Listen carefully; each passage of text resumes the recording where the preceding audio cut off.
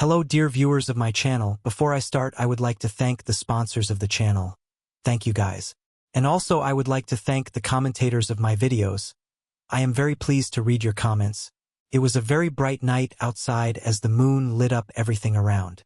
A man was looking at the reviews of people about his hospital, which he opened. He was completely broken because the reviews were just disgusting. People thought that in his hospital they are infected with coronavirus. For this reason, he was in debt and in a terrible moral state because of anger at all this teeniness. The man with all his might began to shout that it is not fair, because he is not to blame for the fact that people are sick with coronavirus.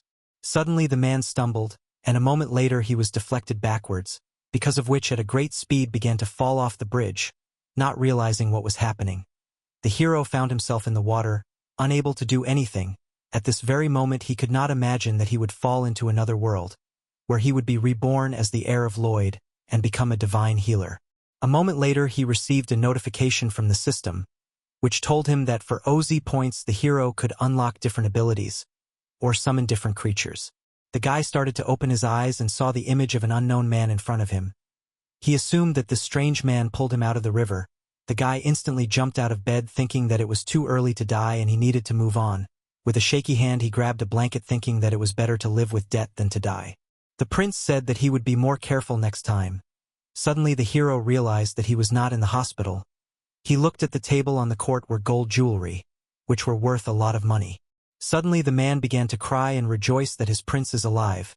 The protagonist did not understand what was happening and shyly said hello to the man. While asking who he was, the man did not understand how the prince cannot recognize him. Then with tears in his eyes he said that even if the prince does not remember him, he will continue to serve him. The protagonist did not understand what was going on, then asked for water. The doctor presented him an incredibly expensive jug of water. The guy was shocked that the jug had real diamonds and gold, but he started to drink. Suddenly the protagonist turned his attention to the mirror, in which he saw a complete stranger to himself, which immediately led him to shock, because of which he spilled the water. While the doctor wiped the prince, he thought about the fact that this is definitely not his face in the reflection. Suddenly he was numb on the spot. He remembered who this face belongs to, namely Rachel Audrey Magentano. It was a character from a novel that the man had read in the past. And now he had become a character from that novel. The prince turned to his healer and he immediately asked what the prince wanted to hear. The protagonist asked if the man could hit him in the face, and he could not believe what he had just heard. While Rachel did not wait for the man's help and with all his might swung his hand in the direction of his face, and then normal so warmed his palm on his face. The guy stopped moving for a while, then twisted from the pain caused by this blow. He covered his face with his hands. Then on his face there was amazement that he was reborn in the novel, became a crown prince named Rachel. Now the incredible amount of debts that tormented him before had no meaning, because now he was a prince in another world. The protagonist was overjoyed, for he was now rich and could live a life of prosperity. Suddenly he felt pain, and a moment later his body began to fall backwards. He fell on the bed unable to move. The healer was instantly worried about his young master. While Rachel himself did not understand what was happening, he felt incredibly weak throughout his body. He realized that his body in general was much weaker than other people's. Suddenly the protagonist realized something that made him dark. It turned out that he had become a minor character who had been bedridden since his youth, and at the age of 22 he died. Rachel asked his healer how old he was. When he heard his age, which was 21, he was shocked. He bit his lip at the realization of a very simple fact. He had only 1 year to live. Now the amazement on the hero's face was replaced by despair, because he expected to live his whole life in prosperity. But as a result he had only 1 year to live. Sitting on the couch Rachel thought about the fact that he as a prince was getting the best possible treatment. The protagonist thought that no treatment at all did not help, because of which he will die very soon. Now the protagonist has found a new goal for himself, namely to survive in his new body. Rachel went to his healer and asked him to bring needles, and he said that it didn't matter what size they were. The main thing was that the number of needles was as large as possible. A little while later it was night outside and Rachel was yawning. The guy was sitting on the bed thinking about the problem that had brought his body to such a state. He started to check his body with the help of the pulse measurement technique. He thought that his body was really in a bad state. The hero thought that his new life would be very difficult. Suddenly a healer entered the room and reported that he had brought all the needles that he had found in the house. As a result, The protagonist was faced with a huge number of needles that were not similar to each other, and the guy started to look at them and think. Rachel grabbed one of the needles thinking that it was a bit thick, and then began to warm it over a candle. The healer didn't understand what his master was going to do with these needles. While the protagonist admitted that he was going to pierce his body with them, the healer instantly fell to his knees in front of the protagonist. He began to beg the prince to stop and not to mutilate himself, because he still has to inherit the throne. The protagonist didn't understand his healer's worries at all, after which he asked the healer to stop crying. Rachel explained that everything he would do now would only positively affect his health. The boy heated the needle over the candle, asking the healer to trust him if nothing bad would happen after these procedures. The healer glared at his master, but unable to refuse, he simply turned his head away. The healer said he would trust the protagonist if it was the prince's will. The boy began to undress, asking the healer not to worry too much. The protagonist lay on his back, thinking that the first needle would be to normalize his breathing, because that's where his treatment should start. The protagonist knew perfectly well where the point he needed was, and then he prepared to pierce the point with the needle, and a moment later he finished the process. Suddenly a system appeared in front of Rahel's eyes, which reported that the lungs of the protagonist had taken the treatment very positively, and now they began to function somehow. The lungs awakened from their sleep and then danced, for now they were alive again. This treatment gave Rahel 100 ounce points, after which he froze in bewilderment in front of the system window. Rachel tried to touch the system notification, but it failed, while the doctor didn't understand what was going on and if the prince was okay. The protagonist kept trying to interact with the system window, which from a normal person looked as stupid as possible. The doctor cried with sadness. He started to believe that his beloved prince was starting to lose his mind, while the protagonist told the doctor that he hadn't made up his mind and asked him not to be dramatic. Rachel proceeded to inject himself with needles, whereupon he hit the right spot, which the system told him he had. The protagonist was covered in needles as he continued the procedure on his body. The guy wrinkled his face as the procedure was more painful than he had imagined, while the doctor quietly appealed to God, then passionately began to beg God to help his prince, because he went completely crazy. The man, seeing what the doctor does right in front of him, was so shocked that all emotions on his face disappeared. Then the guy silently turned around and began to look at the ceiling. The protagonist decided to just finish his work, not paying attention to the doctor. The system reported to the protagonist that thanks to the procedures the guy's lungs were in perfect condition. Rachel was angry because he didn't understand the metaphors that the system was using, and he was also annoyed that he was no longer getting points. Rachel stuck one of the needles in his finger. It was the last point, after which the lung treatment was successful, after which the system made an analogy of the main character's lungs tap dancing.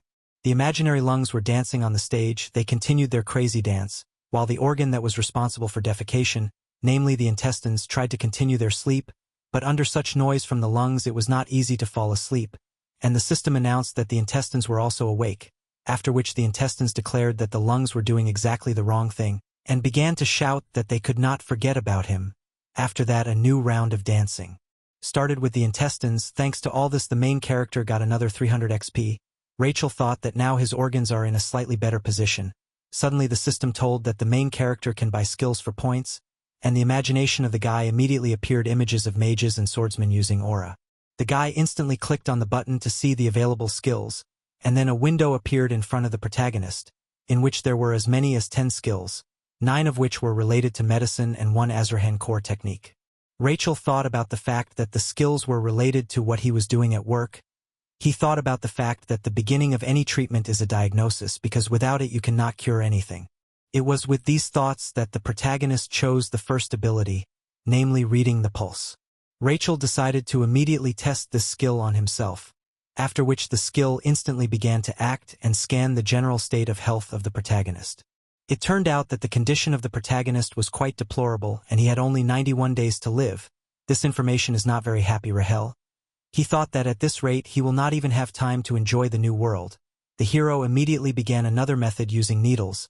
After some time he stuck the last needle in his finger, and in front of him there was a window system, which reported that the life expectancy of the prince increased by a day. This shocked the protagonist because he did not expect that life expectancy can be increased. The guy immediately grabbed the needle because he was going to do the same trick, and a moment later spurts of blood began to burst out of his mouth. It was because he used the acupuncture power too often, while the doctor seemed to have lost consciousness. The protagonist realized that for such treatment the patient's body should be in a more or less normal state to withstand the strain on the nervous system, and now the prince's body, if to put it in the language of gamers, was on the minimum health scale. The prince began to think that if he could perform this procedure once every 3 days, he could live a month longer. He also thought that it wasn't enough, and he definitely knew a method that could help. The protagonist looked confident, for he thought that something he could eat would definitely help him. He decided that the potions would help him in his situation. While the healer didn't understand what his prince was thinking, the protagonist looked in the man's direction and said that he had a request for the healer. The protagonist asked if they had any more effective herbs in their storehouse. The healer didn't understand what kind of herbs they were talking about, while the protagonist explained that he meant poisonous plants. The doctor said that they had them, but he didn't understand why the hero needed them. While the prince asked if they had aconite root, the doctor said that they did have such a plant, although they were not in the main palace. Rachel was glad that the plant he needed was in this place and immediately ordered the root to be brought. The doctor did not understand why the prince needed the poison, while Rachel smiled with all his teeth and then declared that he would eat the poisonous plant. This shocked the doctor, who had been fighting for the prince's life until now, while the protagonist himself, smiling terribly, ordered to carry the plant. Sometime later it was night outside. While the doctor fell on his knees begging the prince not to do that, he is a doctor and can't poison his prince. The protagonist said it was part of his treatment and that the doctor should stop whining and bring the right plant. The doctor couldn't argue with the prince and silently cried, hoping that his master would change his mind. The doctor continued to cry even after the protagonist said that if he didn't bring the plant in 5 minutes, he would get hit on the head. The protagonist sighed, thinking that he couldn't get what he wanted by force, then asked the doctor if he knew that the root was poisonous, and the doctor said that yes, he also knew that the root was often used to make poisons. The protagonist began to say that of the 2 parts of the root he wanted to eat the smaller one, and the doctor instantly said that the effect of such a substance would be instant cardiac arrest. The protagonist smilingly said that the doctor was right, and then with a confident look said that he knew how to control the poison and neutralize its harmful properties. The hero declared that he could make a cure from this plant. The doctor could not believe what he was hearing, namely that the prince was going to turn the poison into medicine. The prince explained that the process by which this would be possible is called detoxification. Such words still didn't convince the doctor, which made the prince's eyes go blank. But the doctor stated that he would always help the prince, and said that he would bring the root of the plant. The protagonist was left alone in the room while the doctor moved down the hallway with thoughts of Rahel's body getting weaker and weaker every day. The doctor went into the pantry thinking that he was getting desperate because nothing was working. He looked for the right plant thinking that maybe the prince's way would work. Looking at the right ingredient, the doctor realized a simple fact. He was determined that after the detoxification process he would be the first to eat the medicine to make sure it was safe. A short while later, the prince watched in amazement as the medicine was prepared. The medicine was on the table, bubbling and boiling, while the doctor noticed that the decoction had a very strange smell, and the hero was surprised that the doctor still does not believe that this liquid is completely safe. The doctor was very frightened because his prince was brewing some kind of poison right now. The doctor immediately started begging the protagonist to stop and not to continue what he was doing, while Rachel decided to scare the doctor and offered him to be the first to try the potion. Suddenly the doctor was not frightened and just said that the guy's idea was great. This shocked the protagonist, because this was definitely not the reaction he expected to see. The guy silently kept looking at the doctor. The protagonist remembered that in the novel this doctor was very loyal, even though he was a saint of the saints. In the novel, this holy doctor was blamed for the prince's death and eventually executed, but now he was silently looking at a pot filled with poison. Rachel realized that this is an incredibly sincere man, who for his loyalty definitely deserves a good life. Suddenly the protagonist looked at the pot and thought about it, and then with a mad look decided that he would not share such a great medicine with the doctor, after which the protagonist covered the pot with gauze. He also strained the decoction. The doctor asked if he could start drinking this strange remedy. The protagonist said that the doctor should wait until it cooled down completely before drinking it. The doctor was surprised that the protagonist so confidently says this and did not understand how the guy has such knowledge in medicine. The protagonist didn't know what to answer, and then started to talk nonsense about a magician who appeared to him in a dream and told him the secret of this recipe. The doctor, with obvious disbelief, stated that he believed the protagonist. The doctor stated that the medicine was too suspicious, while the prince himself turned towards the potion and instantly pulled his hand to the bowl. The boy greedily began to drink what he had just brewed, which shocked the doctor, because the protagonist in a moment managed to drain the entire bowl of this potion to the bottom. The protagonist wiped his mouth, then turned towards the doctor and told him that he drank it all down. Suddenly, a system window appeared in front of the main character's eyes. The guy's heart began to behave strangely, which made him think that something was coming. Suddenly, the system told that thanks to a perfectly prepared potion, the protagonist was able to improve his condition a little, as well as unlock the energy of the core Azrahan. This technique was created by a legendary master and knight known as Xavier, as well as a legendary aristocrat named Lloyd. This technique was transferred only to a direct descendant of the royal family, and since he is a prince, he must have learned about this technique in his youth. The protagonist was able to unlock the Azrahan Stage 1 core energy skill. Now a ring of mana began to appear near his heart. It continued to swirl near the protagonist's heart, and it granted life energy that began to circulate throughout the prince's body. Rachel was able to feel the mana perfectly, marveling at this unusual feeling. The protagonist was overjoyed because it was very cool. As a friend, the plate he was holding fell to the ground and shattered, and the prince grabbed his heart, which began to hurt a lot. He began to feel as if his heart was going to burst, because of what the guy felt just disgusting.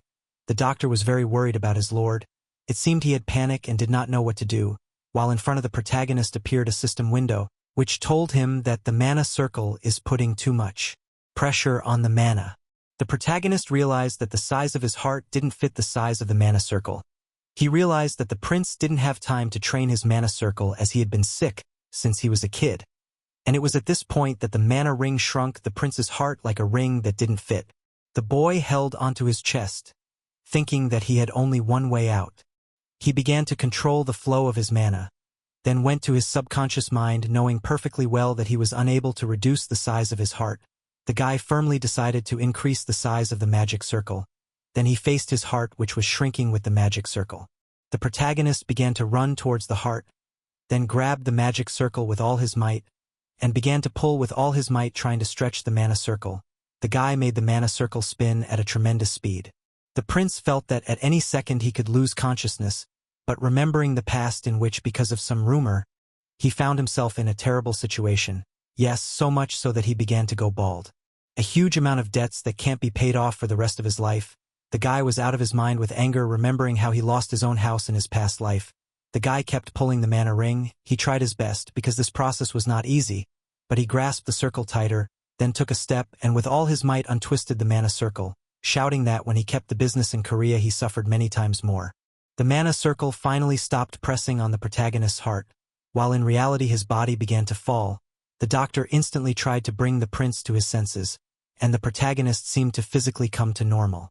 Suddenly, inside the main character's body, the organs announced that their king had arrived. The men were carrying a heavy wagon with difficulty. Then the doors of the wagon opened, and a frail man came out of it, who instantly stood in a strange pose, then began to glow very brightly and transform, and as a result, the heart began to look very good. The intestines greeted their boss, while the lungs laughed that the heart was shabby. The heart said hello to the organs, while the protagonist, watching this, apologized that his body was so shabby. Suddenly, the prince's attention was drawn to a system window that told him that he had received an inventory that had a capacity of 1 liter, which caused an instant parallels for the hero with the game. Suddenly, Rahel was on his feet, which startled his doctor, who asked what the man wanted to ask him. The doctor assumed that the terrible pain was a side effect of the medicine, while Rahel said that he had just choked. The prince started to show where the medicine was stuck. Then, looking at the mug, the doctor said that it looked as if the prince was really in danger and he wished he had drank the medicine first. The protagonist was surprised that the doctor wanted to drink the poison so badly, and then promised to give the poison next time, which made the doctor nervous because he didn't mean it. The prince started to leave, saying that the doctor should clean up. But before he left, Rachel turned to the doctor and thanked him profusely, which shocked the doctor, who didn't expect to hear such a thing from the prince. The protagonist began to go under the doctor's words that maybe the poison had a negative effect on the prince, because he had never said that before. The protagonist was very enthusiastic and went forward. He thought that the skill he had just gotten was something incredible. A while later, the guy began his pondering. His ability allowed him to store materials mixed with mana, and there were 10 liters in each slot. The protagonist realized that the materials from the storage could be absorbed, and that he would need to eat something to replenish the storage. The guy started to move towards the room, then he noticed a full jug of water that was on the table. Rachel thought about the fact that the water would be perfect for the experiment. The protagonist thought about the term medium lethal dosage, namely that it is a dosage that can kill 50% of the test subjects.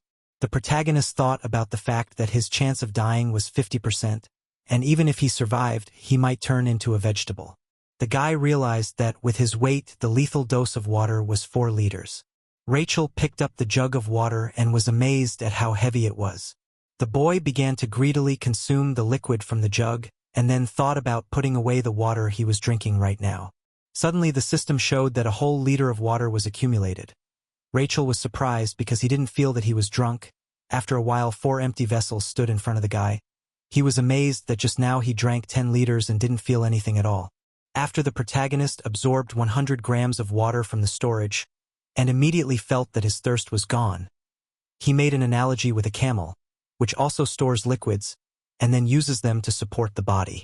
The protagonist decided that now it was the turn of the potion, but he also understood that he could not drink the remaining water at once, because then he would surely die. The guy did not understand what to do.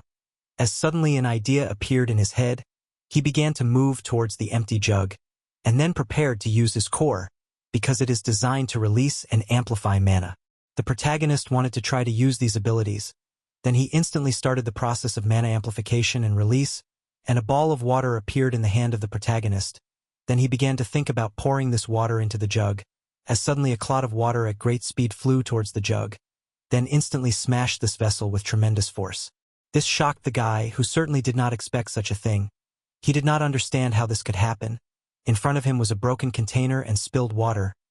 He imagined how this liquid slowly flowed into the vessel, and eventually his mana turned into a water cannon, while the guards at a great speed ran towards the bedroom of the protagonist, because from there was heard a noise. They instantly rushed in worried about the prince. The doctor instantly asked if everything was all right with Rahel. The soldier assumed that the prince was attacked, and he instantly explained that it was not. The protagonist didn't know how to explain what had just happened to these people. The prince just stood there like a fool, unable to come up with a plausible explanation, and then he started talking nonsense about being angry and smashing a jug on the table. The doctor and the guard looked at each other, while Rachel hoped that his stupid words could quench the curiosity of these people. The knight simply bowed and asked if the prince had hurt himself, and the boy said he had just scratched his leg a little, wondering if they actually believed him. The knight asked the doctor to escort the prince to the second bedroom, after which the doctor carried the protagonist on his back. Sometime later Rachel was lying in bed while the doctor asked him to rest well. The prince said that the doctor should also rest well. Then he started thinking about what happened the moment he used the mana. At that very moment, a huge amount of mana was released from the mana circle. After amplifying it, it burst out in a flash. The guy thought that his mana was full of energy. In the end, the prince decided to just sleep until he had time to cause more trouble, and in the future to experiment but carefully. At that time, in the castle of the king of this state, whose name was Estelian Testarossa Magentano, and now he was sitting on the throne. The man reported to the emperor that the crown prince began to harm himself with needles and poison. This caused an ambiguous reaction of the emperor. He was out of his mind with anger because he did not understand what his son, who is also the crown prince, was doing. The prince and the doctor watched as a huge bowl of root was boiled. The preparation was almost finished, and sometime later the protagonist rejoiced that finally the medicine was ready. The prince instantly asked the doctor to leave the room for a while, but he didn't quite understand why he needed to. The protagonist understood that if the doctor saw him drinking 10 liters of medicine, he would faint. Rachel said that the doctor only needed to leave the room for a while, because he had something to do. The doctor asked with distrust in his eyes if the prince was going to drink the potion again. Then they talked about the fact that last time the protagonist was in pain after drinking the potion. The doctor said that he was very worried because this time the prince had prepared a really large amount of the potion. The protagonist said that it was necessary for the experiment, and he would not drink much. Just the stuffy doctor believed his master. He thought that only fools could drink all this potion, and they all laughed, while in the end only the doctor continued to laugh under the gaze of the prince. The protagonist instantly kicked the doctor out of the room, so fast that he reacted the moment the prince closed the doors. Rahel went to the huge amount of medicine, then grabbed the heavy pot, then greedily began to empty all the contents of this container. The guy absorbed the medicine in liters until it was over and filled the entire slot in his body. The guy felt great, as for a man who just drank 10 liters of medicine. After a while, the protagonist released the medicine a little at a time. He did it even when he was sitting on the toilet, and even when he was lying in bed he continued to release the medicine a little at a time. For a while, all the organs were delighted with the amount of medicine, and gave HP points to the prince, but sometime later the protagonist noticed that his life expectancy did not increase, while inside his body the heart was lying on the couch, and asked the intestines what would be for dinner today. The intestines enthusiastically said that they would be having a potluck lunch. The heart grudgingly asked what they would eat the next day, but the answer did not change. The intestines said that they would continue to eat this broth. The system reported to the protagonist that his organs were fed up with the broth. A while later the prince sat at the table before eating, then ate a spoonful of soup, which instantly increased his life by 50 days, and now his lifespan was 133 days. The prince was overjoyed. He even jumped up from his chair and screamed, which scared the maid, who did not expect the prince to jump up from his seat and start screaming. Because of the fright, she broke the dishes she was holding. The hero instantly apologized for scaring the poor girl. She in turn began to beg for forgiveness for breaking the dishes. The poor girl was shaking with fear. She seemed very afraid. Rachel said it was all right and asked if the girl was hurt, but she kept begging for forgiveness and begged not to be whipped. The protagonist was shocked by such words and asked if he had done such a thing before. She said that it had not happened. This made the protagonist calm down, but suddenly he heard the girl say that the prince did not personally punish her, which caused a storm of emotions in the guy. The prince immediately inquired why he punished her so cruelly, and she confessed that she had spilled a drop of water on the guy's sleeve. The image of the prince, who was a real monster, immediately appeared in the hero's mind. The guy sat down on the bed. He was completely defeated and said that the girl would not get punished and could pass go. The girl was very happy that she would not be beaten and thanked the prince for his kindness. The protagonist thought about the fact that the girl's face reminded him of the face of a person who had escaped from imprisonment. Rachel turned to her doctor, and he arrived on the spot immediately, wondering what his master wanted from him, and the hero asked him to tell how he had behaved before, for now his memory was foggy. The doctor was about to begin his story, but suddenly the prince interrupted him and said that if the doctor began to flatter, he would drink all the poison before his eyes. The doctor could not flatter now, and then she began her long story about how the prince had behaved in the past. It turned out that in the past the prince was a real tyrant who treated his servants terribly, which shocked the protagonist, who was not such a person at all. Now it was clear to Rahel why everyone believed in his stupid excuses. The prince turned to his doctor with a question, namely why the doctor was not afraid of him, and assumed that the doctor had suffered the most in the past. The doctor started talking about just trusting the protagonist. The doctor, with a smile on his face, started talking about how he knows what the prince is really like. In the distant past, it was raining very hard in this place. The young doctor was running around looking for someone. Suddenly he found what he was looking for. It was a little prince who was sitting in the rain holding something in his hands. It turned out to be a little duck that the prince was warming with his body. This made the young doctor smile, and then the doctor said that by curing the prince's illness, he was sure that the prince would become himself. He also remembered how the prince had thanked him and that his faith was beginning to be realized. Rachel asked if the doctor liked his changes, and he answered without hesitation that he did. Then the protagonist ordered the doctor to eat one sweet, which was the doctor's reward. The prince swore to himself that he would never allow the execution of this beautiful man. He would do anything to survive in this world. Suddenly someone started knocking on the door, and then a man burst into the room, who immediately turned to the prince. He began to say that the prince was called to him by their king, which really surprised the protagonist, who did not expect it. The weather was beautiful outside. While the protagonist dressed as a real prince and moved around the castle, it seems that Rachel was preparing for the worst, because he didn't know what the king needed from him. The prince formally greeted his king, while the emperor himself scrutinized his own son. Suddenly the emperor's face changed. He seemed to notice something strange, namely the Azrahan core technique that the frail prince appeared to have. While the protagonist's body began to shake, this caused irritation on the emperor's face, who thought that the prince was agitated at his presence, when in fact the protagonist was sick of this pose and hoped that the king would finish soon so that he could finally get up. The emperor asked if the prince was happy with his life in the side palace, and he instantly replied that he was. The emperor asked his son what he was doing with the needles, because he was told that the boy was harming himself and poisoning himself. The protagonist instantly decided to say that he wasn't doing anything wrong, but the emperor interrupted his son, calling Rahel a fool who wasn't worthy of his title of crown prince. The emperor declared that his son is a prince and he should never lose his dignity. Rachel sat silently and did not know how to answer the emperor, after which the emperor stated that because of his health the prince simply could not bear the weight of the crown, after which he shocked the hero by saying that he should make a wise decision. Watching his father, he understood the emperor's ulterior motives. While the emperor decided to stop speaking in innuendo, he said in all seriousness that Rahel should give up his position as crown prince and give it to his brother. The protagonist didn't expect such a thing. He thought the dialogue would be about something else. Suddenly silence dispelled the voice of the protagonist, who with full confidence on his face refused the emperor's proposal. The emperor instantly clenched his hand in anger, then jumped up from his seat in incomprehension at how the prince dared to disobey the emperor's order. While the protagonist said that this was how he was going to refuse, he began to think that the emperor did not need the prince's consent to hand over the throne to his brother. The protagonist thought that the king wanted to use the voluntary transfer of the crown to make it appear that he had a son who had given his place to his brother. The protagonist thought with a smirk on his face that even though he was weak now, he would never go down without a fight. The king looked with anger at his son, thinking that the prince is just worried.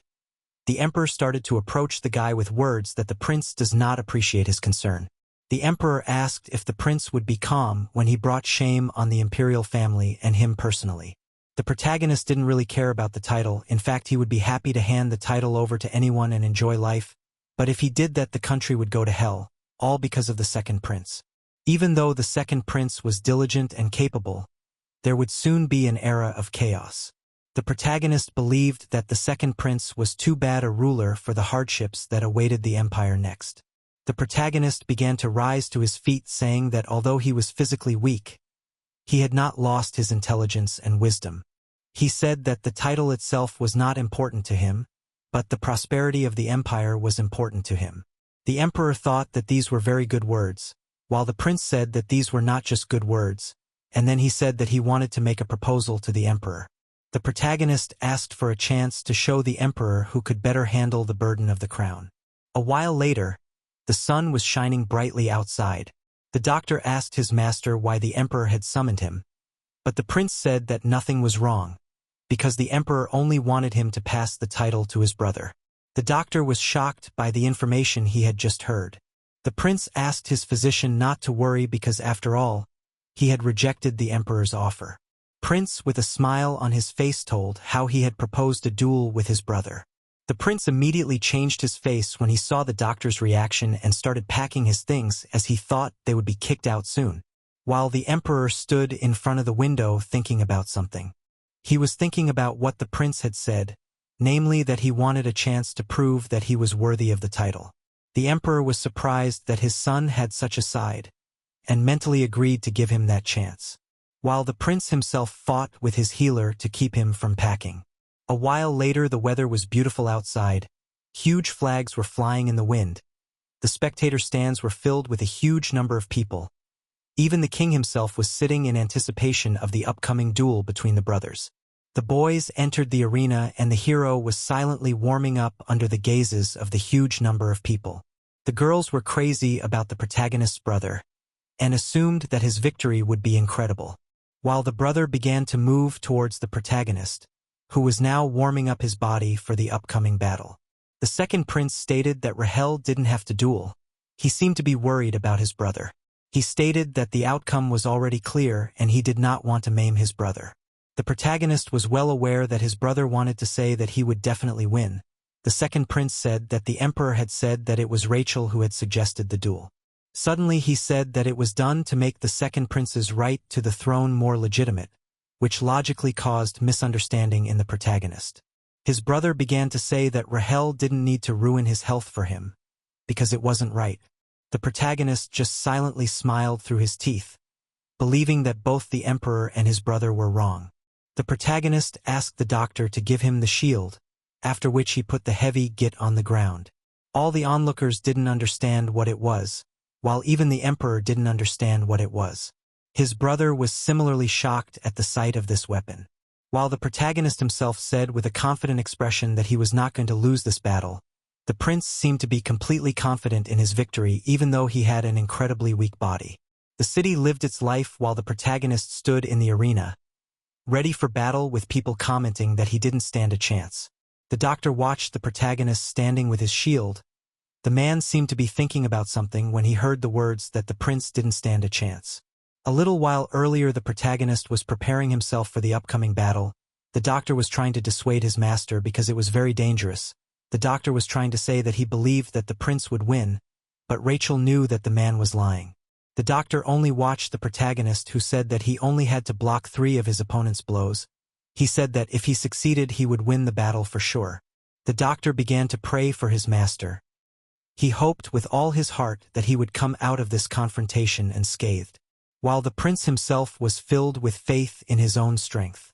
The king began his speech. He said that this battle would decide which of the brothers was more suitable for the role of king. All the spectators listened attentively to the rules announced by the king.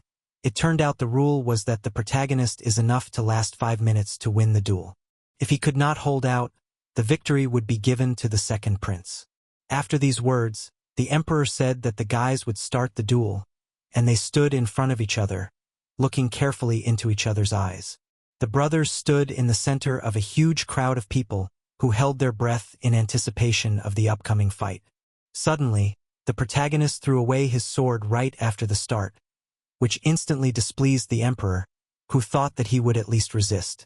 The people also thought it was a horrible sight, as the prince just seemed to have surrendered. The second prince continued to stand in front of the hero, holding his sword tightly. He assumed that his brother was surrendering, happy that he wouldn't have to point his sword at a sick man. But he also didn't believe that the hero dared to surrender in front of so many people. The prince didn't know what to do in this situation, while Rachel grabbed the handles on his shield, then placed it firmly in front of him. The prince assumed that his brother had simply adopted a defensive tactic and would try to hold out for 5 minutes. A smile appeared on his opponent's face, after which his body was covered in aura, and it seemed like he was preparing for a strong attack. The enemy opened his eyes, and then instantly leaped out of his seat, and at a great speed was right in front of the protagonist, who prepared to parry the blow. The king thought that the shield would not be able to withstand the power that the second prince put into this blow, but suddenly the protagonist also used his mana, and blocked the prince's blow. The second prince hoped that his brother would not faint, but fall to his knee in defeat, while the protagonist remained firmly on his feet, smiling slyly. The opponent couldn't believe his own eyes. His squishy brother had just blocked a full-force punch. The other people were just as shocked at what they had just seen. They couldn't believe that the prince had just blocked his brother's punch. The king began to look carefully at the battlefield. He saw the aura that the protagonist was releasing, and he knew it was no accident. The protagonist looked confidently towards his opponent, waiting for another lunge.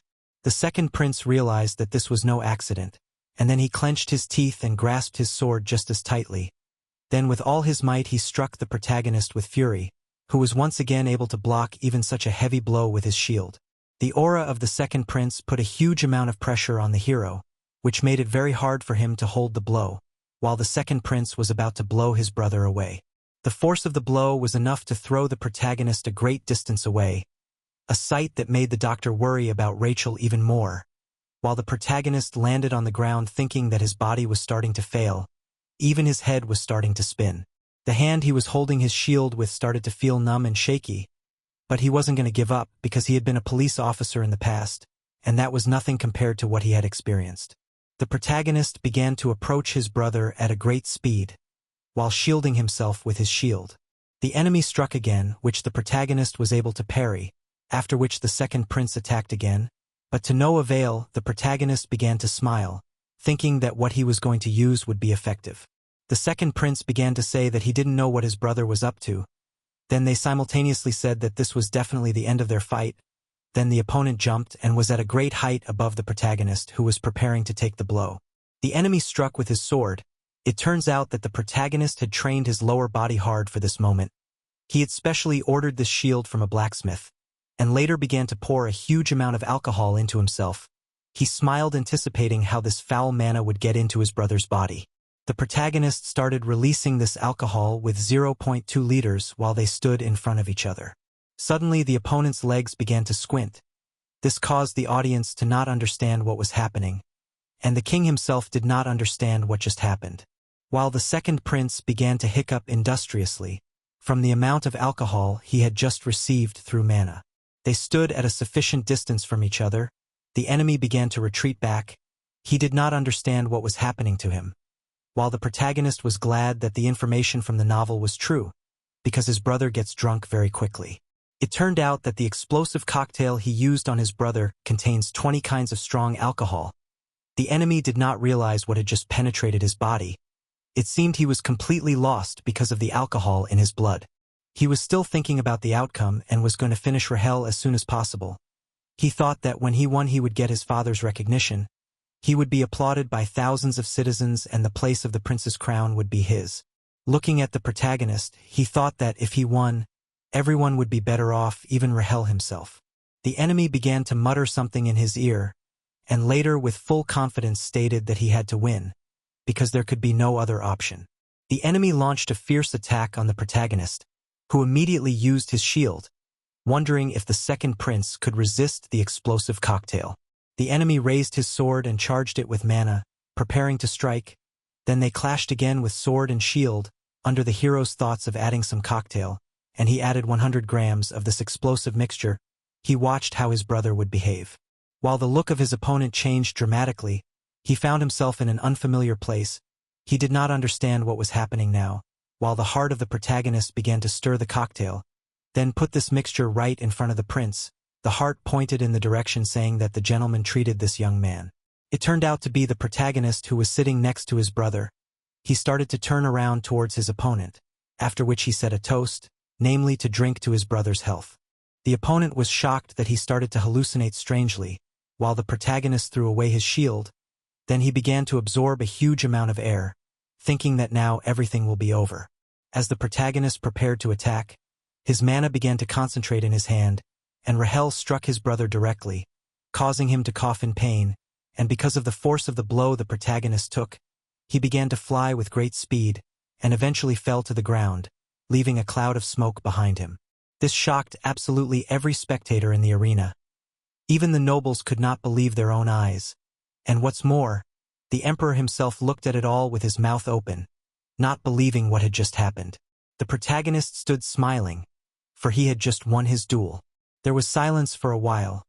The emperor noticed that the protagonist had used Azrahan's core technique.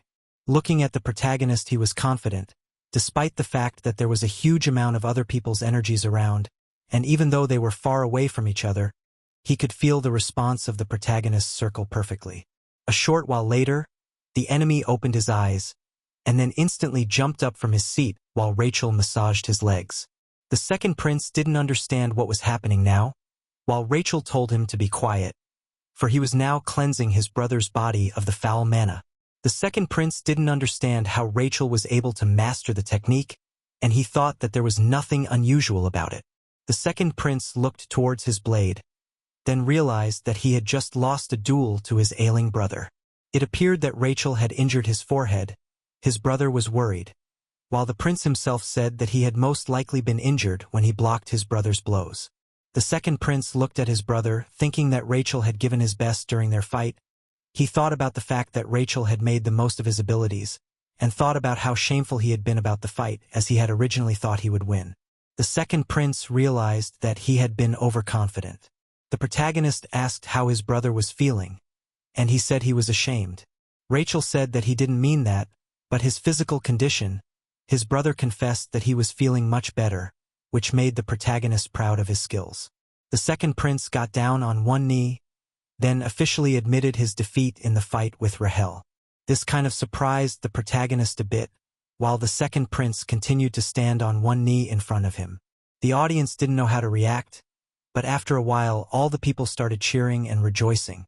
The protagonist stood for a while, then raised his hands as a sign that he was able to handle this battle.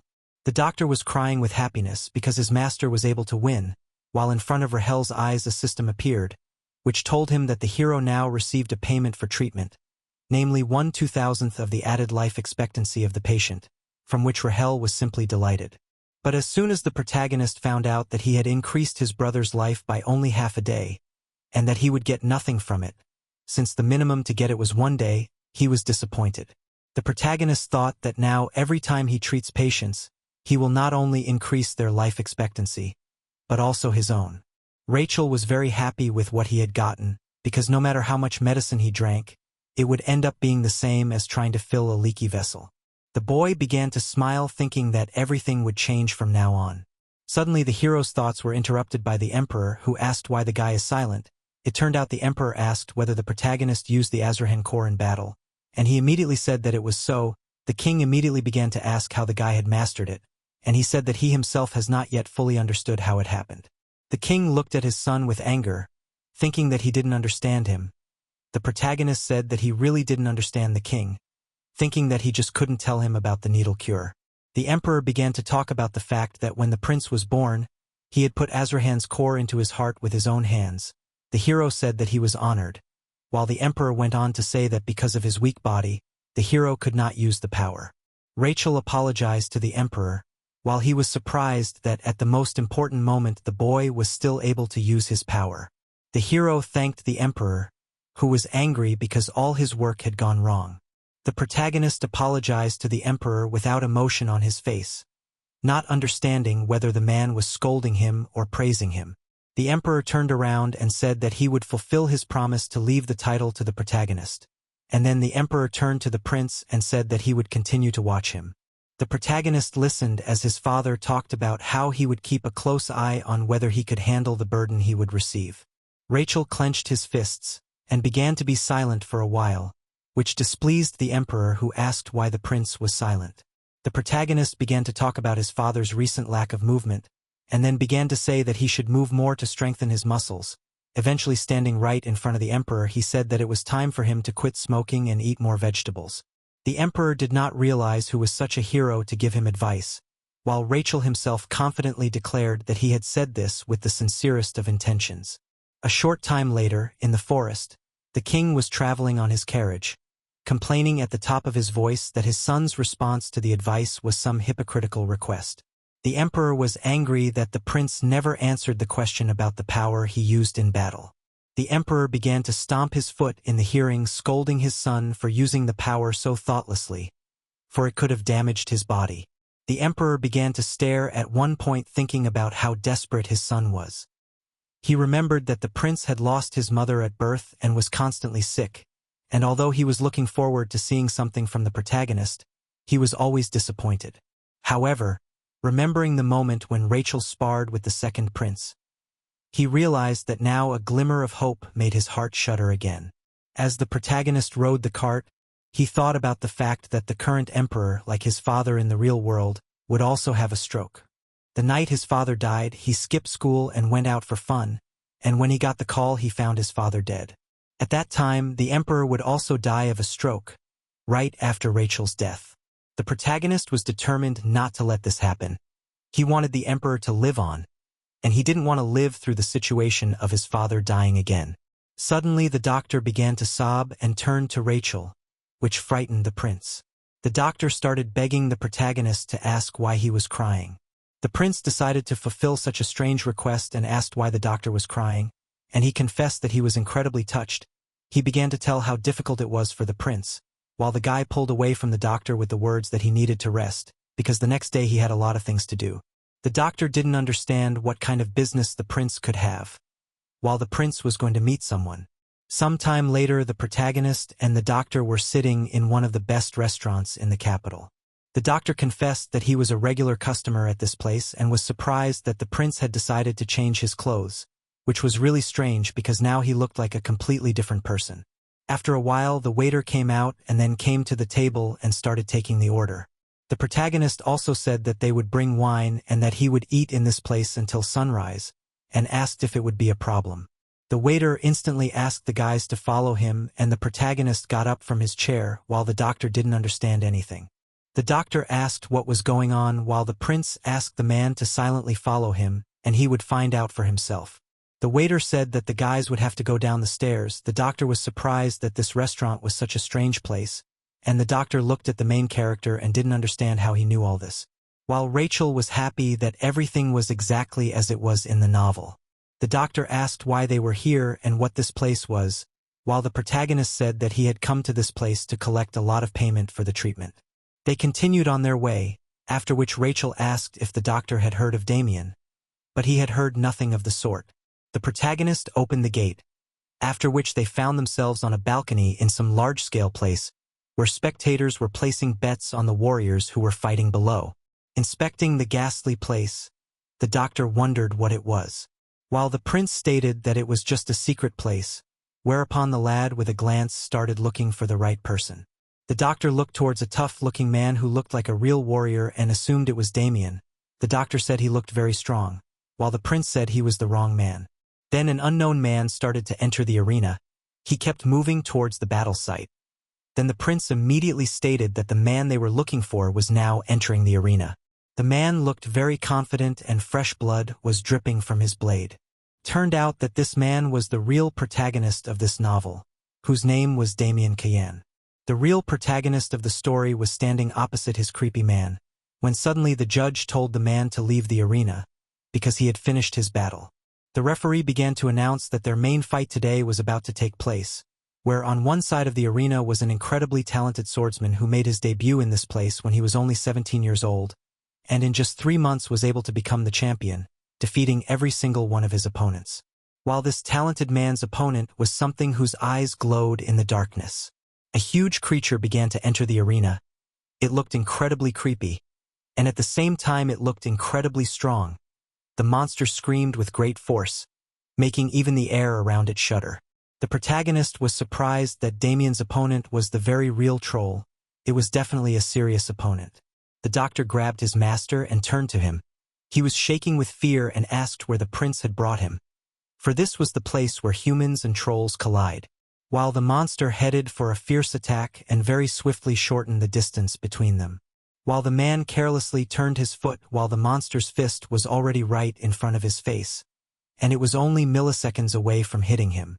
The monster threw a powerful punch that shattered the concrete floor, but still missed the man.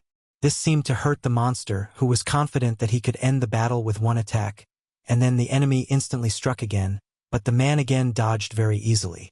The monster decided to grab the man by the shoulder, but suddenly the man and this time was able to break free from the seemingly hopeless situation. The guy looked carefully at his opponent monster, then grabbed his blade and began to pull it out of its sheath. The monster shrieked with rage. He really did not like that the pathetic man was able to resist his attacks, but after just a moment, the blade of the sword went vertically through the entire body of the monster, and he died instantly at the hands of the real protagonist of this story. As a result, only Damien was left standing in the arena, and in front of him was the body of the monster, which had been cut into 2 pieces. All the spectators were shocked at how strong this man was, and then the whole audience shouted enthusiastically in support of the hero of tonight. While the prince watched intently, even the protagonist did not expect Damien to be so strong and so easily defeat such a formidable monster. As he watched Damien leave the arena, he realized that this was the kind of man who should be the protagonist of the novel. This man would be the strongest swordsman, the one who could be considered a true genius. The protagonist asked his doctor to stay on guard and follow him, and he said that he would follow his orders. The protagonist and the doctor approached the guarded room and then approached the guard closely, which made the guard wary and asked what the guys wanted. But as soon as the guard received a huge bar of gold, he instantly allowed the hero along with the doctor to pass. The protagonist burst into Damien's room, apologizing for the sudden visit. Damien stared in incomprehension at the strange man who had just barged into his room.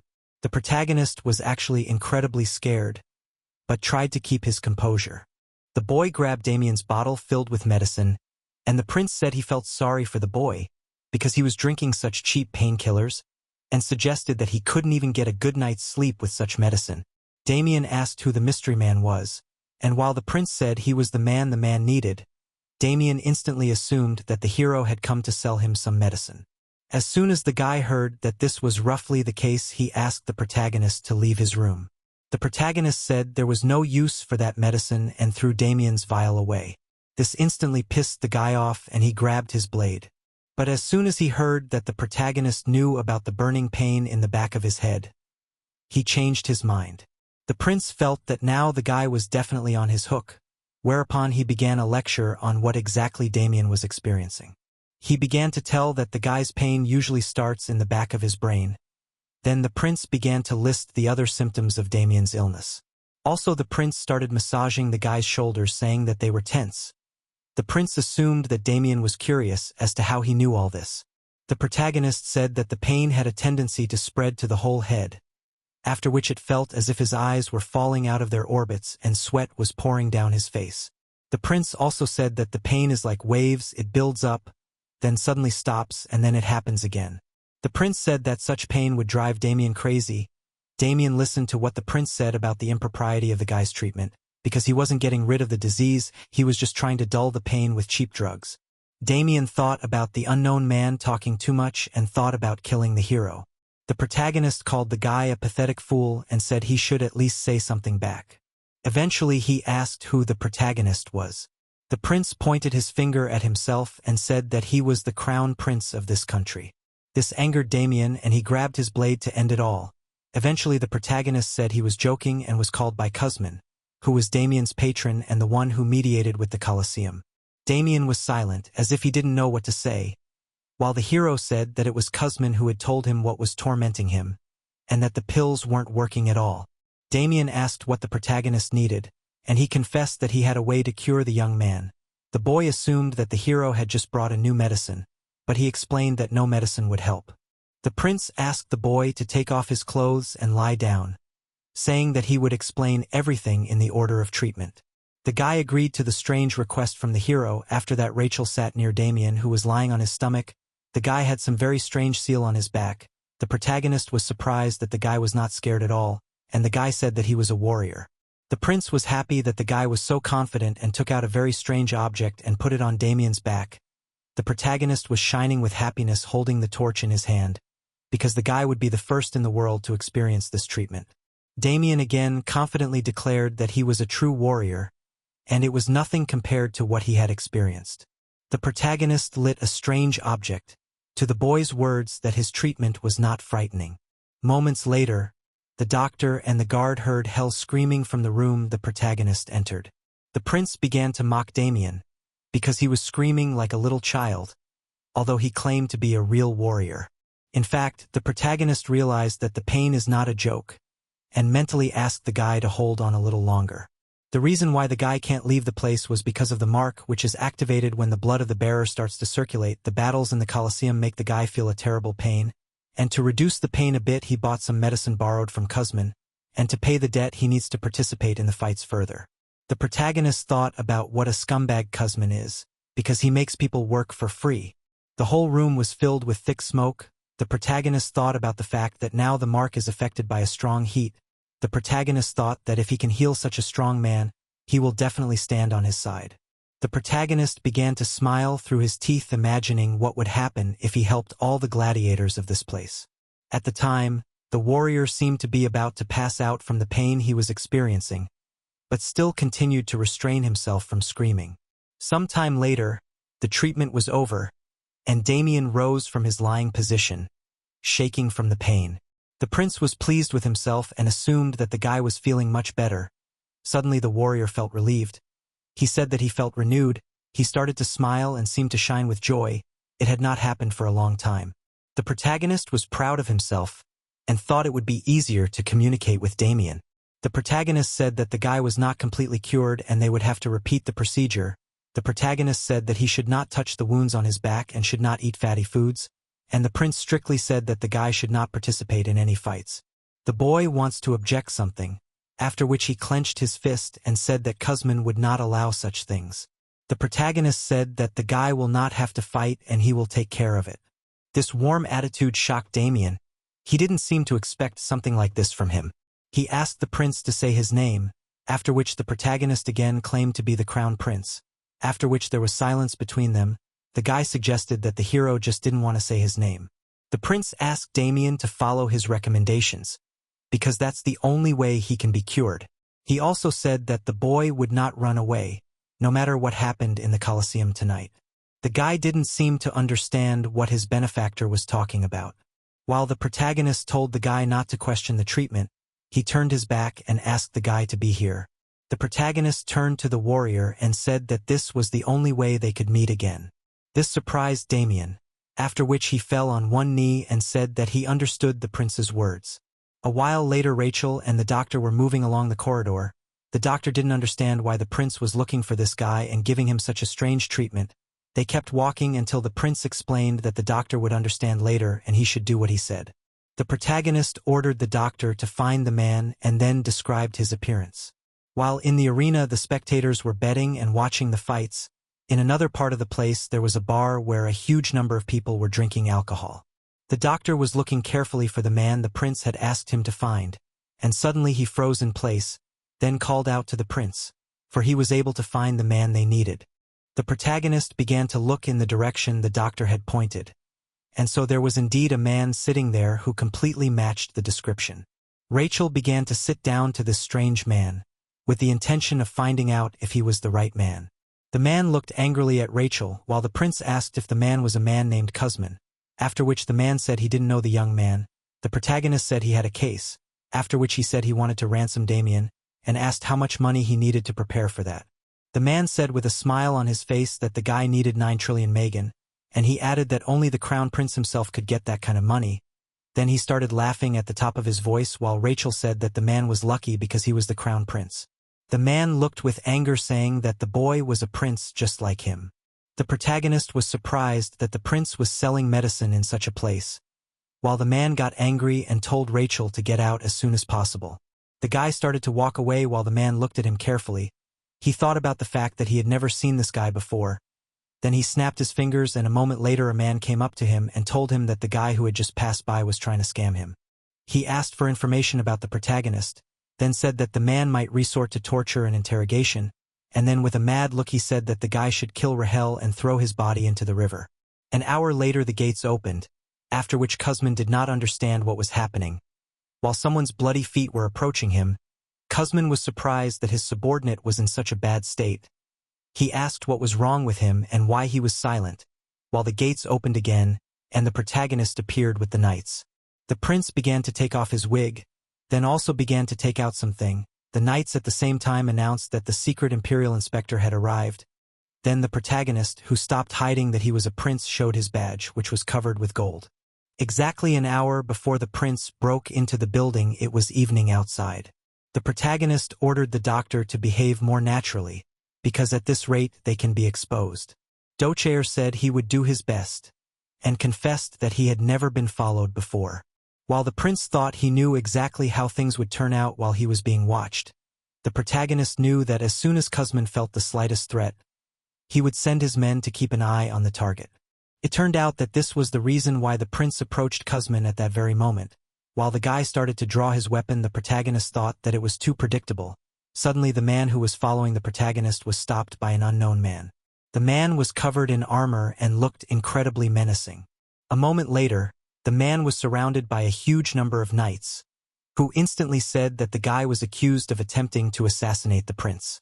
At that time in the present, the protagonist who revealed his status showed the seal, after which the enemy saw a huge number of knights in front of him. While the doctor did not understand how this could happen, namely that Rachel became a secret inspector, the protagonist asked the doctor to ignore it, after which the guy thanked the knight and said that they all did a very good job. While Kuzmin looked with hatred towards the prince, not understanding how such a thing could happen. He didn't understand why the Imperial guards were in this place, while the prince who introduced himself as the heir ordered all the knights to raze this place to the ground. The protagonist also ordered the capture of Kuzmin, who instantly became alert, after which a large number of knights proceeded to carry out their orders. The doctor was amazed at what he saw before him, for everything went strictly according to the plan of the protagonist. Under the work of the knights, the doctor thought that the prince had definitely become a different person. He was literally able to subdue an entire underground organization. The prince was overjoyed to see the knights apprehending all the people. The protagonist praised everyone for doing their job so well, while thinking that he could get a huge amount of extra life. The protagonist mockingly referred to Kuzmin as a crown prince selling drugs. The man was very scared. He knew that once he was caught he would be finished. The man instantly started running away from the place where the knights were gathered. He didn't understand how such a brat could be a real crown prince. And he didn't understand why he needed Damien. The man continued to run away thinking that he would have to hide for a while. Then he opened the doors, and to his surprise he was met with a huge number of blades. Kuzmin didn't understand how the knights ended up in this place, while the protagonist gloated saying that he knew Kuzmin was headed to this very place. It turned out that he and the doctor were betting and the prince won a small amount of money. Kuzmin didn't understand what was going on and how he should act in this situation, while Rachel suggested that the man didn't expect such a thing and couldn't imagine how it all turned out. The protagonist stated that people do have to pay for medicine, and he also stated that he hates it when people don't pay for medicine. The man didn't understand what the prince was talking about, which is why the protagonist wanted to know the price Damien owed. Kuzmin stood there and said nothing. His fists clenched and began to shake with anger when he heard the protagonist's words that the man was at fault for refusing to make a fair deal. Kuzmin headed with his weapon towards the protagonist with hatred in his eyes and a bright desire to kill him. Suddenly the man's face was instantly hit with an incredibly fast fist, causing him to drop his weapon to the ground and fall instantly from the concussion. The man tried to cover his nose, which was bleeding. The knight said that the man had better not get up from now on, while the enemy himself seemed to be up to something not good. It turns out that in his mouth was a strange capsule. After that he instantly bite this capsule. He thought that exactly in 5 seconds this capsule will explode. After that should start poisonous gas, which easily paralyzes people. He thought that the knights may die while he spit out the capsule in time and can survive in this situation. He also anticipated the moment when he could personally cut off the crown prince's head. Kuzmin thought that this was the perfect plan for him to win this battle. In his mind he started counting down the time until the capsule would explode. Suddenly a hand covered the man's mouth, which instantly caused surprise on his face, while the prince with a frantic face assumed that Kuzmin was very insistently trying to spit something out.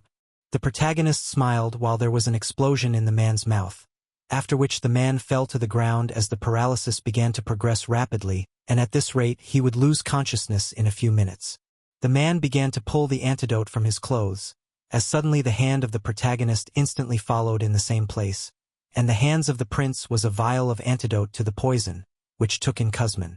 The protagonist assumed that the man was dying of curiosity, for he appeared to know a great deal.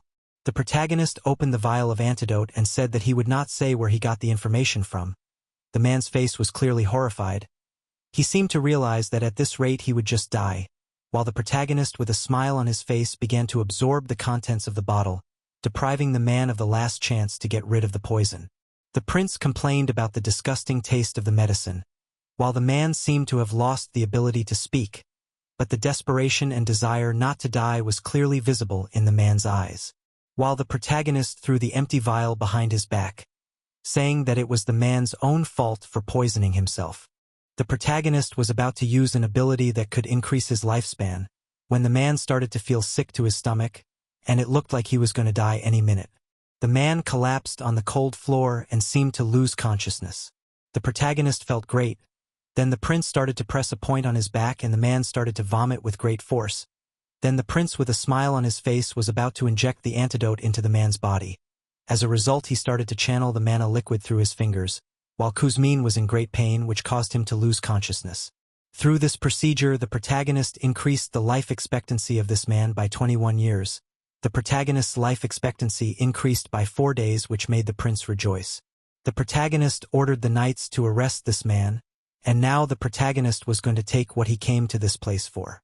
While elsewhere, the knights had been defeated by Damien and the other gladiators, and were standing in the hallway before the second round began. The knight was afraid to approach as a guy. as the gladiators appeared to be incredibly strong, and they couldn't beat them. The protagonist said he warned the lad to stay home, and he stood near his knights surprised that the crown prince had come to them. Damien looked at the protagonist carefully, who approached him and asked if the boy now believed he was the crown prince. Damien slowly lowered his hand that held the weapon. He remembered the past when he stood over the corpse of his mother. He thought about how he wished he could repeat that day, the day he was left all alone in this cruel world. He thought about how that day could be described as the day he was abandoned. Sometime later Damien heard the voice of the hero who ordered him to get up. Then the guy instantly jumped out of bed. The doctor introduced himself to the guy. He said that he was the chief doctor of the prince's crowns. Damien also introduced himself to the man. The protagonist said to stop with the introductions and added that they should follow him as they have a lot of things to do. The doctor didn't understand what the prince was up to this time, while the protagonist asked the man to just trust him. Damien was watching all this closely, while in another room called the clinic, the protagonist stood in front of a huge number of gladiators who were sitting on their beds. Damien asked what this place was, while the hero replied that it was a treatment room. One of the men marveled that the prince had not only rescued them from that hellish place, but also allowed them to live in the palace and treat them as well. The man naturally asked why the prince was so kind to them, while the prince realized that it was no surprise that they didn't trust him. The protagonist thought that if he could rid the gladiators of the curse of the mark, he would increase his life expectancy very much. The protagonist said that nothing in this world is free and that he is not some kindly man. The prince said that he was very sick, when suddenly one of the gladiators shouted that everyone in the empire knows about it. The protagonist remembered this guy thinking that he would treat him with special ruthlessness. The protagonist stated that no one could help him, and that is why he began to learn the treatment himself. The protagonist assumed that Damien understood what the protagonist was getting at.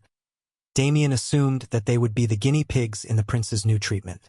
The protagonist said that was exactly the case, which surprised all the gladiators a bit.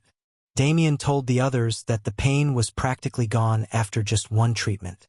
The gladiators thought that Damien could be trusted, while the prince asked if anyone was concerned about the upcoming treatment. The prince was pleased because in the end everyone was fine with the treatment he was going to give. Some time later, the men began to scream horribly from that place, and 6 days after the beginning of the treatment, they looked exhausted from the pain. The protagonist saw the guys throwing up and breaking out in a cold sweat. The prince realized it was withdrawal after they stopped using the painkillers. While Damien looked completely fine and from the outside it looked like he was surviving the treatment better than anyone else. The prince immediately began to approach the boy and asked him if he was dizzy and nauseous, and he said he was. The prince was amazed at how Damien professionally kept his symptoms in check, the protagonist thinking that now he needed to think about how to change his treatment methods. A while later, the prince announced to all the people that they needed to get as much rest and drink as much water as possible. He ordered Sergio to stay in bed, and it seemed to be because of his terrible condition. The protagonist realized he felt so bad because of the withdrawal symptoms, even though the gladiator denied everything the prince said he would help him. The protagonist pulled out a needle, which caused the man to misunderstand. The protagonist actually doubted that acupuncture would work in this situation. The protagonist realized that because the man had been taking medication for the longest time it would be difficult, so he started with a point on his leg. Then the man's body started to move, and suddenly his hand went towards the prince. Then the man pounced on the protagonist and grabbed his neck. The protagonist didn't understand what was happening while the gladiator continued to strangle him. The man continued to violently strangle the protagonist, who could not say a word because the man had not a joke force, as suddenly the gladiator began to lose consciousness, after which the prince finally freed himself from the man. It turned out that the hero was helped by Damien, who asked if the prince was okay, and the protagonist said that he was fine and grabbed the guy's hand. The protagonist was well aware that this was due to withdrawal, specifically cramps all over his body due to minimal stimulation. The protagonist assumed that even a small amount of stimulation felt to the man like a sword thrust. The protagonist was well aware that he needed thinner needles to deal with this problem. The protagonist carefully read the letter he received from the blacksmith. It turned out that he was able to create a needle as thick as a thread, but he wasn't sure if he could create several of them in the same way. He also wrote that he wasn't capable of it because he wasn't a dwarven craftsman, which made the protagonist angry. The prince had no idea what to do or how to deal with the physical condition of the patients. The system notified the protagonist that the organs were feeling negative due to the stress the hero was under. The heart seemed to want to give some sort of clue, while the lungs also said that they really needed help. The system notified the protagonist that he had received a guide on how he could use the points. It turned out the guy could summon monsters. The cost of summoning the first monster was 300 points, and the total on the hero's balance was 500. The protagonist said that he needed a creature that would be able to create many thin needles. Then the system accepted the protagonist's request and several boxes appeared in front of him. The first candidate was a happy grunting creature, the second was a steel creator, and the third was a hedgehog. It turned out that only one of the options could fulfill the request by 100%, the other could fulfill the request by 50%, and the third could not fulfill the request at all.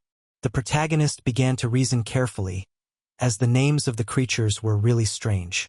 The prince continued to stand in place thinking about who to choose. He stood silently for several hours, so it was already a clear day outside and the guy continued to stand in place without making a choice. The heart was angry and screamed that the main character finally chose hedgehog. Then the prince did exactly what the heart told him to do. Then the main character started praying that everything would work out as it should. Then the incredibly cute hedgehog jumped into the hands of the main character. He seemed incredibly happy that he was chosen as the first pet. It turned out that the size of the hedgehog could be changed by feeding it seeds. Red seeds made the pet huge for 12 hours. Blue seeds made it tiny. The ability of the hedgehog were endless prickles, as well as the dispersal of prickly chestnut, as well as he could shoot a needle and the pain depended on the color of the needle. The protagonist instantly asked if the pet would mind if he borrowed a needle from him, whereupon he asked the hedgehog to give him a white, brown, and black needle. The lad instantly tried using the white needle and there was practically no pain in using it. The brown one caused quite a lot of pain, while the black needle looked very ominous, and the hero did not risk trying it on himself. The protagonist glowed with joy and said that the hedgehog was just a great pet that suited him perfectly. A while later, the doctor didn't understand what the prince was doing now and what was that creature on his shoulder. The protagonist introduced his new pet, and when asked why he needed a hedgehog, he started making up some nonsense. The prince then began to walk away saying that the doctor could get the details from the pet itself, while the doctor assumed that the creature was a ghostly monster. The doctor remembered that their ancestor Lloyd had such monsters. They were incredibly rare in their world, but if they chose an owner they would serve him to the end. He looked towards the prince and had no idea how he had gotten his hands on this pet. Sometime later, the man began to beg the protagonist for forgiveness, and said that he should pay for his transgression with his life. The protagonist said that the man didn't need to worry because his reaction was normal, and then asked if the man felt any pain, but he didn't understand what the prince was talking about.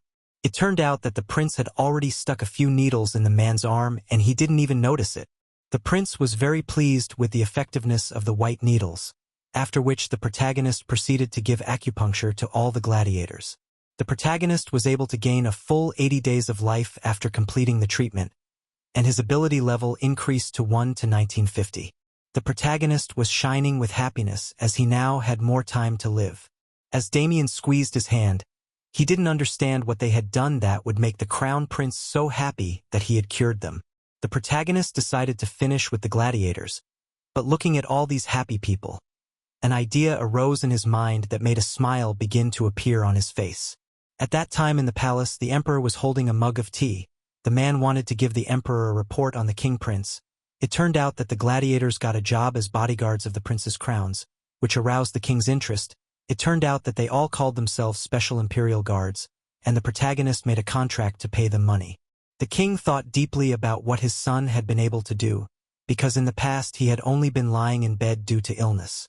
The emperor began to smile as his son was becoming more and more interesting. The emperor was also informed that the protagonist had gathered all the servants in the palace and then began to mercilessly pierce their bodies with needles. This caused a particular misunderstanding with the emperor.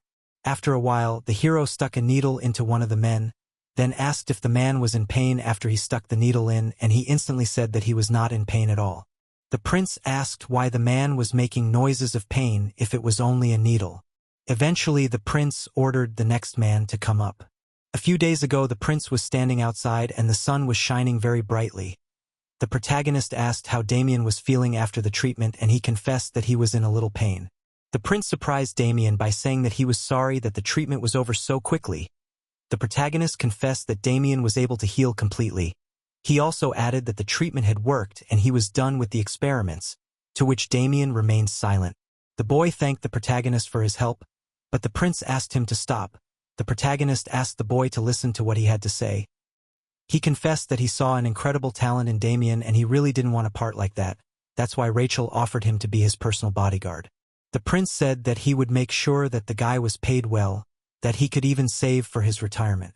The protagonist thought about the fact that Damien will soon advance to the level of Swordmaster and will also get the syndrome, and most likely the guy realizes it as well. Swordmaster syndrome is when all of your senses are heightened but difficult to control, which makes it incredibly painful. The protagonist said they'd sign a fair contract where the guy would also get time off and vacation.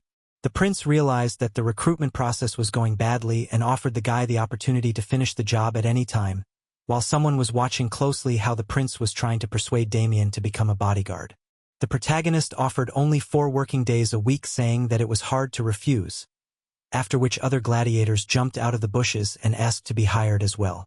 All the guys wanted to get such a job, saying that this way they can pay for the treatment.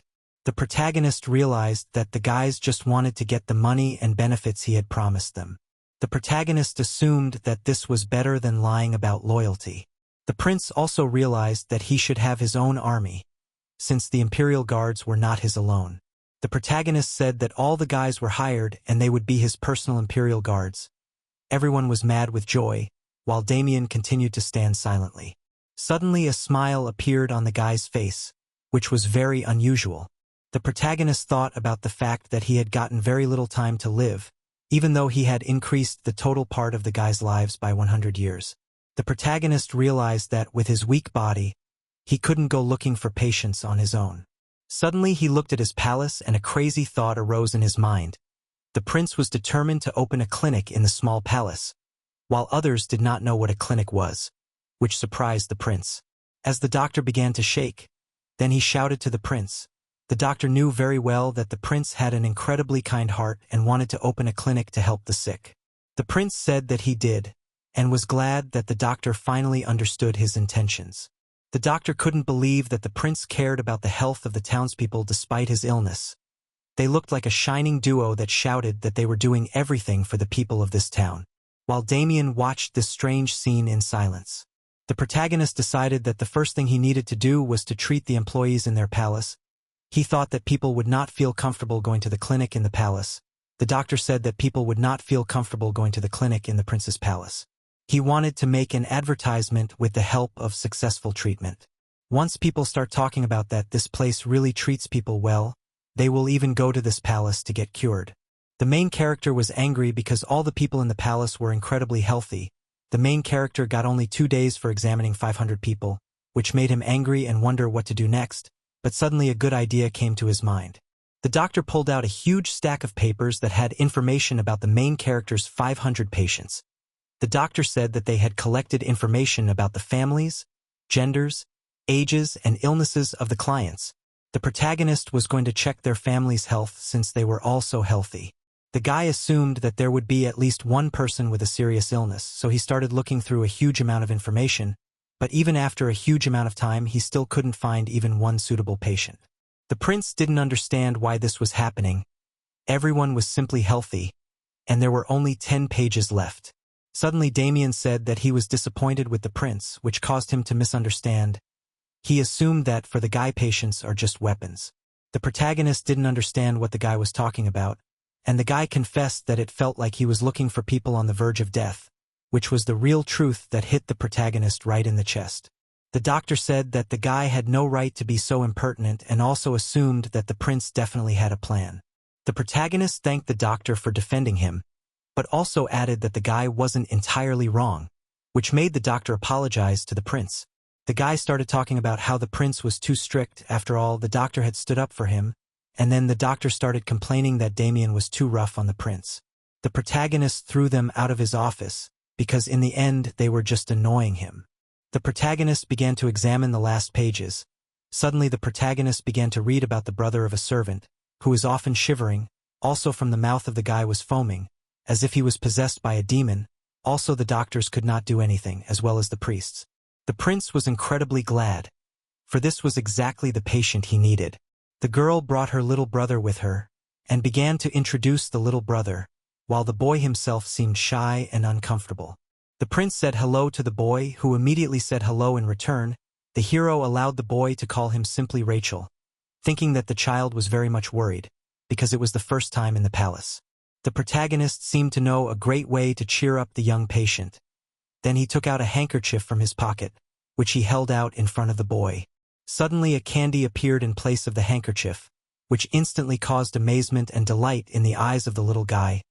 The prince in turn held out the candy and said that it was his gift.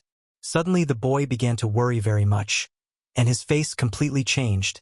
The prince asked what happened, and the boy confessed that the prince is not allowed to touch him.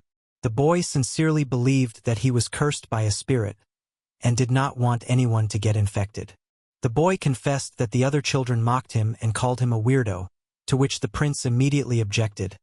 The boy started talking about how they started fighting with the children, after which his eyes went black. The boy started talking about how he sometimes has a strange feeling in his body and it starts to shake. Then the boy feels like he is falling and he starts to hear a very strange voice. The boy said that as soon as he wakes up from the attack he has no strength at all. The prince said that it became a little clear to him, after which the protagonist hugged the boy with the words that the boy was a really brave man, and he was worthy to hold on. The boy began to cry from such support and asked the prince not to touch him, because he thought that it could hurt the protagonist. The protagonist began to check the boy's body, saying that there were no evil spirits. It turned out that the boy was generally healthy, but he has epilepsy, which surprised the protagonist. The protagonist thought that there wouldn't be a problem if the body didn't react so strongly to epilepsy. The protagonist said that the boy is not strange at all, after which he stated with an enthusiastic look that the crown prince is never wrong. The protagonist cannot find the cause of the epilepsy. Suddenly the boy turned to the protagonist that threw him out of his thoughts. It turned out the boy had an epileptic attack and seemed to be quite ill. The prince didn't understand why the seizure had started right away. While others were genuinely worried about the kid, Damien grabbed his blade. The doctor was screaming that the boy was indeed possessed by an evil spirit, and Damien was screaming for the prince to get away from the kid. The protagonist started to get angry at his subordinates because it was really a harmless boy who needed help. The prince instantly asked the guys to stop this circus and then said that the illness was not related to an evil spirit and the boy was just sick and needed to be protected. The boys saw the main character ordering them to bring a pillow, after which the boy continued to shake even though he was on the pillow. The doctor said that the boy had foam from his mouth and suggested that he should wipe it off with his finger. The main character said that they should not do that, because now the boy's muscles were moving randomly and he could bite and even swallow the towel. Everyone listened to the prince's words that they should just wait until the boy's seizure was over, while the protagonist noticed a very strange thing. It turned out that the boy's body was somehow emanating mana and he could feel it perfectly. The protagonist thought that with his powers he would be able to find the true cause of this disease. Then the prince touched the boy's body with his hand and began to infuse his mana. Then in front of the protagonist's face there were a lot of strange mana flows that were not controlled at all. The protagonist continued his search while making assumptions. Rahel's heart was very heavy as he was using a lot of mana, but this didn't stop him and he continued his journey as he came across the boy's brain, which was glowing very brightly. The prince was now completely sure that the matter was in the vagus nerve. The main character was surprised because it was in it there was a false signal that caused a seizure in the brain and in the whole body. The protagonist ordered a blanket to be brought, as the boy needed to rest. The protagonist with his last strength told the boys not to make noise and not to make a commotion. After that the protagonist lost consciousness and fell to the ground. The guy kept falling deeper and deeper into his sleep, happy that he found the reason and will be able to help the boy. A while later it was night outside. While Rahel opened his eyes, the protagonist didn't feel quite right, but assumed his mana core had improved. Damien startled the prince by being around, and he said that the boy had slept for half a whole day. The hero asked how the boy was doing now, and it turned out he had recently woken up too, but he was completely exhausted. The protagonist said that it is normal that the boy has no strength because he had a very strong attack. The protagonist thought that mana was much better than all modern medical technology, because he was so easily able to find out the cause of the disease. The protagonist began to move thinking that he needed to use nerve stimulation to treat the boy. Damien didn't understand where the prince wanted to go in the middle of the night, while the protagonist put on his jacket, then announced that he was going to head out to be struck by lightning. Meanwhile, the guards were guarding some building. As soon as they noticed the people, they got ready to fight and asked who they were. Suddenly, the guard's face changed completely when he saw the identities of the people. The protagonist asked them to escort him to Mr. Xanath's chambers, and they all headed to their destination. They arrived, and an incredibly beautiful door appeared in front of the protagonist, after which he burst into the mage's chambers without shame or conscience, which took him by surprise. The mage's butler was shocked that it turned out to be a prince, and did not understand why he came. The protagonist immediately apologized for such a sudden visit, and also said that he had a request. The prince asked the palace mage to hit him with lightning magic right in the back, and with an incredibly harmless face. It seemed the mage didn't quite understand what was going on right now. The king had summoned the mage the day before and told him that Rachel had changed a lot and was doing whatever he wanted. The emperor had also told him that the prince might be doing something stupid and that he was worried about it. While the magician thought that all people act stupid when it comes to their children, the protagonist was very insistent on asking the mage to hit him with magic, while the old man himself thought that the guy had really changed a lot. The mage thought that the prince was completely mad and looked at him with contempt. Between them there was a short dialogue, and the hero explained that a lightning strike should not be fatal. The protagonist said that the mage would need to inject the lightning for 3 hours without a break. The mage thought about the fact that lightning magic was incredibly destructive. A strong mage could destroy cities, while the prince was asking for such a thing. The magician asked if the prince understood that such a request would be very difficult to fulfill. The protagonist understood it perfectly well by drawing a parallel with driving a car for 3 hours at 30 kilometers per hour. The protagonist said that this was the reason why he had come to him, as he didn't know anyone who could control mana better. The mage rejoiced under the words of the prince that he is the best mage in the empire. All the organs also supported this mage, while other people silently watched the strange picture. The magician thought about the fact that he was actually not so much against participating in this test. The protagonist promised that if he died, the mage would not be held responsible, and said that the knights and Damien would witness his words. The prince said it was to help another person, and the mage finally agreed to the venture. The protagonist said they would start right away. The protagonist thought about not being able to use electricity on a child and was going to try it on himself first. Then the mage asked if the prince was ready, and the protagonist started to gather mana around his body. Then a charge of electricity started to appear in the mage's hand, and he directed an incredibly small beam of electricity towards the prince, wondering if he had applied enough power. The protagonist smiled, because he knew that the palace mage would be able to do it, and thought that now it was his turn. The protagonist began to absorb the electricity, thinking that he could use it to subdue the boy's wandering nerve. The protagonist was overjoyed. He thought that Azrahan's core technique was really incredible.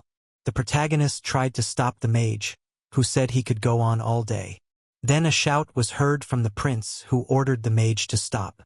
While the prince had gathered a huge number of people who started gossiping about the guy before entering, the doors of the room opened and they went inside, where the prince, his doctor, Damien, the Imperial mage, and a little boy were already there. The protagonist told the boy that he would be in pain during the treatment. The boy grabbed the needle tightly, and without answering the boy's questions, he quickly stuck the needle into his neck. The protagonist approached the magician to say something, and then the magician began to direct electricity directly at the protagonist, who began to gradually gather electricity that entered the body. The protagonist thought that everyone would see this revolutionary treatment, while the doctor was fainting because his prince was being maimed. The protagonist started to treat the current, then he was back inside the boy's body. He found what he needed, then instantly realized that he had seen something sinister. It turned out the mana flow was moving quite erratically, which made the prince start to run because the boy was about to have a seizure. The boy asked how long he had to endure this pain, while the prince was hurrying with all his might, because the attack was only minutes away. The protagonist was in the right place, thinking that now it was time for him to start. The protagonist thought that he could not postpone this treatment, because if the servants see that nothing works they will immediately tell everyone about it. The protagonist turned to the magician, then said that the magician would increase the power of magic in 3 times. This caused misunderstanding in the magician, while the prince said that later everything will be explained. When the mage said that the prince would be hurt, he said that it didn't matter at all. The mage instantly started releasing a huge amount of electricity, causing the prince to instantly feel more pain. The attack was seconds away, and the protagonist was looking for the carotid artery spot. The boy was moving at top speed trying to get there before the attack. The protagonist started to wrap the artery with a scroll of electricity. While the boy started to feel absolutely terrible, everyone watched with horror what would happen in the end. There were only 2 seconds left before the attack would start with full force, while the right place was already wrapped, and the protagonist was sweating and realized that he had only 1 second left. There was only 1 second left before the start of the attack. But at the same time the prince finished his preparations. Discharges of lightning began to pass along the paths that the guy laid out, while in the present the boy felt just disgusting. It seemed the attack began, as suddenly after 1 moment the boy was much easier, and it seemed all the symptoms went away. The protagonist wondered if the boy was feeling better after the treatment. While the mage was finally able to breathe, because he had also tried hard during the treatment, the girl was shocked that nothing had happened, because the boy always lost consciousness after the pain started. The protagonist breathed a sigh of relief, for he was able to do everything on the edge, and his body was still numb. The protagonist was able to get a whole 3 days of extra lives, and the total life counter became 161 days. The system pleased the prince that he was able to increase his core level to the 2nd, and now he had a mana boost of 130%. Suddenly the organ that had been sleeping all this time, namely the liver, burst into the room. He instantly started yelling at the other organs, calling them lazy assholes, then threw the bag with his belongings and shouted for them to pick them up. There was an awkward silence between the organs, after which Hart was surprised that a newcomer had joined them. Suddenly one of the organs started screaming and cheering, because he was finally no longer the newcomer. He found himself in front of the liver, which was watching him very closely. A moment later the organ got a punch in the face from the liver. It turned out he didn't want to be a newbie at all, and seemed to look confident enough not to become one. The protagonist was able to get a lot of points and his balance became 1300. The prince turned to the system hoping to see some more rewards, but that was it. Suddenly the prince was pulled out of his thoughts by the cries of the boy who was addressing him. The boy began to say that there was something wrong with him, to which the prince replied that everything was as it should be. The protagonist said that the boy would be as healthy as he was for the rest of his life, which made the child very happy, and he looked at the prince with admiration. The prince in front of all the people declared that the boy would never experience that pain again. The girl began to cry that her brother was cured, and then the boy enthusiastically greeted his favorite sister. They hugged each other very tightly, and pure smiles shone on their faces. The protagonist rejoiced that he had succeeded in curing such an uncomplicated ailment. All the servants of the palace were weeping with happiness and sweetness at the thought of the hero that now in this hospital will be very many visitors. The prince was beyond joy because the more there will be sick, the more he will get life, and the more he will be able to live in this beautiful world. Suddenly the main character's head began to spin, and then the last thing he saw was the doctor and Damien, who ran to his side. It turned out that the prince had lost consciousness because of the stress his body was undergoing. A while later the room was dark and the prince was sleeping very soundly in his bed. Then his eyes started to open and the first thing he thought about was how long he had been unconscious. The doctor was glad that the prince was finally awake, and the protagonist was surprised that the guys were watching him sleep together, assuming they had no business doing such nonsense. The doctor grimaced and said that he was really tired of watching the protagonist sleep, then burst into tears, shouting that he kept praying fervently for the protagonist's health as he watched the prince sleep. Damien explained the situation by saying that the prince slept for 2 days, which shocked the protagonist, because he did not expect to spend so much time in bed. Suddenly the magician turned to the guy and began to slowly approach, then with a very blank expression filled with despair. He said that how he would explain to the emperor that the prince spent 2 whole days in bed because of his magic.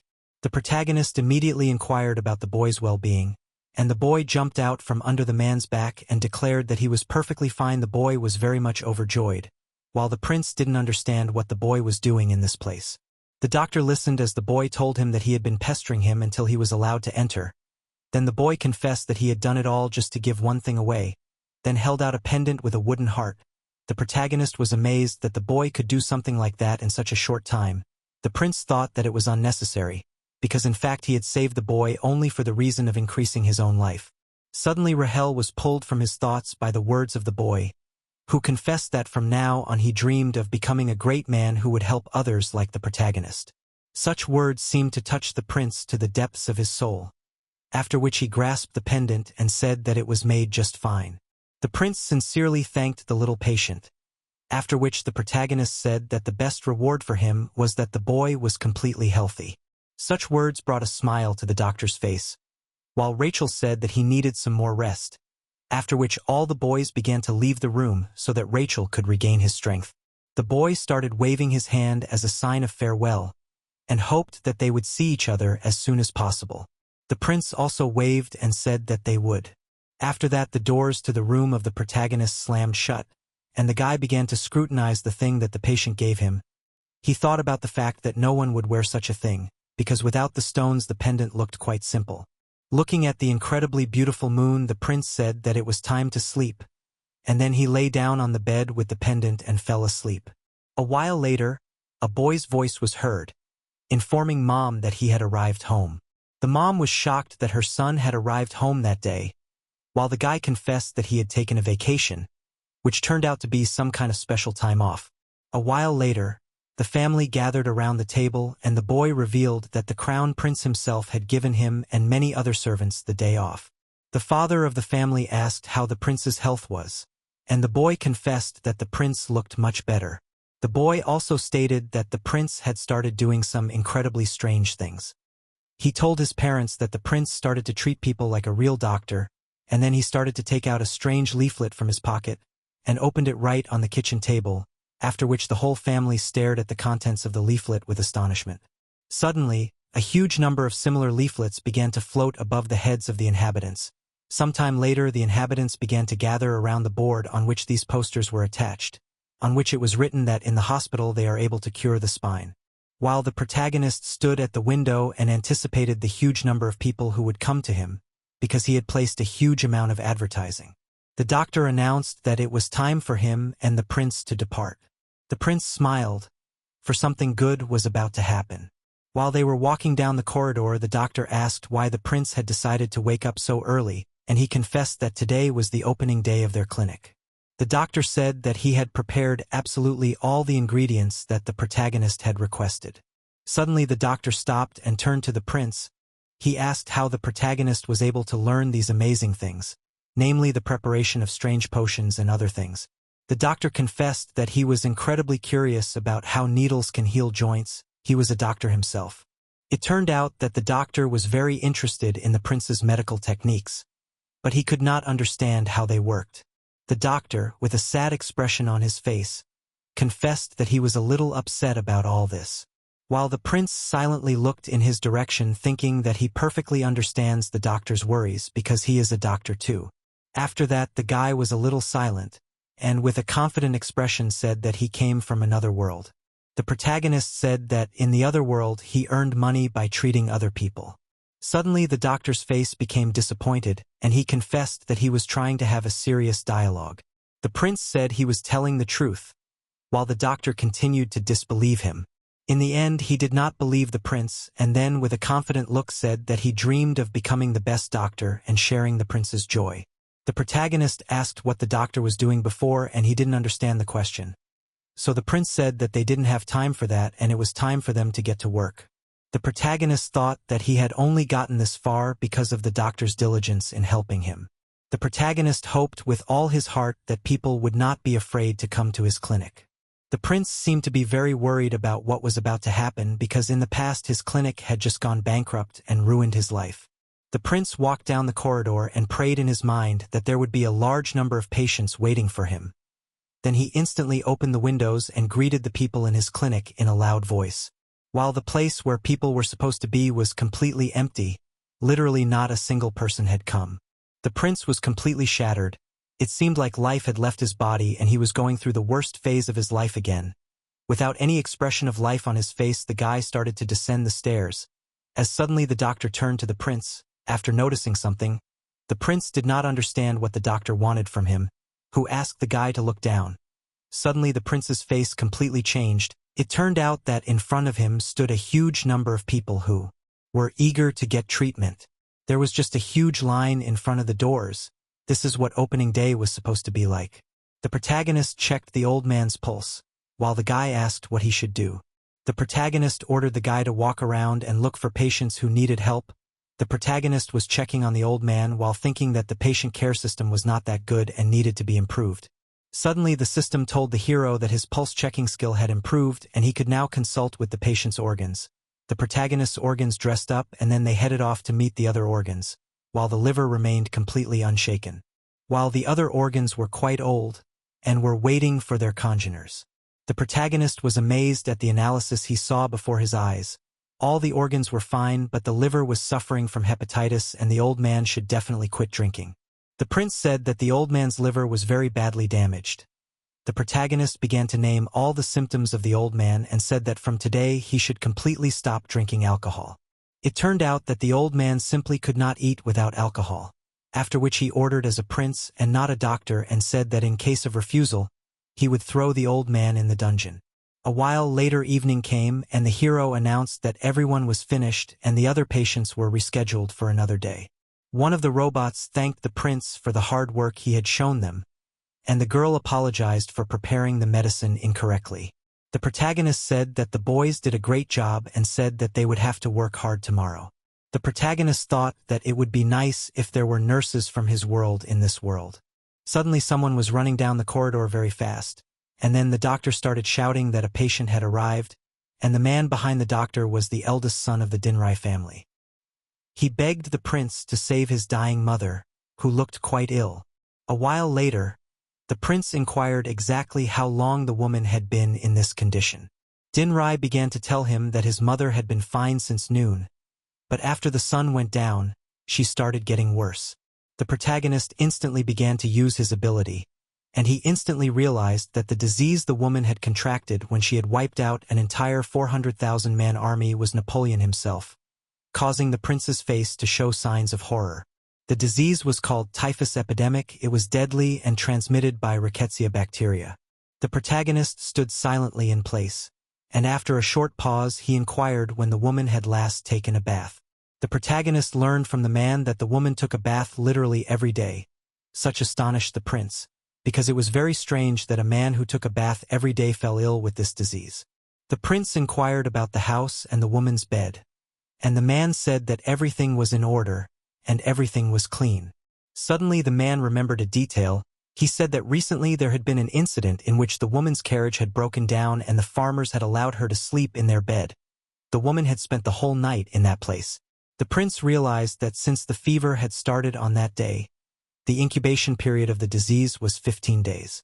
The protagonist understood that the symptoms were a perfect match for typhus. The protagonist revealed that it was in that place that the woman contracted the disease. The prince explained that the disease was transmitted through lice bites. The prince realized that the situation was terrible, because the woman was old and the fever was quite high. The protagonist clenched his teeth as at this rate the woman would become anemic and some parts of her skin would necrose. The protagonist turned to all his servants and told them to wipe the woman thoroughly with wet towels. One of the servants asked what they should do with the woman's clothes, while the protagonist ordered the bed, clothes, and even the servants' clothes to be burned. The prince said that if the girls failed at least one condition they would be instantly fired. The protagonist told the man to send someone to report to the family about the woman's condition. The prince ordered everyone to get started on the tasks he had given out, and people started running in a hurry to get everything done as soon as possible. On the table was an iron knife. The prince realized that the cure for the girl's illness was a tonic soup that would definitely help. This soup would reduce the symptoms of fever, and it was made of conifer and kutsu root. The prince gave the medicine to the woman with the words that she should drink it and then she would feel better.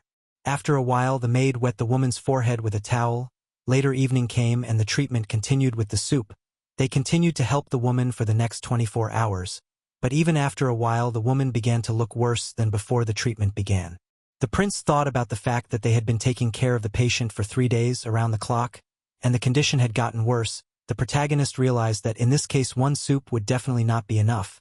The protagonist thought about the fact that the balance of the patient's yin and yang had been completely disturbed and needed to be corrected. The prince thought that he needed a special herb that had incredibly strong yin energy.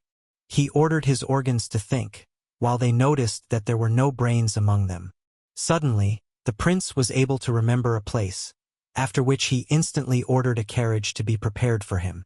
The protagonist was well aware that almost everything is in the Imperial vault, which can only enter the emperor himself, and permission will be very difficult to obtain. The protagonist moved in the carriage thinking that the emperor would definitely help. He was the crown prince after all. At that time, the guard stood near the emperor's office, where the prince had arrived and greeted his father. The emperor asked why the boy had come to him at such a late hour, and the prince said that he had a very good reason. The protagonist said that he needed permission to visit a secret vault. The emperor asked why the prince needed the vault, while the protagonist sighed very heavily, and then he told him that a very sick noblewoman had appeared in his hospital, and the king couldn't understand how the patient was connected to the vault, while the prince immediately explained that the vault could hold the ingredients he needed. The emperor said that he could not be sure, for the prince might just be hiding behind the patient to enter the vault for his own good. The emperor thought at the time that this was the first time his son had ever spoken to him, which made him smile. The prince was a little angry because he could see the emperor enjoying himself. The prince started yelling that they had no time at all, and at this very moment the patient was on the verge of life and death. The emperor asked where is the prince's proof that his diagnosis is correct. He said that he never studied, he was sick and spent his entire youth on the bed. The emperor stated that he was not sure if the prince was competent in this matter. The protagonist understood perfectly well that the emperor was going to test him, and then he asked if his arguments were true, and the emperor said with a smile on his face that this was the case. The emperor asked to diagnose the knight commander who had recently fallen ill. A short while later, the prince held the man's hand while the emperor watched closely. The emperor was well aware that the prince would not be able to cope because only 3 people knew about the man's illness, including himself. At that time, the prince turned to the commander and announced that he was suffering from baldness, which instantly shocked both the emperor and the man himself. For a while there was an awkward pause between them. The silence was broken by the emperor, who stated that the man's head was clearly showing hair and the prince was talking nonsense, while the protagonist deftly removed the man's wig, saying that it was not real hair. Tears began to form in the man's eyes as he thought about how the prince and the emperor had been too cruel to him. The man was indeed almost completely bald, and just as heartbroken that his secret had been found out. Eventually the prince started to walk away, turning to his bodyguard, leaving the crying man and the shocked emperor. Damien assumed that the prince had been too harsh on the man, but the man said it was okay, because sooner or later he was going to cure his baldness. Suddenly the boys stopped and the prince said with a smile on his face that they had arrived at the right place. In front of them were huge doors that released mana. This was the treasure house. While the man was crying, for the king had not asked the prince to cure his baldness. One of the guards of the place started to approach the prince. After that he was given a strange object right in his hands, which was actually a pass to the vault. It turns out that without this thing in the vault the protective magic was activated. Also the knight told that if the guys will be in the vault for too long, they will definitely die. It turns out that the guys were allowed to be in the vault until dawn. Such a shocked the prince because before dawn is only a few hours. The prince and Damien hurried and began to run towards the door, as suddenly the knight shouted that the prince would stop because it was a zone of a completely different level. It turned out the vault was divided into 3 zones, namely advanced where the hero was trying to get, the middle and basic. The prince started talking about how he didn't know it was the wrong vault, but he was actually angry that the knight didn't fall for his deception. It turns out the emperor had allowed the protagonist to visit the base level area, which surprised the prince a bit, who seemed to be expecting something different. The prince was unhappy with what he got, and he didn't hide it at all, saying that he tried hard during the test. But the king noticed the fact that the prince didn't seem to be trying at all. The prince started talking about the fact that only after the test the emperor started talking about the fact that he was allowed to enter only the base vault, which caused the emperor to think that the prince had no conscience at all. The protagonist began to move towards the right door while thinking about how stingy the Emperor really was. The protagonist applied the pass thinking that he would no longer appeal to the Emperor, after which the pass was successfully activated and the doors opened in front of the protagonist and the knight said that they could now pass through. The prince along with Damien found themselves inside the treasury, after which the protagonist declared that he was in this place of work for the whole night. While the time was ticking and kept going, the protagonist stated that they urgently needed to find the right item, while the guy didn't realize how they would do it. The protagonist said that they needed to find a cold object, absolutely any object. The protagonist said that if the guy could find the right item, he should write down its location and let him know later. Eventually the prince said that they would divide the area into several areas and explore. The protagonist looked carefully in all corners. Damien also scrutinized the items that were in the area. The prince continued his search while time continued to tick away. The prince was frustrated as he hadn't been able to find any of the items he was looking for and he hoped Damien was doing better. While the boy was looking at something intently, the prince asked if the guy had written down the location and the guy said he had done just that. The protagonist looked at the piece of paper and couldn't understand what was written there. Time was running out and the guys really had to hurry. The guys moved towards the right thing. Then they saw 10,000 years of snow. The protagonist thought about the fact that this thing resembled a pager button which is given out in cafes. The protagonist noticed that the shield would break and they would be able to get ice shards that would consist of pure mana. The protagonist touched this artifact, then thought about the fact that the ice shield would appear as soon as he invested his mana. The guy started to fill the artifact with his magic, after which the artifact started to glow brightly. The artifact started to hum very loudly, which made the prince think that not much mana was needed. The protagonist tried to do it again, but slower. It seemed to him that it was similar to the way he used to adjust the temperature of the shower in his past life. The prince continued to put his mana into the artifact, and suddenly he succeeded, and a frost shield appeared in front of him. The protagonist was amazed that the shield was really huge, but it also had almost no weight. The prince rejoiced that now he would be able to cure the woman with the help of the cold. The protagonist stated that he would need Damien's help again, but he didn't understand his lord's thoughts at all.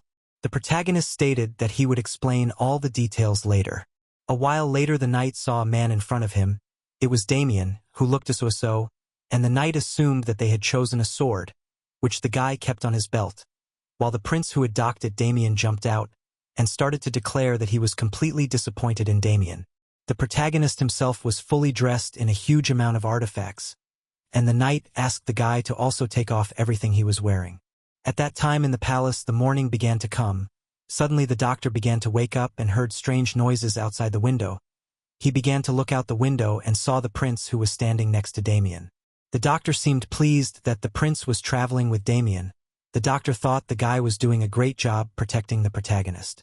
The doctor was incredibly happy that the prince had found such a good friend. He was beginning to think that he could definitely start to trust Damien a little. The sun started to rise from under the mountains, while the prince activated his shield and Damien started to draw his blade.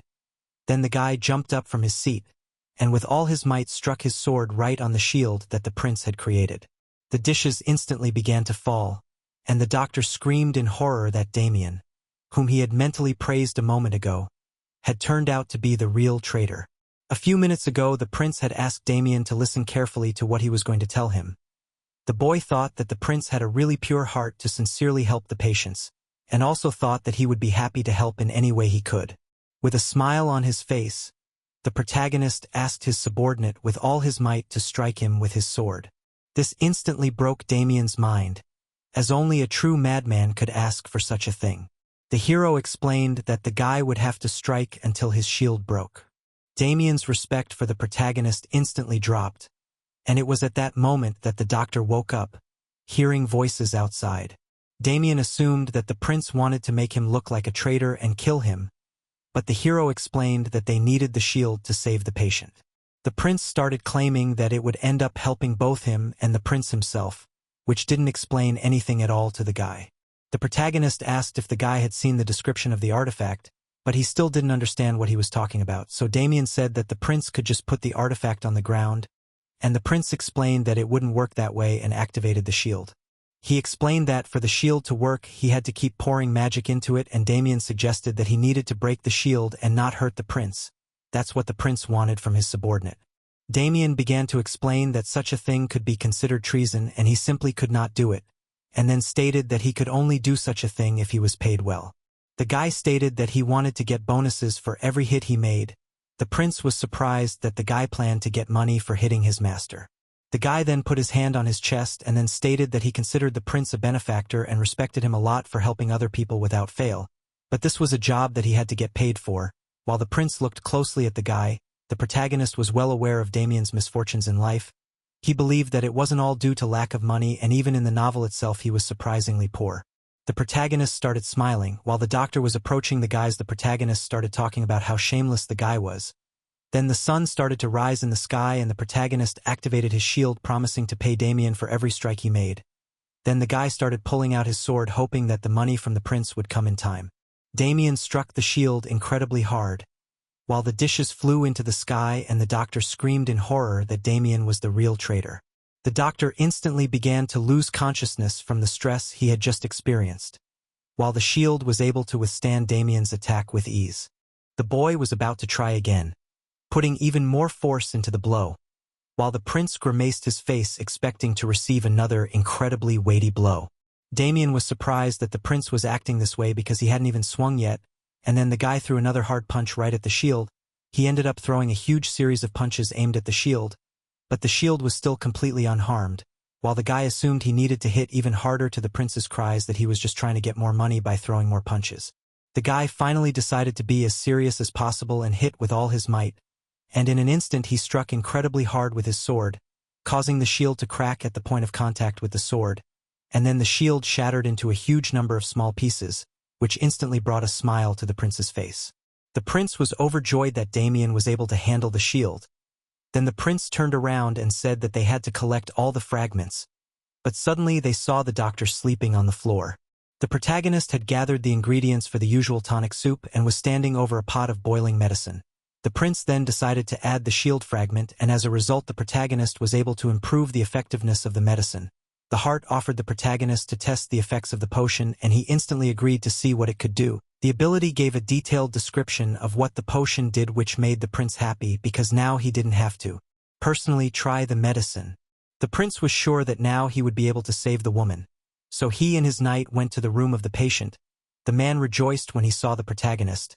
Then the prince asked about the woman's condition, and it turned out that she was still lying in bed. The prince realized that the woman's energy level had dropped even lower and he could only hope for his new medicine. The main character then took a small portion of the medicine into a spoon and began to pour the contents into the girl's mouth a little at a time. Later, the main held a reception with other patients and sometime later closely monitored the condition of the patient. Eventually he continued to brew the medicine, and just 10 days later all the servants just came to the delight. They could not believe that their prince himself created the medicine and personally sings them to the patient, while the doctor thought that he always believed in the prince and never doubted him. Everyone was just delighted with the main character, who at the same moment looked just disgusting, like a real demon. It turns out that the protagonist was completely exhausted. His physical condition was not the best. Suddenly, the system reported that because the prince was admired by others, the effectiveness of the healing fee skill increased by 50%. As a result, the protagonist was able to get 8 days of life, which instantly brought a smile to his face. Now the prince realized that if people around him will admire him, he can easily get a lot more life. The carriage was moving on the ground while the sun was setting over the horizon. The protagonist was inside the carriage with other people, and thought that even though he was able to handle the situation this time, running the clinic alone was becoming more and more difficult. The protagonist realized that he needed professional nurses. Sometime later the carriage stopped and people started to come out of it. The woman began to thank the protagonist for not only curing her illness, but also bringing her home. The prince thought about the fact that he had already received excellent bonuses from the system, and now his number of points was 1500. The protagonist declared that there was no need to thank him, because it was simply enough for him that the woman was healthy. This touched everyone who heard these words, and they could not hold back their tears, after which she tried to say goodbye as suddenly she was stopped by the prince, and then said that he wanted to talk to them seriously. The man was surprised that the prince wanted to discuss something with him, and then he went to the prince's carriage, He didn't understand why they needed to sit and talk like that, and he said that they really needed to do it. The weather was beautiful outside. While the man started to knead his shoulder, he couldn't understand why the prince was silent. While the protagonist sighed heavily and started to massage his shoulder, complaining about being tired. The protagonist began to wiggle and hinted that when he was treating the girl, he was very tired because he hadn't slept much. The man seemed to understand such obvious hints and then began to talk about how he thought about how to repay the prince, and the hero said that he does not take money for treatment. After breaking the man that he can do something else, the protagonist completely rejoiced and said that in the end the man is not his patient, and it is from patience and he does not take money. The man said that the prince was right and anticipated that something unpleasant was about to happen. The protagonist started pulling out huge stacks of papers and then reading the man's information said that he was an artist, and it turned out to be true. The prince said that he wanted the artist to work with him on a project. A few days later in Frontier Square, where there was a huge statue dedicated to Lloyd. Suddenly the man asked if the other guy had heard about the news. It turns out the prince was looking for new workers for his palace. It turns out the old man told the guy because the guy hadn't worked anywhere for 5 years. It turns out the guy had already paid his rent twice, which made the guy instantly change his face and said he really needed to find a job. While the strange girl was looking intently at the apple, she kept holding the apple in her hand and staring intently in his direction. She seemed to have heard the conversation and was a little interested. The prince congratulated the man for becoming a professional artist and asked why the prince's face was so elongated in the paintings. It turns out that one of the paintings depicted the prince in a strange appearance, and in another painting called Life in Threes, the guys looked strange. There was also a painting called Coming Back to You, and Damien looked at the painting where the prince was crying and he had the distinct urge to just cut the painting up. The prince started talking about how it's okay to change the look of the people in the painting a little bit. The main character pointed his hand at the painting, which gathered a huge amount of people, saying that it would help him a lot with publicity. People didn't understand what the picture meant, because most of them came because it was free. Suddenly one of the people paid attention to the sign. The description said that the prince was looking for people for the position of White Angel nurse. As a result, in the place where the main character was accepting applications for the nurse job, there was an incredibly large number of people. A guy was crying, saying in his ear that he would get a great job, while a strange girl was looking carefully at the sheet. The main condition was that the person would be required to live in the Imperial capital.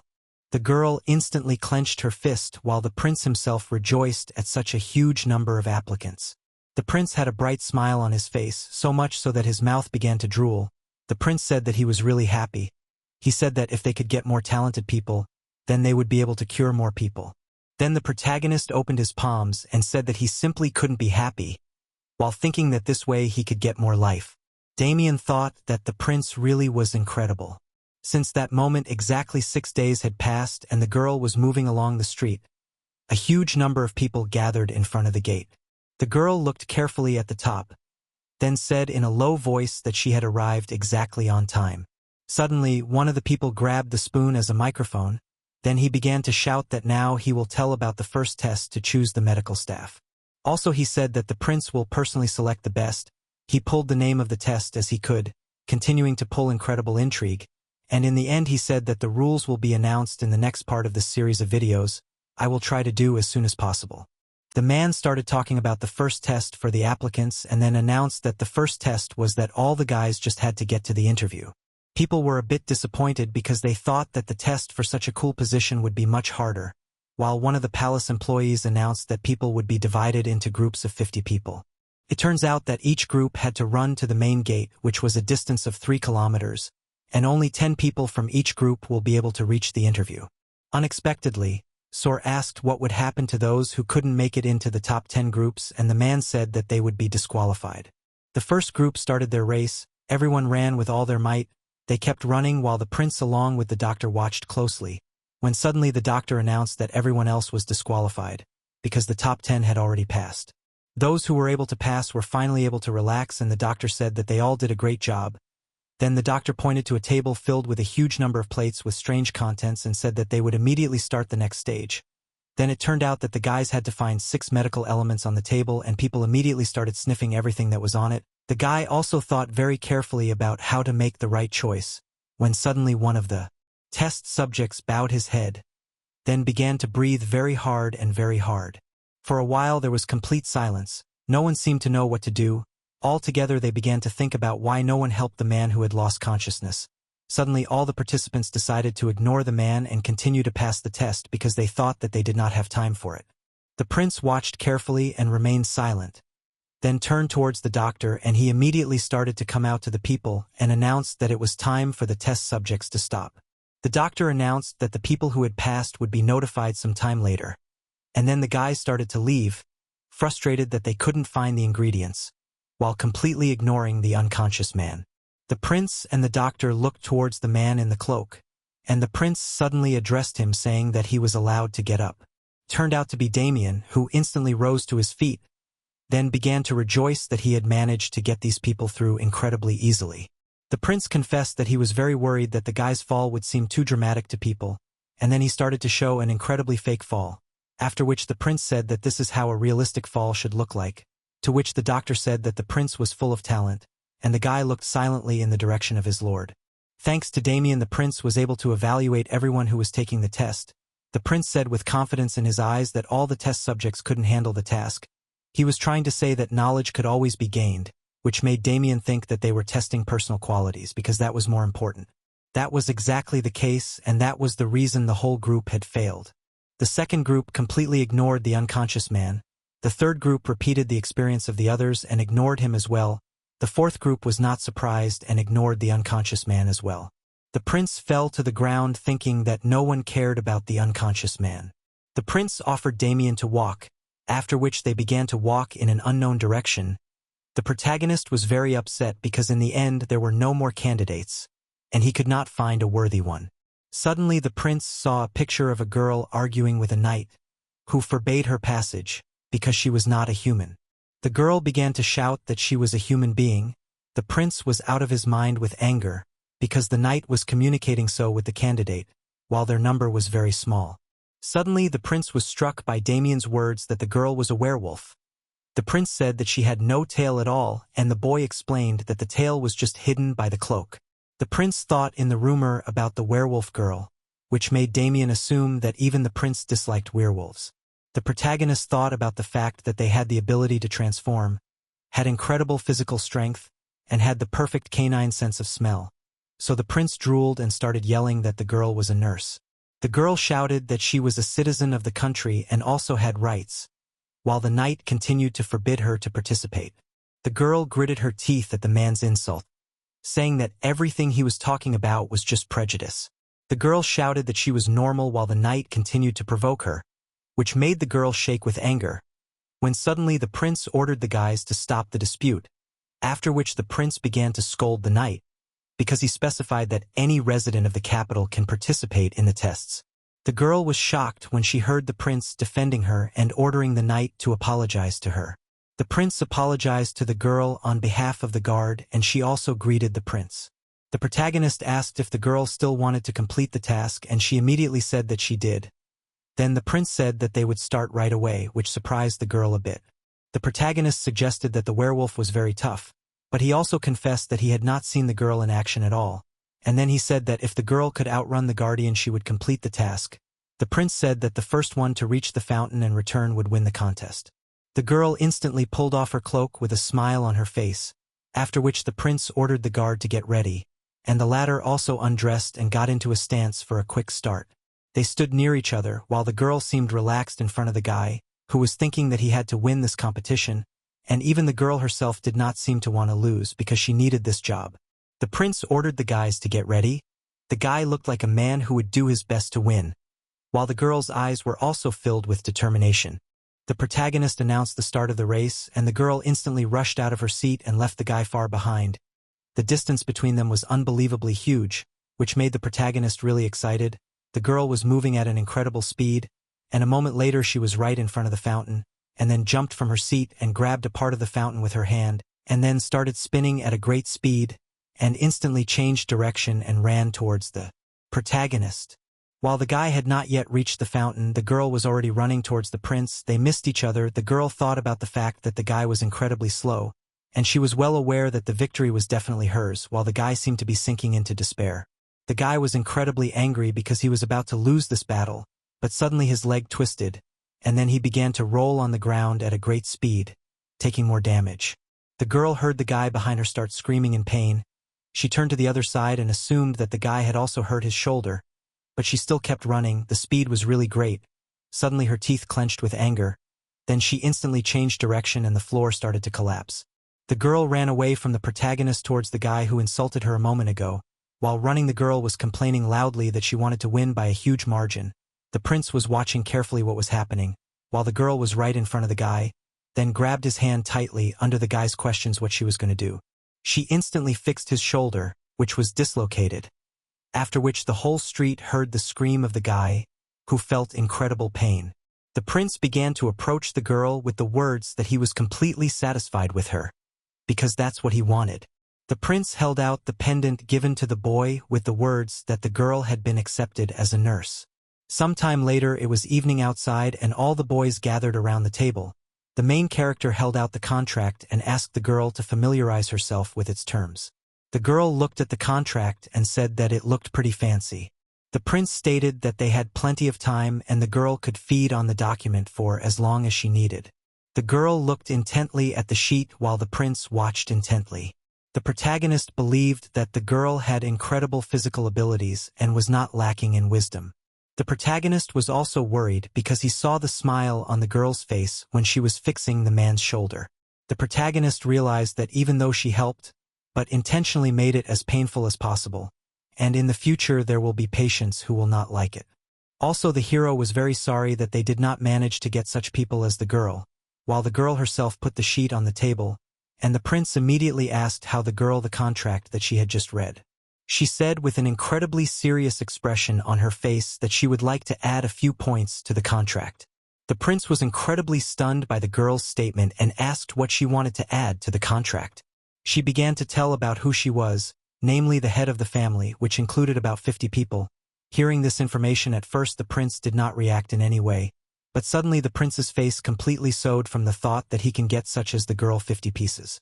The protagonist started to say that the girl should have been told about this earlier. The protagonist thought that absolutely no man would give up 50 workers of this level. The girl asked the prince to allow her kin to take the test, as well as the girl said that the prince would help remove the problem that had been bothering all of them since long ago. The protagonist didn't understand what problem she was talking about and assumed that it was a lack of food. But it was not so, and in fact, because of this problem they often found themselves in unpleasant situations. She said that the problem was their own tails. It turned out that their tails moved of their own accord, while the prince wondered if this was a problem. The girl started talking about how they were unable to hide their emotions, and that was a problem, since their emotions were incredibly easy to read. Rogues often tricked them. The girl said that even though they tried to hide the tail under their pants, it was so strong that there was no way to hide it. The protagonist was surprised that they tie their tails to their leg, but even so, the tail still comes loose. The protagonist thought it was like a muscle that had a life of its own. The prince suggested that they could just cut off the tail, but the girl told him that without the tail they couldn't move or live normally. She also said that their tails grow back in a month anyway. Suddenly the main character got an idea, or rather the idea that the girl asked him to deal with this problem. The protagonist was in despair because he had never treated tails before. The prince had no idea what he should do in this difficult situation. The prince offered an alternative because he could become a protector in society. He said that he could use his title and power to support their family. The girl instantly refused this offer. She began to say that this way they could not solve the main problem. She said that in this case, if something happened to the prince, everything could become even worse. She began to say that she needed more than a temporary solution to the problem. The prince realized that she was demanding that he get rid of the problem completely. The protagonist said that he fully understood the girl's demand, and she asked if the prince would help her. The protagonist said that he would really help and honestly confessed that so far he had no ideas about it at all. The girl was amazed at how honest the main character was. She also thought that if the prince was the kind of person who would only help in words, she would be very disappointed. The girl got up from the couch and said that she was going to leave and would wait for news from the protagonist. The protagonist asked the girl to stay in the palace, after which the room was completely silent as the girl left. The protagonist didn't know what to do because he couldn't miss these incredible workers. He just couldn't imagine what he could do with intelligent muscles. It seemed that the prince had no ideas at all, and he sighed heavily. Sometime later the prince started to look terrible. He didn't seem to sleep or eat at all. It turned out that all this time he was looking for some information that could help him, but in the end he couldn't find anything. While the doctor started shouting at the prince, which made him scared again, and he assumed that the doctor was scaring him on purpose. The doctor began to say that if the stress in the prince's body accumulates, he might get sick, while the protagonist said that if the doctor continues to scare him, he will definitely get sick. The doctor said that if the guy frowns, he will get wrinkles, and then began to ask the prince to stop frowning because you can't get rid of wrinkles. The prince started smiling after these words from the doctor. He realized that the doctor was just trying to cheer him up. The main character said that wrinkles are not a problem at all, and it can also be solved. The prince began to talk about how there are things that can help with the appearance of wrinkles and also with fighting them. Suddenly an idea popped into the prince's head, and he instantly changed his face. The protagonist thought about Botox being a poison that paralyzes. He thought about the fact that this substance could be used on the tail to make it stop moving. Then he remembered where he met such a poison. The prince finally started to smile. Now he knew exactly how to solve the problem with the tails. The prince asked the doctor to get the poison used by Kuzmin, because he knew that the doctor kept this thing. Then the protagonist said that the doctor as soon as possible to bring the poison and took it to Anissa's chambers. At that time the girl was doing push-ups very furiously on the mole, as suddenly she heard a knock at her door, after which she asked what brought the prince at such a late hour. The protagonist began to lead Anissa in an unknown direction and said that he might have thought of a solution to her problem. The prince thought that he had two things left to decide, namely the place where the procedure would take place. Sometime later the guy touched the girl's back and then he could see her body completely. It turned out that Anissa's body had a different meridian arrangement which was quite different from the human one. The acupuncture points were also very different from human ones, as well as a new vessel that leads to the tail. The protagonist decided that Anissa was human enough for him to do something. So the prince asked the girl to turn into a wolf, which surprised her a bit. It turned out the location of the dots would change after the transformation, and the protagonist needed to know that. The girl silently nodded her head. Then she began to breathe very slowly, and just a moment later her body began to change. Her legs began to turn into huge paws, and she turned into a humanoid huge wolf. The prince was surprised that the girl did not grow as much as he expected, then confessed that she looked like a dog, which seemed to make Anissa a little angry. The protagonist also realized that the girl lost her ability to speak, because now she has a completely different mouth structure. Then he asked him to give him a paw and the girl was a wolf. A while later the guy made her roll on the floor like a real dog with one word. The doctor was completely shattered but still kept smiling looking at such a strange picture. A while later the prince was sitting in his office thinking that he was able to find out one necessary detail, but the problem was that he simply did not know the right amount of paralyzing poison to use on the girl. Now the prince needed to know the ingredients of the poison in order to be able to find out the exact dosage that the girl would need. The prince thought that it might be worth asking Kuzmin, who was now in prison, but he also realized that this man was not to be trusted at all. The protagonist decided to eat it himself, then put it in the circle of mana and study this drug. So suddenly all of the prince's organs started calling him crazy, and then they stood in a circle. Everyone was shocked that the prince really wanted to poison himself and was thinking about who would detoxify his body. The liver started screaming with all its might because it would be the one to save the body. The protagonist was amazed that his own organs demanded that he give the poison to the little animal. The organs wondered how it was normal for the prince to test the poison on his own body. But suddenly the liver said that there were monsters that were created to analyze the poison. As soon as the protagonist heard this, he realized that such a monster would be incredibly useful to him. The protagonist could not believe the information he had just learned, namely that there was a creature that could analyze ingredients. Suddenly the prince found out that the liver had learned about the creature in the system waiting room, which immediately aroused curiosity in the protagonist. It turned out that before waking up all the organs were in that room and were sound asleep. The protagonist was surprised that in some space all his internal organs were asleep. The prince immediately wondered what the system was all about, but it turned out that the dissemination of this information was strictly forbidden. When the protagonist asked the liver to list the properties of creatures that could help him, the liver simply said that it did not. Suddenly the fish's eyes opened again. Then the fish's body began to recover, and it ripped off one of its teeth. The protagonist watched as the offended fish wrote something on a part of its body. It turned out that the fish was writing about all the ingredients and also about the lethal dose. The protagonist carefully read the contents with a smile on his face. Now the prince was fully confident that he could use the drug to help the girl. The prince turned to his doctor, after which he was instantly on the spot, which looked like a real mystic, as suddenly the doctor saw the fish and was completely shocked that the prince got another such creature. The main character started lying about the fish just coming to him at night, adding that he is definitely popular. The doctor was laughing hysterically. He told the protagonist that he was reminded of a historical figure that was in the books, namely Lloyd. He said that he was a man who lived in the time when the empire was a kingdom and also had similar ghostly beasts.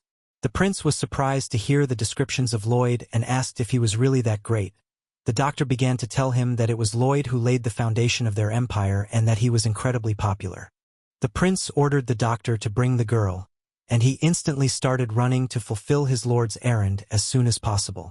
Sometime later, the sky was incredibly blue outside the window. The girl was moving along the corridor with the doctor.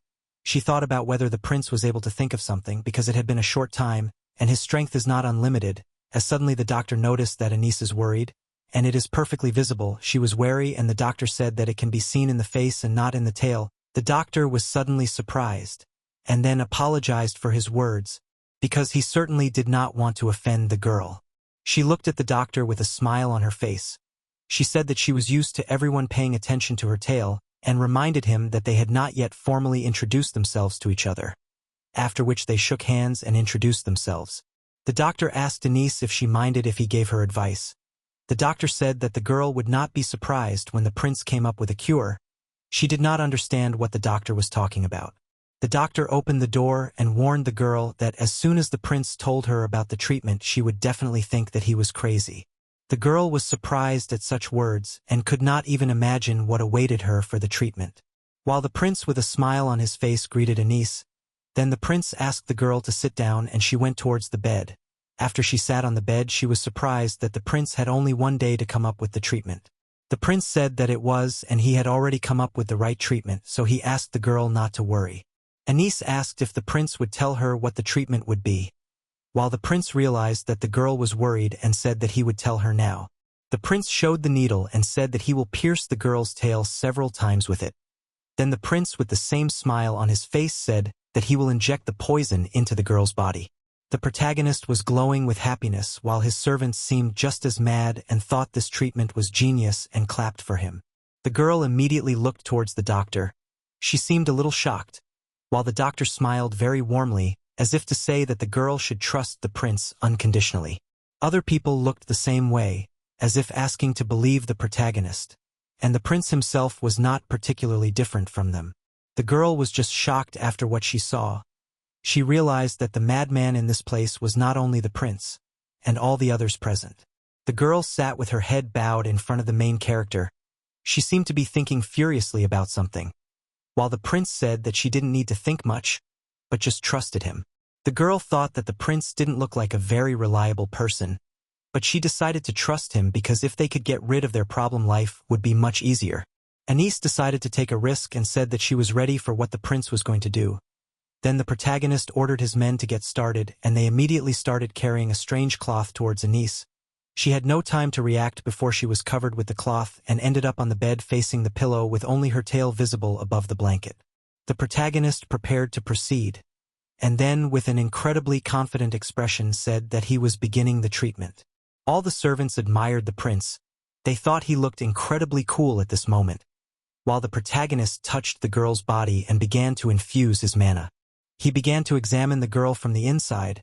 The protagonist thought about the fact that although acupuncture points existed, no medicine could prove them, while he, thanks to the existence of magic, was finally able to prove that these points were real.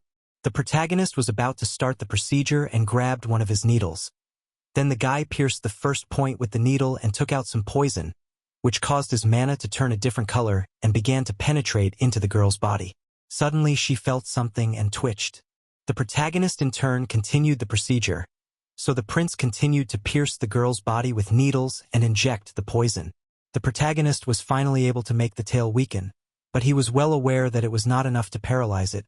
He wanted to keep the effect until the end, but suddenly the tail was able to recover and began to interfere with the procedure. The protagonist thought that he was fully prepared for such a thing. Then he decided to speed up and started using the needles with renewed vigor, and finally the last needle on the girl's neck was stuck. Anise was mad with anger because she asked to deal with her tail and the guy pierced the back of her head. Suddenly her tail started to shake. Then it suddenly finally fell down. The girl started to wiggle her toe. It continued to wiggle, while the prince shouted happily that he was finally done. The protagonist said that the girl could finally relax. The girl got to her feet after the guy's words that the procedure was completely over.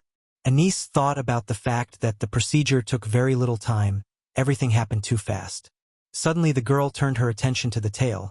Suddenly she realized that the tail was not reacting to her mental state at all. The protagonist said that he was able to trick the nerves in the girl's body and paralyze the tail. He said that he redirected the nerve endings of the tail to the little finger, which would now move instead. The protagonist started talking about how the girl's pinky finger was now a tail, and it was magic to the applause of all the palace workers. The girl sat silently on the bed. It seemed that she wanted to say something, as suddenly he began to cry a lot. Because of what on the face of the prince appeared a soft smile. He realized that now the sadness and contempt with which she faced did not matter at all. The girl sincerely thanked the protagonist for what he had done. The prince asked to stop with gratitude and start the process of signing the contract. The protagonist also reminded that the girl had promised to bring others for helping her with her tail, and the prince asked the girl to sign the contract with a very insistent expression. She had changed her face, but she had just been grateful to him. Sometime later from the palace of the main character heard his very loud laughter. It turned out the prince was laughing seeing the huge number of tails in his palace. The doctor asked whether the prince is very happy, and he immediately replied that he was incredibly happy. He thought that he managed to get as many as 50 medical staff S rank who were very hard at work. The protagonist smiled with joy and thought that the work would be much better now. He taught them basic nursing and emergency care techniques as well as nursing. He also taught them how to make bandages and medicines. Now the clinic could fully function. The girl told the prince that they had created a new shift schedule, after which the protagonist began to rejoice. The prince's mind conjured up an image of his clinic working around the clock like a real conveyor belt to treat people. He also assumed that all the guys had gotten used to their little fingers. Then the prince began to think that the situation was perfect. Suddenly the system told him that the hero would not get life days because he had not increased the life expectancy of 50 patients, but also the organs applauded the prince for what he had done. Suddenly one of the new organs began its awakening, and it turned out to be the stomach, which opened its eyes. It instantly started screaming that it wanted to eat a fried pork cutlet. He also had a huge belly, and then began to demand absolutely any tasty food. It seemed that he could devour everything. The stomach began to shout with all its might that he was losing consciousness and he needed to eat as soon as possible, while the prince was amazed that the stomach demanded such food, which simply does not exist in this world. The protagonist also wanted Korean food, but in fact he and his stomach could only dream of it. The protagonist mentally asked the stomach to be patient for a while, and the stomach demanded a sweet, after which the protagonist accepted the sweet. The stomach gave the protagonist 300 points and the other organs another 700 points, making the prince's balance 1,000. The protagonist was well aware that the organs would now be able to give information to the stomach. Suddenly the protagonist saw a notification that his mana core had improved due to a procedure he had performed. The amount of mana his circle could store had increased by 150%. The circle had also begun to expand and now had more storage space inside it. The prince was very happy that he was able to get such a huge amount of points, but suddenly one of the nurses reported to the prince that one of the patients looked very strange. It turns out that the patient's body had a very different odor and a very high fever. After these words, the protagonist decided to look at him personally. Sometime later a man was sitting at the table and counting something very carefully. It turned out that the man's name was Pavard and he was the head butler of the place. Suddenly after finishing the calculations he suggested that his eyes might be deceiving him. He began to scrutinize the document not believing what he had just learned. His hands began to shake. Then he instantly dropped the document on the table and with a desperate expression screamed that they were in a complete mess. The man instantly started running to the protagonist's room. Once inside he screamed calling out for the prince. While the protagonist was frightened by this sudden visit and Damien prepared to fight. The prince realized that it was his butler and was surprised by his visit. The protagonist assumed that the man was not feeling well, but he said that he had an incredibly important thing to tell him. After these words, the butler leaned near the protagonist and began to speak very quietly. The protagonist was in complete shock as soon as he learned that the budget of their palace is about to completely end. The prince jumped up from his seat amazed that they were running out of money. and he was the crown prince. The protagonist knew that if they didn't have any money, then the clinic was out of the question. The protagonist immediately asked where all their money had gone. The man said that last year the prince had cut the palace's budget, which shocked the protagonist. The prince was angry at the previous owner of the body. A while later the prince and the man were sitting in front of each other, and the man said that the prince may have made this decision because he felt that he wouldn't live long. The main character suggested that he had given up in the past. It turned out that the character had moved 2 days out of 10, and there was a lot of extra money left in the palace. The prince was quite upset, saying that the mistakes of the past were still haunting him. The man also said with a smile on his face that the protagonist was able to become much healthier compared to how he looked last year. The protagonist, on the other hand, still felt terribly sad, saying that he was definitely not happy in this horrible world. The prince had a broken expression on his face, saying that he couldn't be happy about anything if he didn't even have a penny in his pocket. Suddenly the protagonist was angry that all the problems in his life were caused by a lack of money. Suddenly he thought about who the previous owner of the body was, namely the real Rachel. He thought that he understood Rachel a little, because he was definitely desperate. Suddenly the protagonist had an idea. He suggested that they could just ask for more money to maintain the palace. But the protagonist's hopes were instantly dashed by the butler's words that this was simply impossible. The main character said that without money they would have to close the clinic, and he would simply die. It turns out that according to the laws of the empire, budget for a particular year should be requested only at the end of the previous year, and the only person who was not limited by this law was the emperor himself. In the eyes of the prince finally appeared hope, and then he immediately went by carriage in the direction of his father's castle. But in the evening of the same day he quickly began to go home because his father did not want to help, after which the protagonist sat at the table and very sad. He thought that he just cannot allow that the clinic closed because of money. Just like in his previous life, the protagonist thought that he had one last option to solve this problem. The prince asked if the butler had a list of the palace's assets, and the butler said that of course he had a list. The protagonist asked to bring the list to him, which caused the butler not to understand, as suddenly the protagonist made a creepy face and said that he was going to sell all their property. He thought of selling paintings, statues, silver and gold watches. The butler cried looking at the painting that was being sold. He begged the protagonist to change his mind, while the prince himself was unbowed. The butler started to run away in tears, shouting that he just hates the prince. From that moment a few days passed and the butler again appeared before the prince. The protagonist asked everyone to listen carefully. He said that although they were able to get some money, it was only a temporary solution to the problem. Damien suggested that the prince had already started preparing for the next step, while the butler continued to cry over the sold items. The protagonist started talking about how they needed to create a stable fund of money, while the butler stated that they simply didn't have anything else to sell, and the prince stated that they would make their own medicine and sell it. The protagonist, with a smile on his face, said that from now on he would be the crown prince who would sell the medicine. There was a huge number of people on the Plaza Frontera going about their daily lives. The grandfather asked the guy if he had heard about the news that was about the small palace, and the guy who ended up not being able to become a nurse had not heard anything. The old man told the guy that the crown prince had sold off almost all the things from the palace. One of the girls said that she had heard that it was done to get money to maintain the clinic. The boy was shocked that the prince sold all the wealth to continue taking care of the patients. The old man said it was just like that, and the prince seemed like a wonderful man. All the people thought the protagonist was a great person, and they also said that even in history books such people are rare. All people believed that the protagonist was literally an angel in the flesh. While the protagonist himself thought that he needed to earn money as soon as possible, he thought that only in this way he could survive in this body. At that time, one of his subordinates asked if the prince was really going to make his own medicine and sell it. The man said that it might be better to just start charging at least a minimal fee to patients. The protagonist said that they couldn't do that, because if they did, there would be fewer patients, while thinking that he needed to see as many patients as possible in order to prolong his life. The protagonist said that he would never take money from patients and would not do so in the future. He said that he was going to make money from medicines that would be expensive and luxurious, so much so that people would take them to show off to others. The prince started talking about how it would be his signature product. He also said that he would release it personally. Then he said that any family that would have any money and status would want this medicine. The prince, with an incredibly enthusiastic look, said that he would create a super medicine that would be super expensive. The guys didn't understand what this mysterious medicine was that had such status. while the protagonist stated that this medicine would use the Minotaur gallstone. The prince revealed that the medicine would be called the Minotaur Golden Sedative Pill. In the past life of the protagonist, this medicine had incredible power because it was able to calm people's nerves.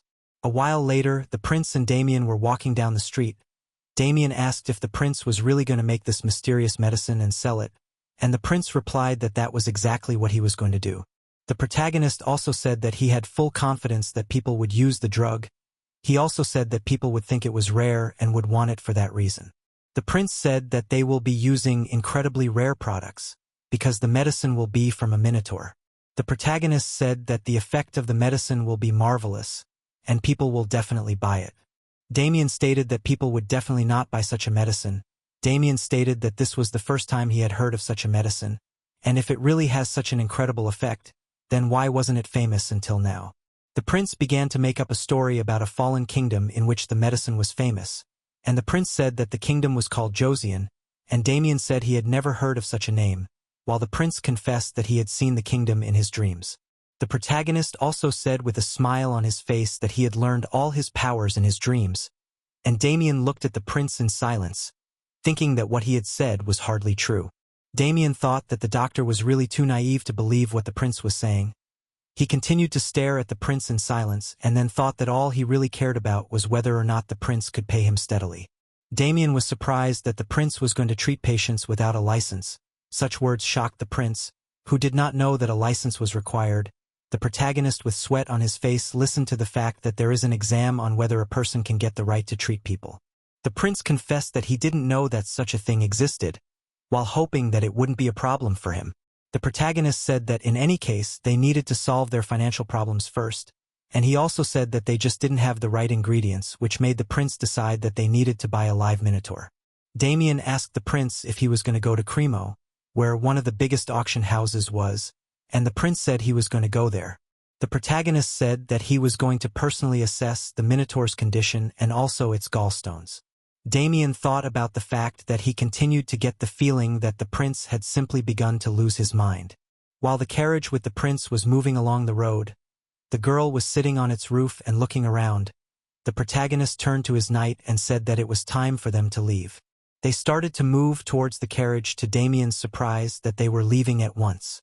Suddenly the prince's face changed completely, and he shouted for Damien to start moving quickly, for an incredible danger was approaching them. As a result, the map began to move, and the doctor tried to catch up with his prince at a great speed. The doctor began to cry hysterically because the prince just left him, although he is his main doctor. The protagonist shouted that he needed the doctor to look after the clinic while he was away. The carriages continued on their way, and Damien noticed that the carriage was much more comfortable than he had imagined. The protagonist saying that because he was the crown prince, he was traveling in incredible comfort. The guys also unanimously stated that their location was incredibly strange. From that moment, exactly 8 days passed. The girl was lying on the roof of the carriage as suddenly she opened her eyes, then immediately jumped up from her seat. It turned out that she had just smelled a very clear smell of the sea. The girl immediately reported to the protagonist that she saw the port behind the hill. It turned out they were at the sea. And the port itself was an incredibly beautiful place. Huge ships that were approaching the land, as well as a huge number of people who were watching interesting goods. The prince carefully watched the life of the place. Then they were right in front of the auction house of monsters Cremo. The wagon of the protagonist began to stop. The man who stood at the door seemed not to expect that someone would arrive in this place, because of which he said that the old man should put the wagon in another place, because he simply cannot park here. The old man instantly told the guy that he had no idea who was in the carriage, and he mockingly suggested that the crown prince himself. The protagonist said hello to the insolent guy, which instantly caused him to panic. It seemed the kid did not expect that he could at least once meet the prince. Some time later, the nobleman was surrounded by his servants. The boy ran towards the nobleman at a great speed, and the man who was the mayor of the place asked what happened. The boy began to breathe deeply, because he was running at great speed and tired, and then pointed in the direction of the protagonist with the words that the crown prince himself had come to them. The mayor of the place was as shocked as the guy before. The mayor instantly started sucking up to the protagonist. Then he asked what brought such an important person to this place. The protagonist confessed that he was going to buy something in this place, The mayor immediately offered to provide the protagonist with additional bodyguards. But the prince immediately refused. The prince pointed to his men saying that he already had personal guards. The prince told the mayor that he would leave as soon as he looked around the place. The protagonist started to get annoyed because the mayor simply wouldn't shut up. The prince started to leave with the words that he would check in with the mayor later, and the mayor instantly said goodbye to the protagonist. The mayor instantly ordered his men to clean up the palace while the protagonist thought about the people suffering because of him. While a huge Minotaur was lying in a cage at the auction, a huge number of people started bidding to buy it. While the prince along with Damien were watching carefully, Damien was surprised, for he had expected the place to be noisy, but it was quiet.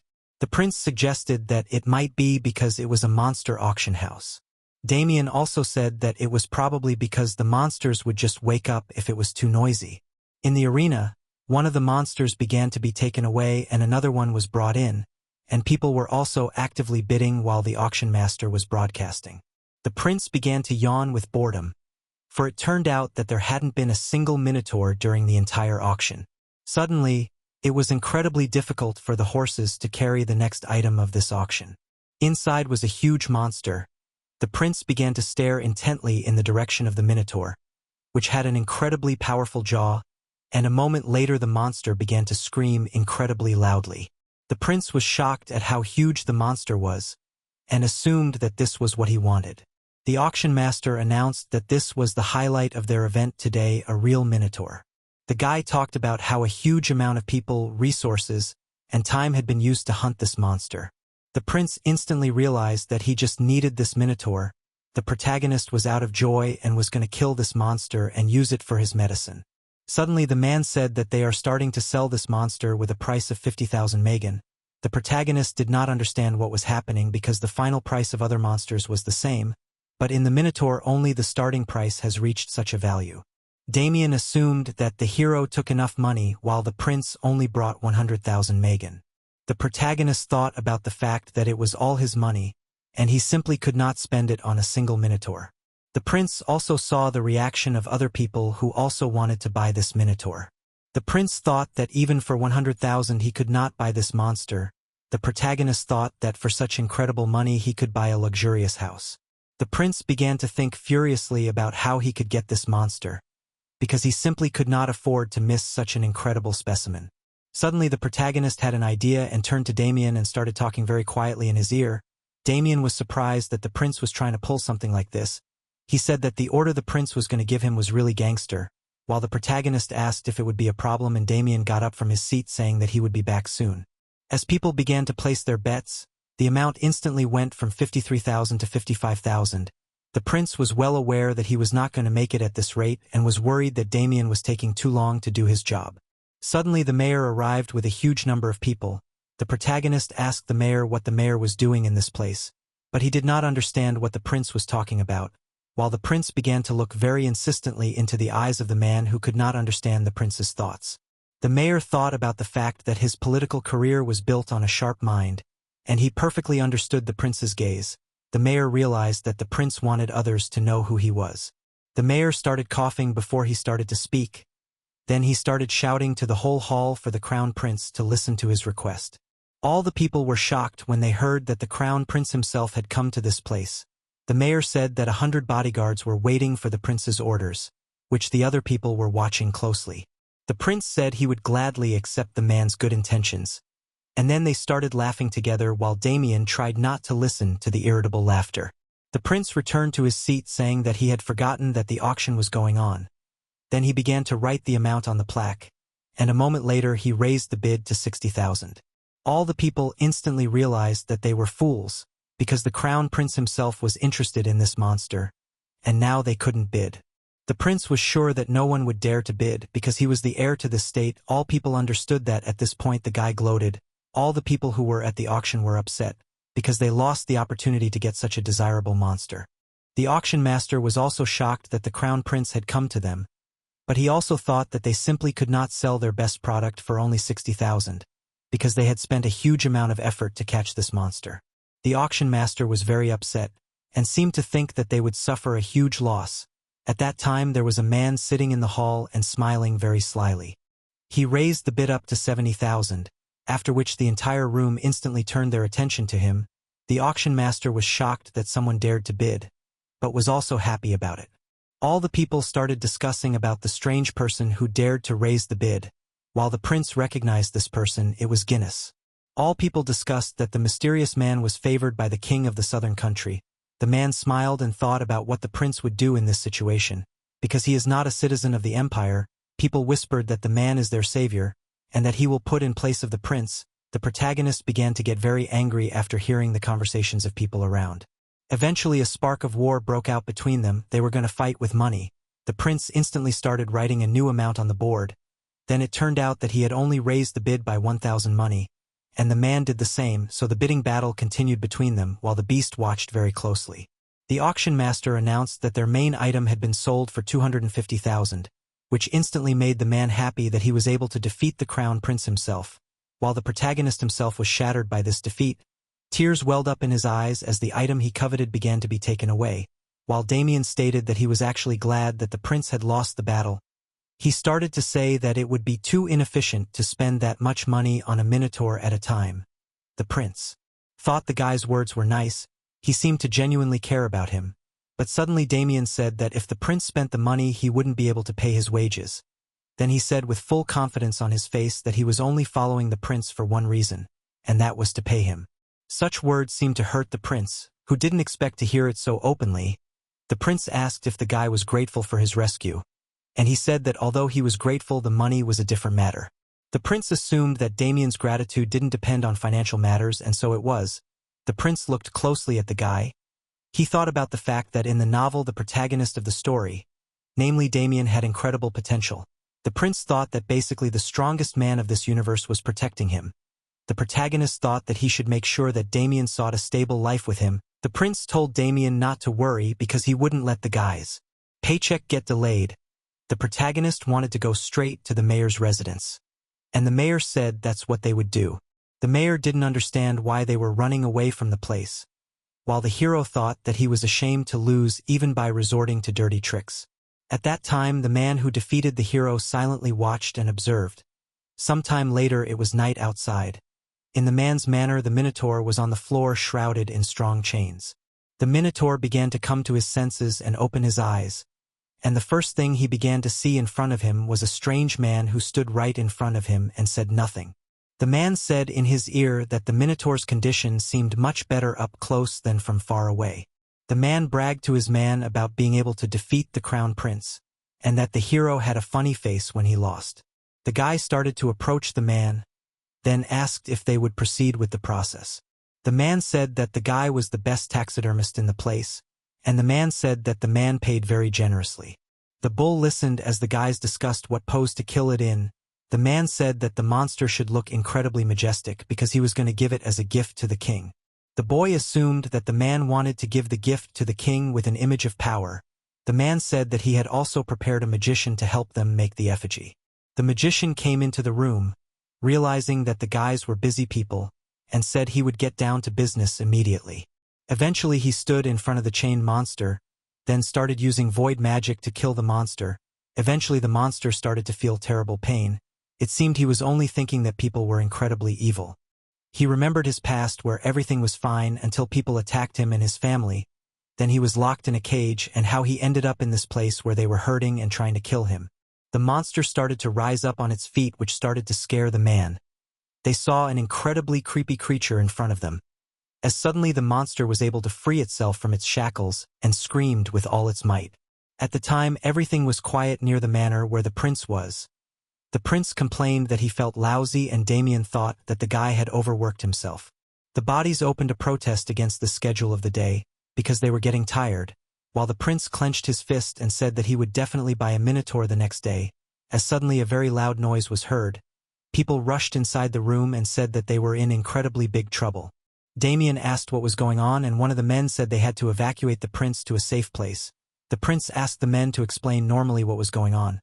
Suddenly there was an explosion not far away, and Damien instantly got ready to fight. But incredibly quickly Damien missed an incredibly strong blow right on his body. After that he was stuck in the wall, and the main character did not understand how this could happen because Damien was incredibly strong, while the paw of the monster was approaching the hero, who stood and did not understand what had just happened. Then he instantly looked in the direction where the Minotaur was, and right in front of him was an incredibly huge creature, which seemed to be unable to stop anyone. The prince was simply shocked that the Minotaur he wanted to buy was in front of him. Some time ago the Minotaur began to release a huge amount of power, after which it was released from the shackles created by people. Instantly the room in which this was happening began to crack, the people inside were under the rubble, and the man who bought the Minotaur sat on the ground and did not understand how this could happen. The Minotaur began to scream, thinking that this man was the most evil person. The Minotaur instantly got ready to strike and then struck, but the man managed to slip away from this weighty blow at the last moment. The man started shouting at the Minotaur, saying that he was a big merchant, but a while later he was already on the street and was running away at a great speed. The man shouted that the Minotaur would not come closer to him, and also shouted that he no longer wanted to be the master of this monster. The Minotaur chased the man, who while running thought about how he could find a safe place. Suddenly he turned his attention to the mayor's residence and pointed his finger in that direction, which surprisingly worked, and the Minotaur instantly switched his attention to that building while the man hid around the corner. When the Minotaur came to his senses, he realized that the man had managed to escape. Then the monster's face showed signs of anger and he hit the building with all his might, which instantly began to crack. In the present, the Minotaur stood right in front of the hero, who was incredibly frightened by the presence of such a huge monster. The Minotaur began to approach. He looked incredibly creepy and evil. The protagonist did not understand why the monster's eyes looked like that. He understood perfectly well that the monster was in agony and just did not know what to do, which was like the eyes of a patient. The monster seemed to recognize the protagonist, for it was he who was then bidding to buy the monster at the auction. The monster howled with anger, thinking that the prince is also an incredibly evil man. The protagonist did not understand why the monster was angry at him. While the monster itself began to approach, it moved slowly, but from such a terrible sight anyone would have panicked. The Minotaur swung to finish off the prince, who covered his face with his hand, and Damien finally regained consciousness and started to rise to his feet. Damien saved the prince's life by fending off the monster's attack. Then the guy instantly asked the prince to run away, because the situation was extremely dangerous. The protagonist started to run away, saying that he didn't want to die in such a place, because he did a lot to stay alive.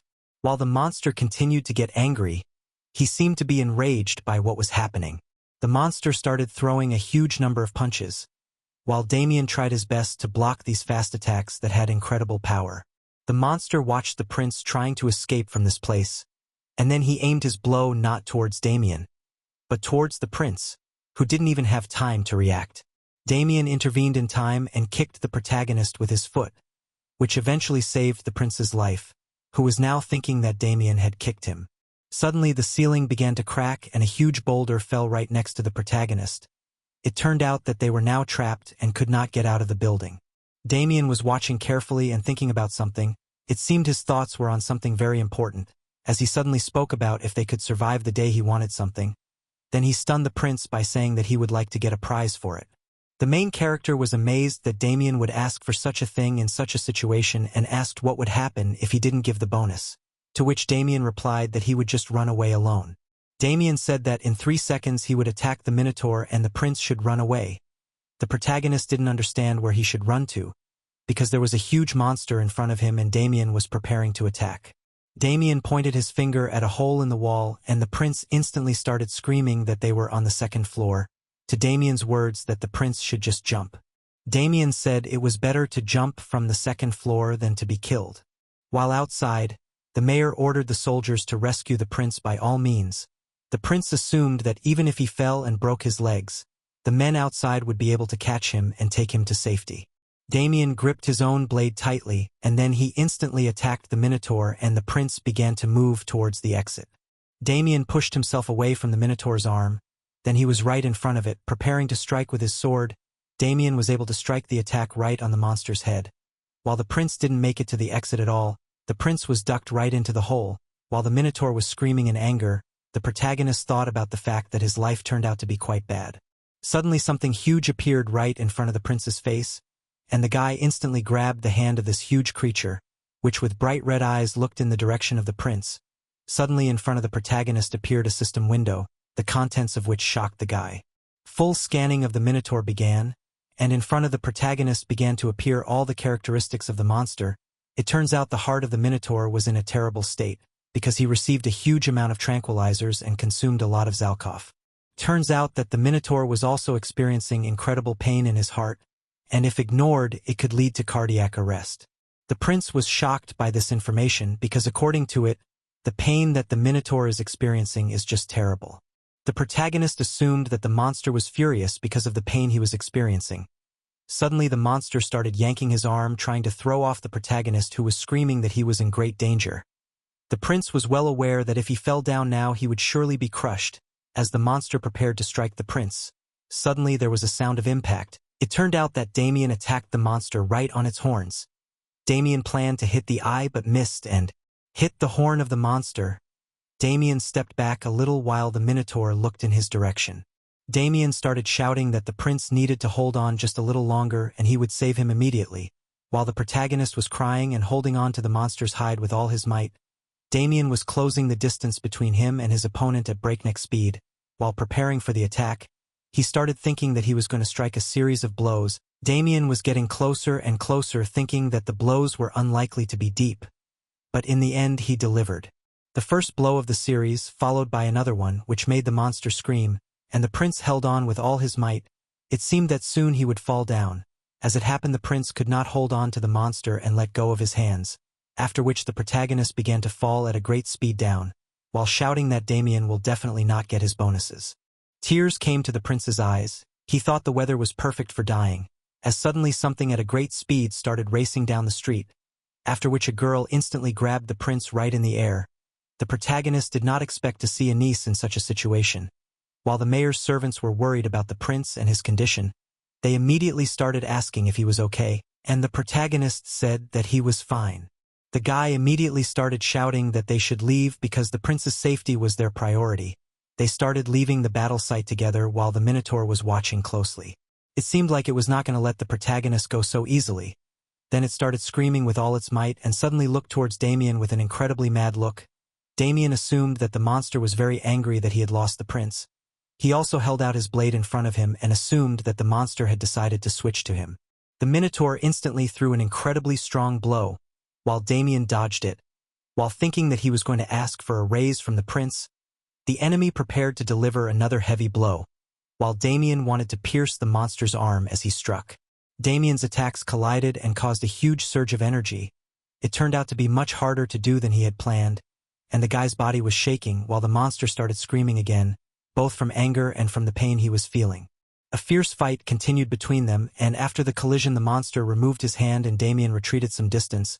The monster started to move towards the guy. Its speed was unimaginable considering that it weighed over 14 tons. Damien instantly tried to block the enemy's attack with his sword, but the enemy seemed to expect the guy to try to block, and as a result Damien noticed a movement near his head for a moment. But as a result he didn't react accurately enough and missed the incredibly strong attack.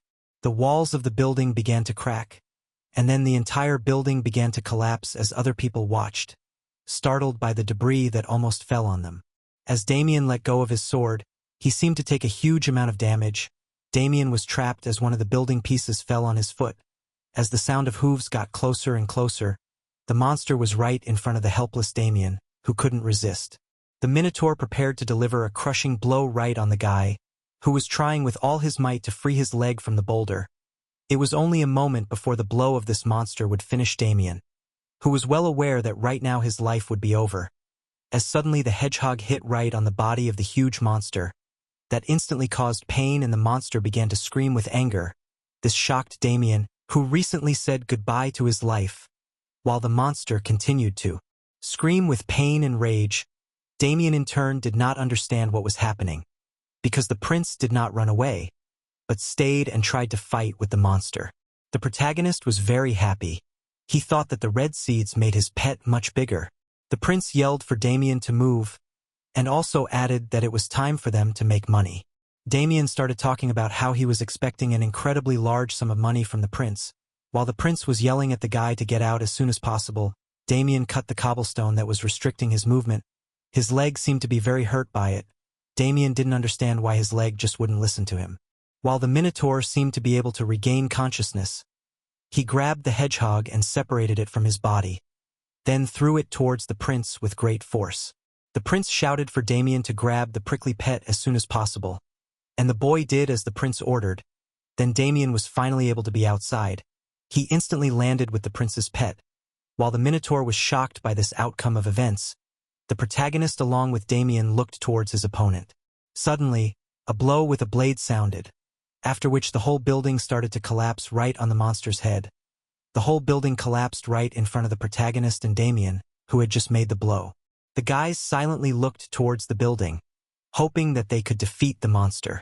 The prince began to praise the crumb, because it was only thanks to him that they were able to win this battle. The protagonist immediately asked how Damien was feeling, and he said that he was feeling fine, even though he looked very shabby. The protagonist looked at the destruction thinking about the monster. The prince knew that the Minotaur was unlikely to die from such a crash, and he would be taking a big risk if he went after its body. The prince said that they should leave the place as soon as possible, as the mayor suddenly appeared, who immediately turned to the prince. The mayor said that he was going to escort the protagonist to a safe place. The mayor said that he was going to take the prince to the safest place in the city.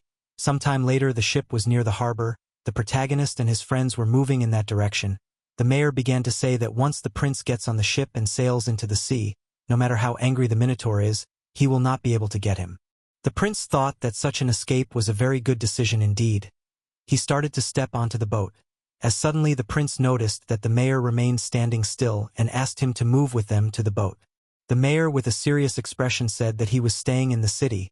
The prince could not understand why the man had to do that, but he explained that as mayor he was fully responsible for the city.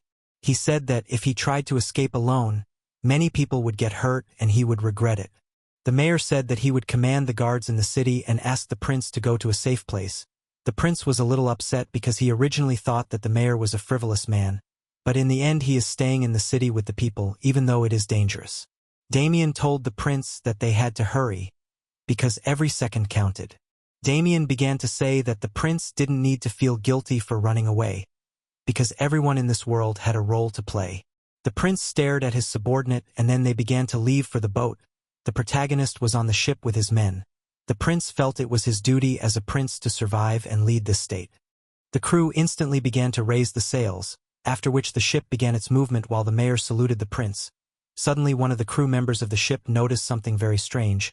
It turned out to be a Minotaur at great speed approaching the shore of this city.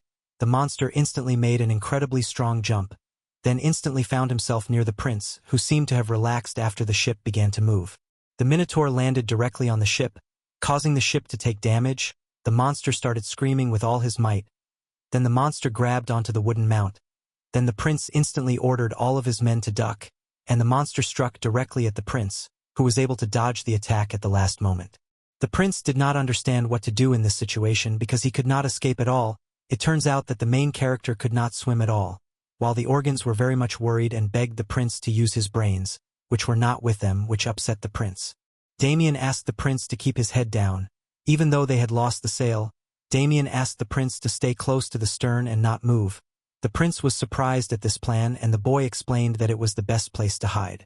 The prince asked what Damien would be doing at that time, and he confessed that he would soon receive a very large reward. Damien gripped his blade tightly, saying that it was time for him to get to work. The prince looked closely at his subordinate and then he immediately started to move to the safety of the ship.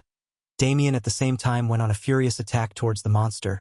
It turned out Anise was also preparing to attack the Minotaur. They attacked the huge monster together. But the monster grabbed Anise by the tail. The monster easily scattered all the people who tried to attack it. Damien himself seemed unable to fight effectively because his leg was damaged. In just a few seconds all. The people were defeated by the Minotaur. The prince was very aware that things were going very badly. The protagonist started to look at the bull thinking that he needed to analyze it immediately. Suddenly the system window notified the prince that he was in an incredibly dangerous situation. So the protagonist was able to awaken Azrahan's triple diagnostic ability. The protagonist was incredibly excited about the new ability. It turns out the ability allowed him to predict what kind of movements the enemy would perform. The protagonist fixed the skill on the monster. The prince still didn't understand what was going on. The prince began to slowly leave his hiding place. He thought about how long he would be able to dodge the attacks of this monster. The protagonist thought that he had to do something before he was exhausted. The prince began to think furiously about what he could do against such an enemy. He thought about the people who had been defeated in the battle and were now in danger. Suddenly the prince's eyes became confident, and then he turned his attention to the pet, which was also hit by the monster. It seemed that the prince had thought of something, but he was not sure if he could do it. The prince was going to do his best, because that was the duty that was piled on his shoulders. The monster started moving towards the defenseless people. They were very scared at the sight of such a terrible beast, as suddenly people were amazed that the prince appeared in front of them, who blocked the attack of this huge monster. The monster also did not understand what was happening. While the system complained that the prince illegally used the seeds intended for pets, the prince blocked an incredibly weighty blow from the Minotaur. The blow had so much force that the shockwave from it made the water surface move. The prince was shocked that he actually became so huge after consuming the seed. People were shocked at the protagonist who became incredibly huge, while Damien didn't understand what was happening and how the prince could enlarge his body to such a scale. The system instantly notified the protagonist that he was not a ghostly being and there could be side effects. The system also notified the protagonist that his condition would only last for 3 minutes, while the monster prepared to deliver another heavy blow. The system said that after the effect was turned off, the prince would be knocked off his feet for 5 days. The prince held back the attacks of the Minotaur thinking that he needed to cope in 2.5 minutes. The protagonist, even after the increase, was quite difficult to hold back such a strong monster. The protagonist was well aware that if he did not have time to deal with the enemy before the allotted time, he will definitely die. The prince and the Minotaur moved a little away from each other. Then the monster prepared to attack. Then the prince instantly missed a blow directly on his face. It seemed that he was about to fall, but surprisingly the protagonist was able to stand on his feet. The prince realized that although it was very painful, but he calmly could bear it. The prince began to move towards the Minotaur, then instantly struck a sudden blow with his head directly on the jaw of the enemy. The prince was well aware that he simply could not kill such a strong opponent in just 2 minutes. The prince thought that only if he can calm the monster he can do something. After that, the protagonist instantly started moving towards his pet. Finally he asked for some needles from the baby, and she instantly threw the needles right towards the prince. After that, the protagonist collected the pet's needles and instantly turned towards his opponent. They began to approach each other at great speed. It seemed that the monster was running with the intention to finish the guy, as suddenly the protagonist jumped up and hands on the monster. It turned out he was able to completely dodge the fierce attack of the enemy. Then the prince instantly grabbed his needles and eventually grabbed his opponent, going to use the needles for acupuncture points of the Minotaur. The prince instantly stuck one of the needles into the body of this monster, causing it to scream. The protagonist could not penetrate the skin of the enemy deep enough. The prince was very puzzled because he just could not get the needle deep enough. Then the protagonist with all his might began to scream, calling out to his ward, Damien. While Damien was running at a great speed towards the prince, he ordered him to hit the needle, and Damien instantly jumped up and hit the needle, which was in the skin of the monster, with all his might. The prince thought that he had to calm the monster's nervous system, so he instantly stabbed the next needle into the Minotaur's body, and Damien at the same time gave a strong blow to pierce the monster's skin deeper. So the protagonist stabbed the next needle into the acupuncture point. Everyone watched what was happening with open mouths, because it was just incredible. The monster in turn with all his might screamed, under the thought of the hero, that there is not much left to do to appease the Minotaur. The prince paralleled that the Minotaur is like a child who is throwing a tantrum because he doesn't want to be injected. The prince prepared to stick the next needle. Then the last needle stuck into the monster's skin and Damien struck it. The monster's eyes continued to be red, as suddenly the Minotaur instantly regained consciousness, finally regaining his sanity, while the protagonist's hand began to move away.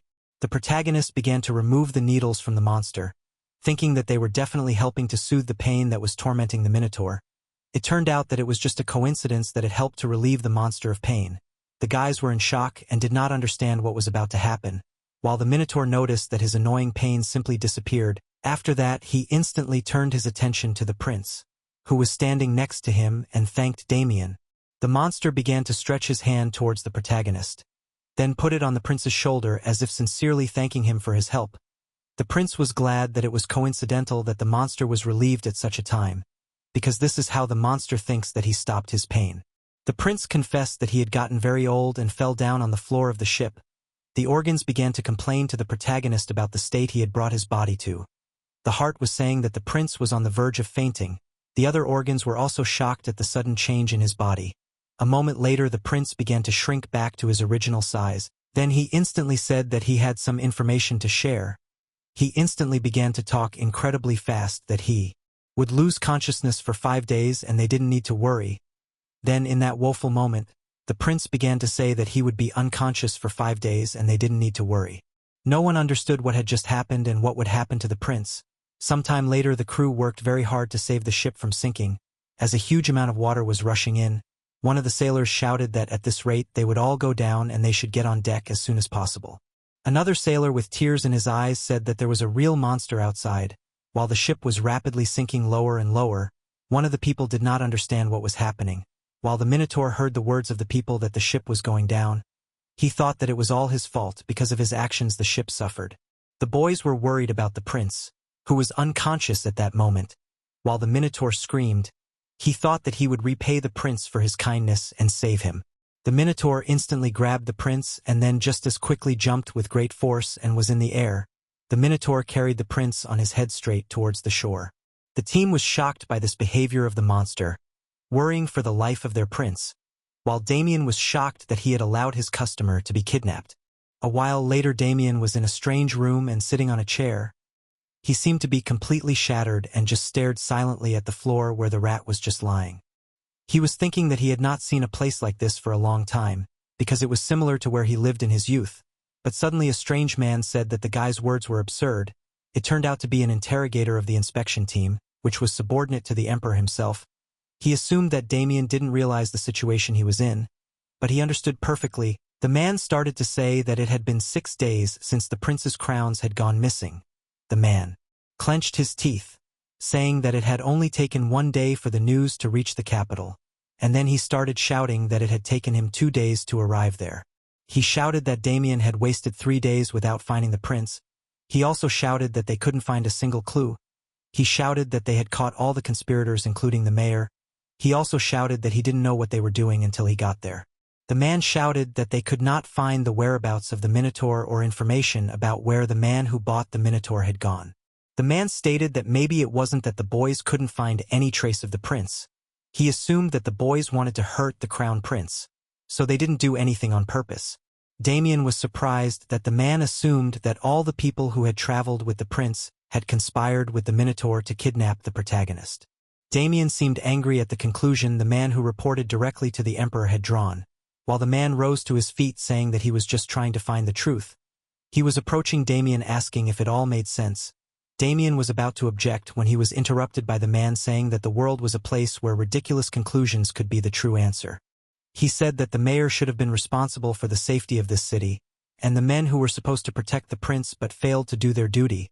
The man said that the responsibility for what happened in this place would be entirely on the boys, because they were the ones who failed in their duties.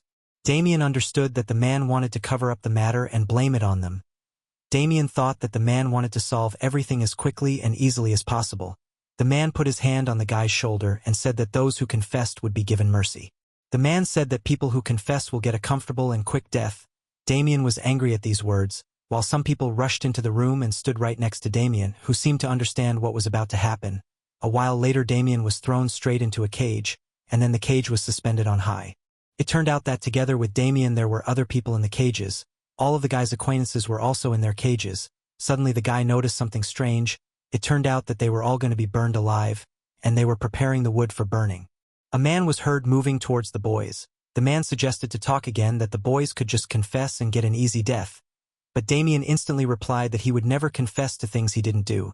The man was surprised at what Damien said. It turned out that the prince's subordinate wanted to tell the truth. Then Damien started talking about how the man was using the pretext of investigation, and with a shout in his voice the guy started shouting that it was done to hinder the search for the prince. The man pretended not to know what he was talking about, while Damien started shouting that he was as desperate as anyone to find the prince. The man assumed that Damien was just trying to avoid justice. The man immediately announced that the interrogation was over and his subordinate prepared a torch to set the wood on fire. Damien was very angry. He didn't want to die this way and was going to do his best to survive. Suddenly very loud footsteps were heard, and then a huge silhouette of a Minotaur appeared in the clear sky.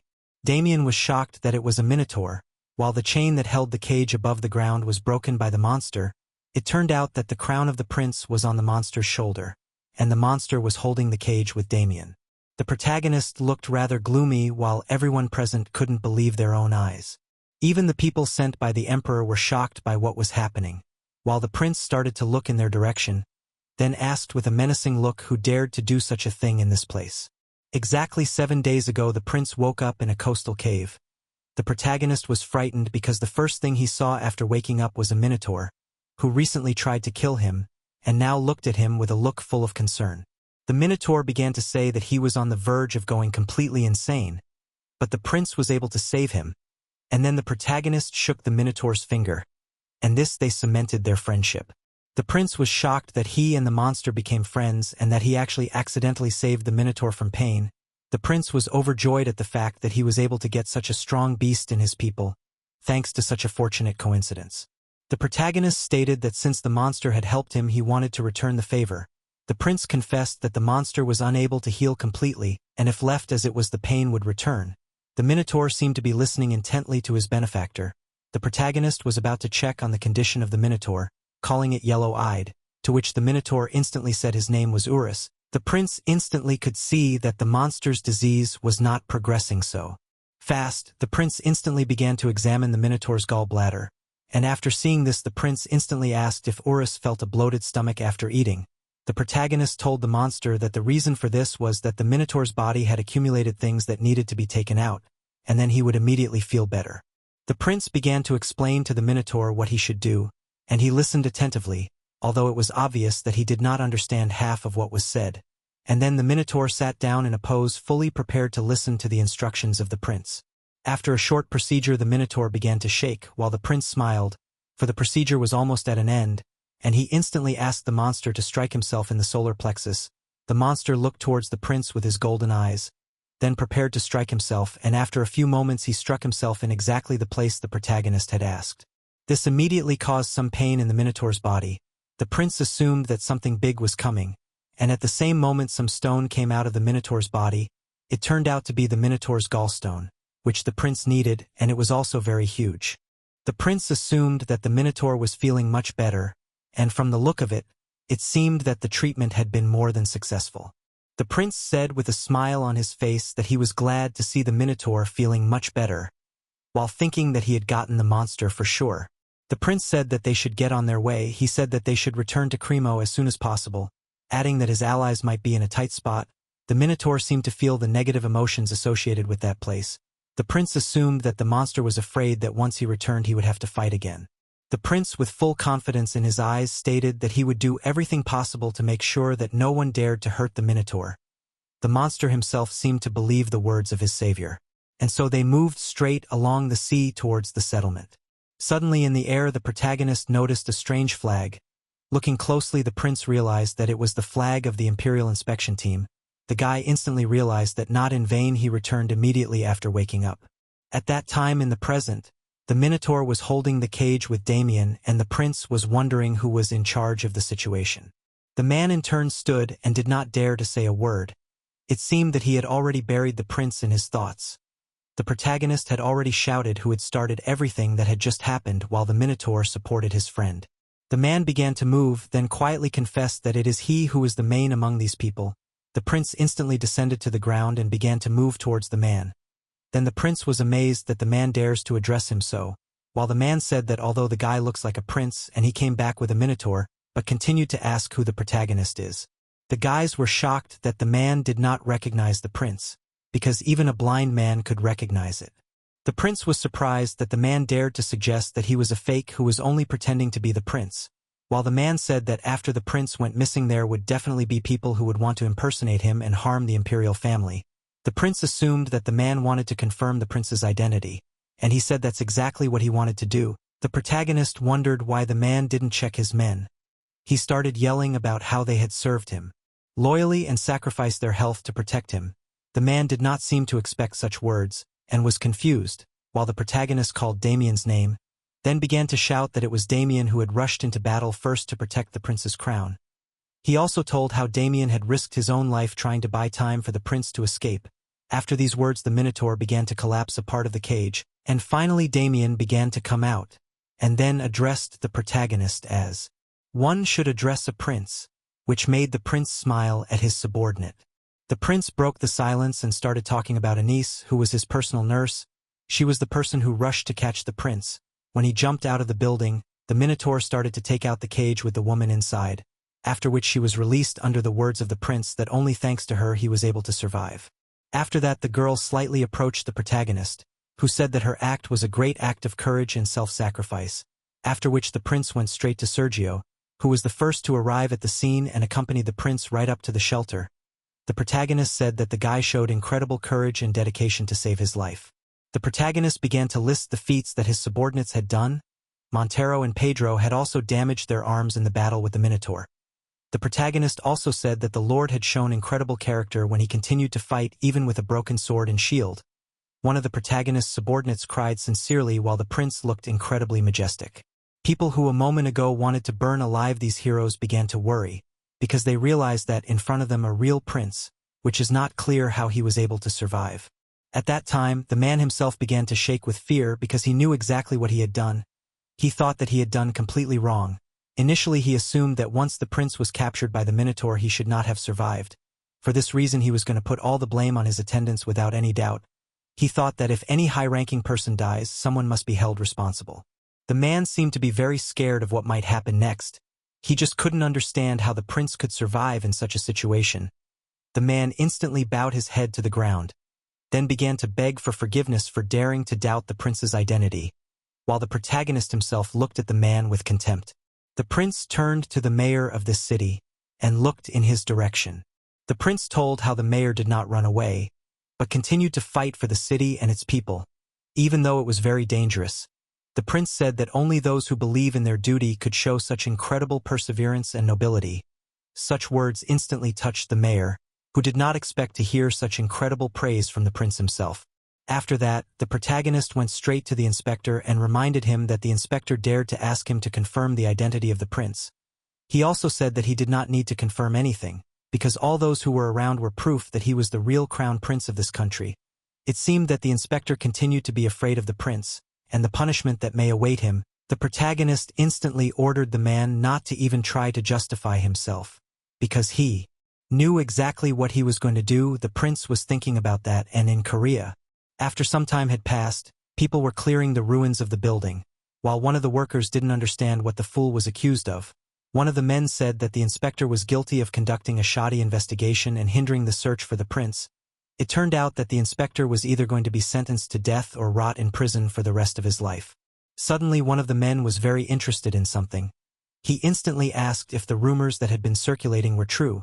The man shouted that he had seen with his own eyes how a huge monster had obeyed the prince. He said that the monster had broken the bars at the prince's command, which was truly amazing. The man also told rumors that at some point the prince himself could grow to the size of the monster, which in turn was very persistently overheard by the young man. Everyone listened to the old man talk about the prince fighting the monster with his bare hands, one of the boys saying that it was all lies, while the old man was angry because it was the truth. They also started talking about how the crown prince would be the next ruler, and while Damien was looking out the window watching the workers, he turned to the main character, who asked him what he wanted. It turned out he was very interested in how the prince managed to tame such a monstrous creature as the Minotaur, while the prince did not understand why Damien used the word tame, and the hero said that he just did not interfere with what happened. Damien didn't know what the prince was talking about. While the prince recalled an incident where he was able to get big and acupuncture a monster, Damien assumed that the monster thought it was the prince who cured him, and the prince said that was roughly what they were doing. In the end they decided it worked out awfully well. Damien said that he could definitely get his risk bonus now, while saying that a paycheck was what the job was all about. Damien decided that he should start training harder. He thought about how he hadn't handled the situation well enough. Damien started to say that he had the right to ask for a raise, because he had already done the prince's errand. It turned out that the protagonist had ordered him to gather the necessary herbs. Damien confessed that only thanks to the fact that this is the largest city he was able to cope in just one day. Also Damien said that the emperor returned to the capital. It turns out that he went personally to this city, but he was reported that the prince is all right. This surprised the prince, who did not expect this from the emperor, but this caused a smile on the face of the protagonist, because it was very similar to the emperor he knew. He thought that he really is not easy to deal with the old man. The prince was glad that they could finally get started. For now the emperor was no longer an obstacle. Damien didn't understand what they were going to do, while the prince was excited to announce that it was time to make the magic cure. The weather was beautiful outside and people were doing their work, while the protagonist prepared all the necessary ingredients in front of him and then said out loud that they should start. The prince began to cut one of the plants, then with a great mood continued to make the medicine, while Damien stood silently watching and wondering if the hero's singing would continue throughout the process of preparing the medicine. The prince began to mold the pill from the mass he had just made. Then with pride in his eyes the prince looked at the final result. Then he instantly took the newly created medicine to test its effects. All the organs instantly felt an incredible surge of energy due to the effects of the medicine. The protagonist received 500 points from his organs, and began the process of analyzing the medicine, which instantly showed an incredibly long description of the effects the pill had. The protagonist began to stare at the line in the system where it was written that the pill even helped with heart pain, as well as giving perfect sleep. The protagonist thought that the effect of the pill was crazy. The prince immediately went towards Urus. While the Minotaur didn't realize what was about to happen, the protagonist asked how Urus was feeling and if he had gotten enough rest. The prince was glad to see his patient in a great mood and suggested the Minotaur try a remedy, whereupon the protagonist began pouring pills into the monster's hand with the words that they would help him take away the pain. The Minotaur looked at the huge amount of pills, then instantly began to absorb the medicine, trusting his savior. The effect of the medicine immediately began to work on the body of the monster. It seemed his heart began to heal, and Urus opened his eyes in shock at how much easier it became from this medicine. The prince thought that now the problem is solved, and as soon as the Minotaur sleeps his body will be filled with strength. The protagonist received a huge number of notifications, as well as the fact that he was cleaned up 7 days of life, and his total life expectancy became 116 days. The protagonist also received 600 points, and happily lay on his new friend laughing in his head. The boys lay together on the grass and enjoyed the rays of sunshine, while the prince thought that the Minotaur will help him a lot in the future with his stones. Sometime later in the city square of Cremo gathered an incredibly large number of people. They did not understand what was happening. It turns out the main character was going to award medals to those who did a great job on the night when the Minotaur attacked the city. Suddenly people saw in front of them a huge monster. It turned out to be a Minotaur and the prince himself who was on his shoulder. The prince waved to all the people who had gathered in the place, with a smile on his face. The Minotaur helped the prince to the stage, which led all the people present to believe that the rumors that the prince was the next to take the throne were true. The prince was interested in the magic ball that worked as a loudspeaker. In fact, after the fight with his brother, the prince had not attracted the attention of so many people for a very long time. The prince touched the artifact and then instantly turned to Damien and 33 others. He said that they fought the Minotaur without backing down in the face of terror and an invincible foe. Then the prince reached into his pocket saying that he would give them one thing of merit. Then the prince introduced his new medicine saying that it would be the reward for all those who risked their lives that day. The mayor of the city shone with joy, while people seemed to expect to hear something else. The prince thought that the mayor turned out to be an incredible person. He liked the man's approach to business.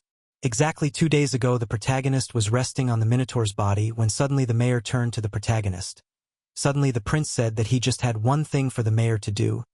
He told the mayor that he was going to hold an award ceremony to promote his new drug. The prince said that the Minotaur scared many people and he wanted to reward those who fought it. Then the prince showed the pill that he was going to use as a reward for the brave ones. The mayor's face changed instantly. He seemed to understand everything without words. The prince tried to tell more details, but the mayor shouted that he understood everything. The mayor said that if this medicine was a reward from the prince himself, it would make every nobleman wonder what kind of pill it was. The prince tried to continue the story of the drug's effects, while the mayor interrupted the prince again. The mayor said that the drug would sell for an unbelievably high price. The mayor asked the protagonist for a few days and he would arrange everything. The prince gave a thumbs up to the mayor because he had arranged everything just fine. The prince said that he had personally created the drug inspired by the courage of all these people. Then he started to say that the guys were the real heroes while Damien and Anise were beginning to realize that something was wrong. The hero said that it was the guys who deserved the powerful drug that had been created. The prince announced that the boys would become as strong as the Minotaur himself. The prince started shouting that this was not all the effects of the cure, because all those who suffer from insomnia will be able to sleep easily thanks to this pill. While the people did not realize what had just happened, the protagonist started to say that he was happy to tell all these people about the medicine. Then, with a smile on his face, he said that only 1 month people could buy this limited medicine, and at a low price. Then the Minotaur instantly grabbed the poster with the price of 9,999 written on it, and that one person could only buy 1 pill. The prince's allies instantly decided that this sounded like some sort of scam, when suddenly another man grabbed Damien's shoulder and stood with the same placards with only the inscription that all the medicines were made by the crown prince, which made Damien and Anise just fall to the ground at the naivety of the people. The prince started talking about how this doesn't happen every day, and then started luring people in surrounded by lots of signs about the benefits of the medicine and discounts. People instantly realized that they wanted to get their hands on this wonderful medicine. The prince thought that everything was going just fine, and was going to squeeze all the juice out of this campaign. The prince simply could not resist the urge to promote his clinic. Then he started talking to people again. The prince asked for everyone's attention, then reminded them that as everyone knows he is the crown prince. Then he started talking about the clinic he has in his palace. The prince started smiling and looking towards his allies who seemed to understand where this was going. All the guys took out signs advertising the clinic, while even the Minotaur was holding a sign advertising the protagonist's clinic. The prince said that although they had opened recently, the services they provided were of a high standard. The prince also asked if any of the people knew about the clinic he owned. People didn't seem to have heard of the prince's clinic. Suddenly some of the guys instantly raised their hands saying that they had heard of the clinic. The protagonist said that he was pleased to see that there were people who had heard of the clinic. The protagonist said that he was happy to see that there were people who had heard of the clinic. The main character was going to personally examine the patients, which made people anxious. The prince also banged on the table with words that only today there will be a promotion, and then said that the first 100 people who bought the medicine will receive coupons for free treatment in his clinic. Anise was completely shocked by such words because the clinic was actually free. The prince shouted that it was a real freebie and the one who did not have time was late, which instantly made people run towards the counter to buy the medicine. While the prince smiled at the crowd, he thought that he was a real fisherman who would soon get a huge amount of extra life. Sometime later, the prince asked the person sitting opposite him to take what he was going to give. It turned out that it was a coupon for free treatment, and the prince added that in the clinic they will give a medicine to strengthen immunity. The protagonist promised to take care of all travel and accommodation expenses, which made the old woman grateful, and then the prince was happy that he had given away all the coupons he had, while Anise wondered if the prince could afford to transport people to the clinic for free financially. The prince looked in the girl's direction and wondered if he had done a good job, while Anise cried thinking that they might have to sell everything again. While the prince was incredibly happy that all of Cremo knew about their clinic, the prince called it the ultimate marketing. He literally doubled down. Damien was looking closely at the prince. He realized that it had been 9 hours, and he was also surprised that the prince was still on his feet. The protagonist started to stretch and then started his movement, saying that he had overdone it for 1 day. The organs were furious because the prince had been on his feet for 9 hours. The protagonist thought that he should not fall in front of so many people. Everyone was shocked by what they saw in front of them. The prince couldn't stay on his feet and fell to the ground. The subordinates immediately ran towards the protagonist, worried about him, while the prince tried to pretend that everything was fine. The system informed the protagonist that he was overworked and that the people of the city appreciated the hard work he had done treating the patients. The system said that the people were touched by the prince's lack of strength. Suddenly the system said that a new system of points had been unlocked, namely the Great Doctor. The prince couldn't believe his eyes. He just couldn't hear the voices of his companions. It turns out the points were something like reputation, which were awarded if the prince became famous and made history, or gained the respect and support of a huge number of people. The prince got as many as 101 of these points, but he also couldn't understand why these points were needed. It turned out that the prince could get 1 coupon for a lie, for the price of 100 reputation points. It turns out that this item allowed a person to believe a lie without reservation and without question. The prince was overjoyed that he could get such a thing. The prince gave his hand to Damien and he began to help him up on his feet. The system told him that 1 coupon could be used on 1 person and the lie had to be 1. The system also told him that if the target was a mythical creature, it could detect the effect. The prince said that he didn't feel normal at all and assumed that Damien wanted to carry him, and the latter said that only if the prince paid. The prince and Damien moved towards the crowd, while the mayor cried, worried that the prince was going to travel in such a terrible condition. The mayor began to say that the prince definitely needed to rest. He said that he had just twisted his leg and fallen. The prince also said that the carriage was comfortable enough for him to get a good rest. The prince thanked the mayor for everything he had done during his stay. The mayor was modest, saying that the prince had been too kind. The prince started to climb into the carriage, saying that the mayor should come sometimes and he could take Roberto with him. The mayor didn't understand anything about Roberto, and the prince meant that they were suffering from baldness together.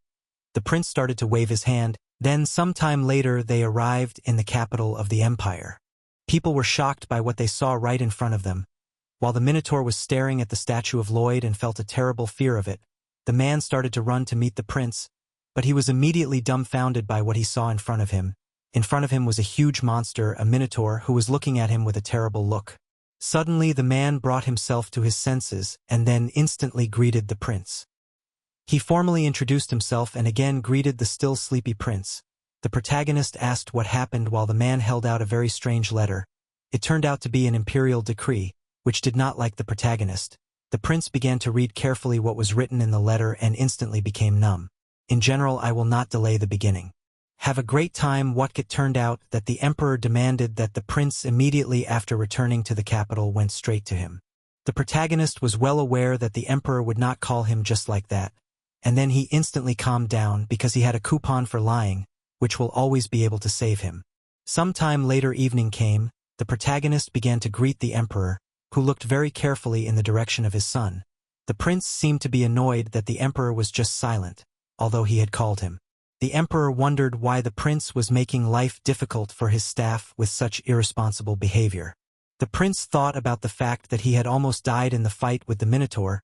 The emperor asked the protagonist why he did not immediately run away than jeopardize his life and the lives of his subordinates. Such words amazed the protagonist, after which he was going to answer the question.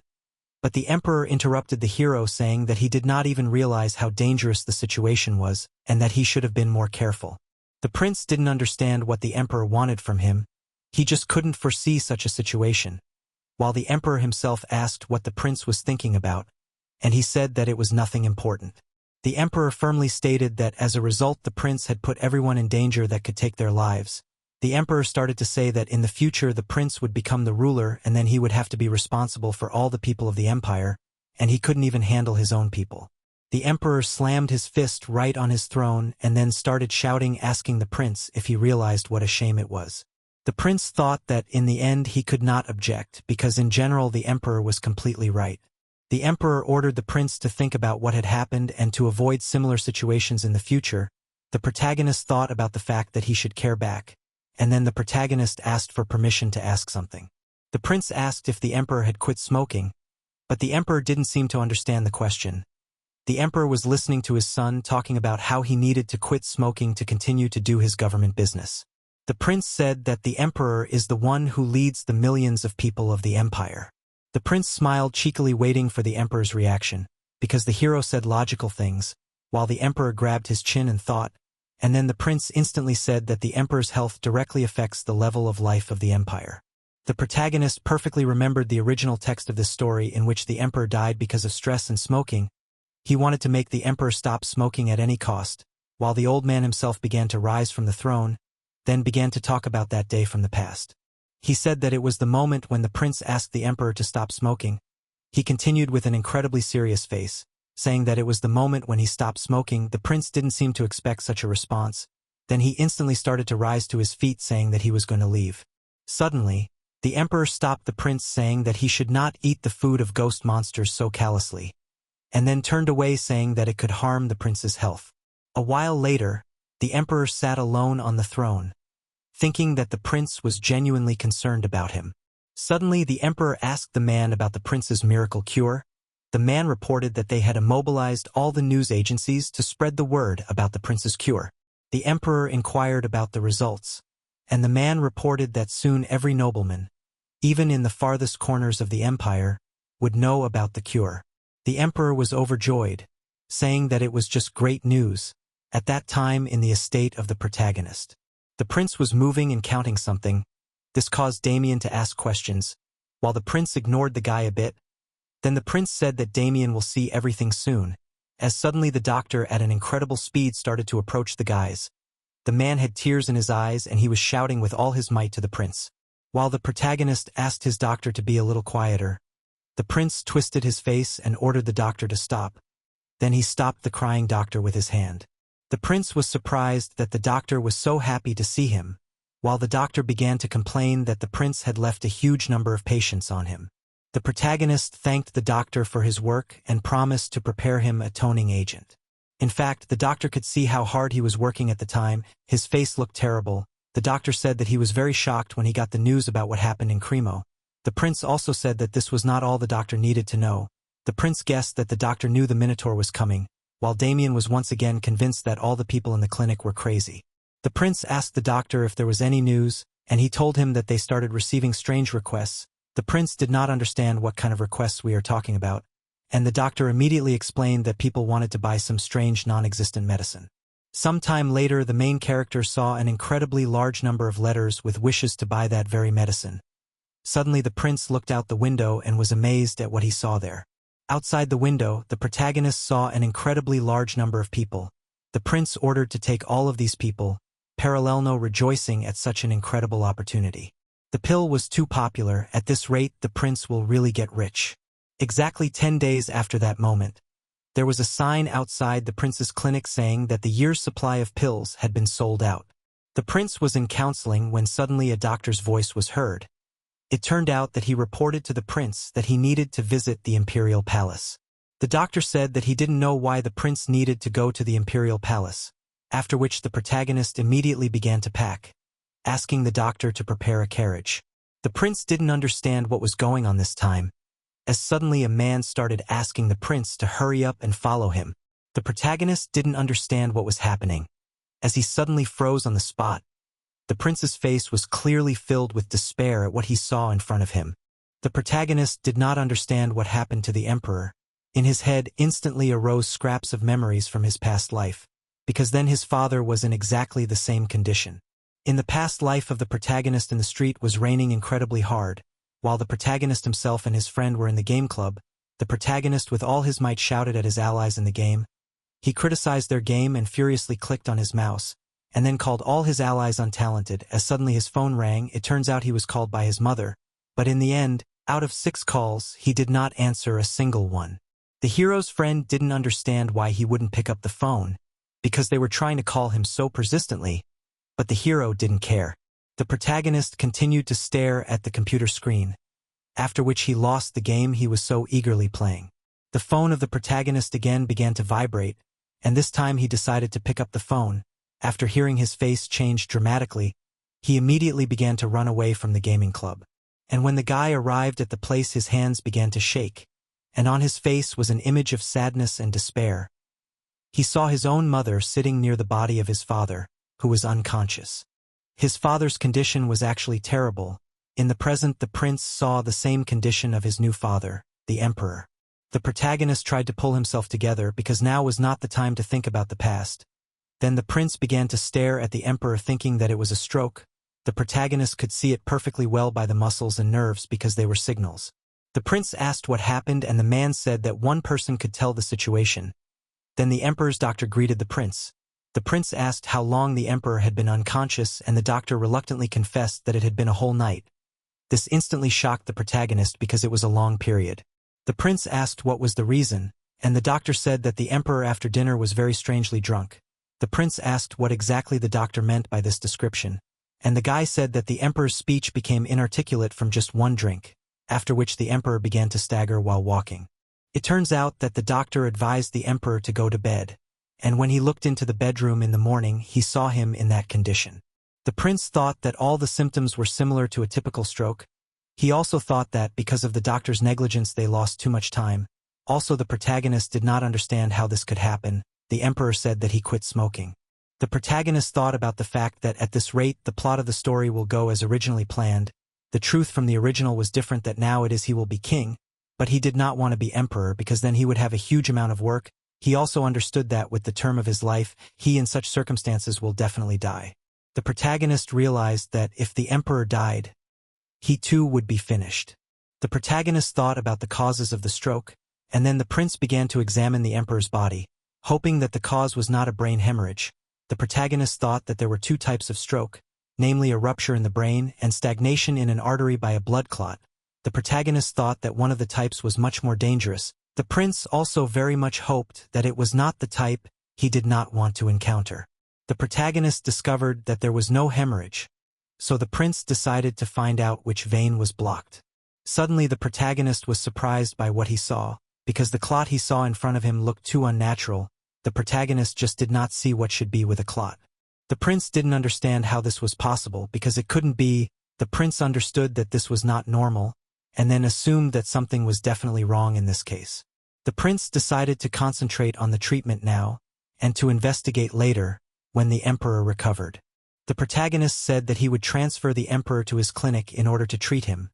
Suddenly a priest entered the room who was shining with a golden aura. The man rejoiced at the visit, while the archbishop introduced himself to everyone in the room. The prince also introduced himself to the saint, who said that he had come to treat the emperor. He also said that he had believed until the last moment that his prayers would not be of use to the emperor. The priest was going to start the treatment immediately, and then he began to pray over the emperor, causing a light to appear in his hand. The light began to rush out of the man's body and also covered the emperor's body, who did not open his eyes even while praying. Suddenly, the system said that the prince could see exclusive footage, and then the prince saw the cells right in front of his eyes, and was completely shocked because the emperor's cells were regenerating right now. The prince carefully watched the work of the priest, who emitted a huge amount of golden light, which in turn regenerated the cells of the king. The prince was shocked because the brain was an organ that is almost impossible to regenerate, but what the priest does contributes to the regeneration of cells. The protagonist looking at the priest thought that with such power they have a chance to save the emperor. The prince began to pray in the hope that the emperor will still be able to survive. As suddenly the priest stopped healing, then immediately fell to the floor breathing hard. The protagonist did not know what he should do, because the condition of the emperor was critical. Also the prince was worried that there could be reperfusion damage because of which the cells will begin to destroy. In this case there could be irreversible consequences. The protagonist did not know what he should do, but suddenly an idea appeared in his head, after which he immediately asked Roberto to bring the court magician. Although it seemed that the man did not understand why the magician to be in this place, he began to get nervous because he began to guess what it could lead to. At that time then he stopped right in front of the door, and eventually went inside while saying that he had come by order of the prince. In front of him he saw the incredibly creepy faces of the people who were staring at him very intently. The mage was shocked that the prince wanted to use ice magic on the emperor. It seemed the mage was mad, thinking that the prince was deliberately mocking him. The protagonist said that the mage should cool the emperor down as much as possible but not kill him. Then the protagonist grabbed the mage's shoulders and with a smile on his face started talking about how the mage just needed to control his power like he did before. The prince explained that he could not cope with the problem himself, and without the mage's power, the mage was shocked by this statement. While the prince confirmed that it was true and without the mage nothing would work. The magician realized that the prince's idea was complicated but also possible. Although the responsibility was huge, suddenly a very negative thought arose in the magician's mind, namely that the protagonist is trying to harm the emperor by the hands of the magician in order to get his throne. The magician began to calm himself, saying that this simply cannot be. He looked in the direction of the prince, thinking that the guy behaved as if not interested in power. The magician understood that instead of being engaged in politics, prince took care of sick people and helped in their treatment. The magician decided to trust the protagonist because he seemed to be a reliable and pure man. The protagonist thanked the magician for his trust, and then the prince turned to his pet, after which the hedgehog began to move towards his master. The protagonist asked if the hedgehog would mind if he borrowed some spikes from him again, and the hedgehog didn't seem to mind at all, after which the protagonist received a pill he had created and some needles. The prince realized that although the preparation was complete, he still lacked one small thing, namely the magic of divine blessing. While the priest felt not very well and sat on the couch, suddenly a shadow appeared right in front of the man. It turned out that it was a prince who wanted to ask the archbishop a question. The prince asked if he could use holy magic in 3 hours, while the archbishop said that unfortunately it was simply impossible. The man said that this ability can be used only once a month, which clearly upset the prince, who was going to use this incredible power. The protagonist was angry because if he had known this information a little earlier, he would have saved this power for later. Also, the prince asked if he could personally learn this ability. The protagonist was well aware that if he could learn such an incredible skill, his abilities in medicine will increase many times over, while the priest instantly crossed his arms, then with an incredibly enthusiastic expression suggested that the prince wants to join their religion, while the protagonist was shocked by such conclusions. The archbishop began to praise the faith, happy that the prince had decided to join.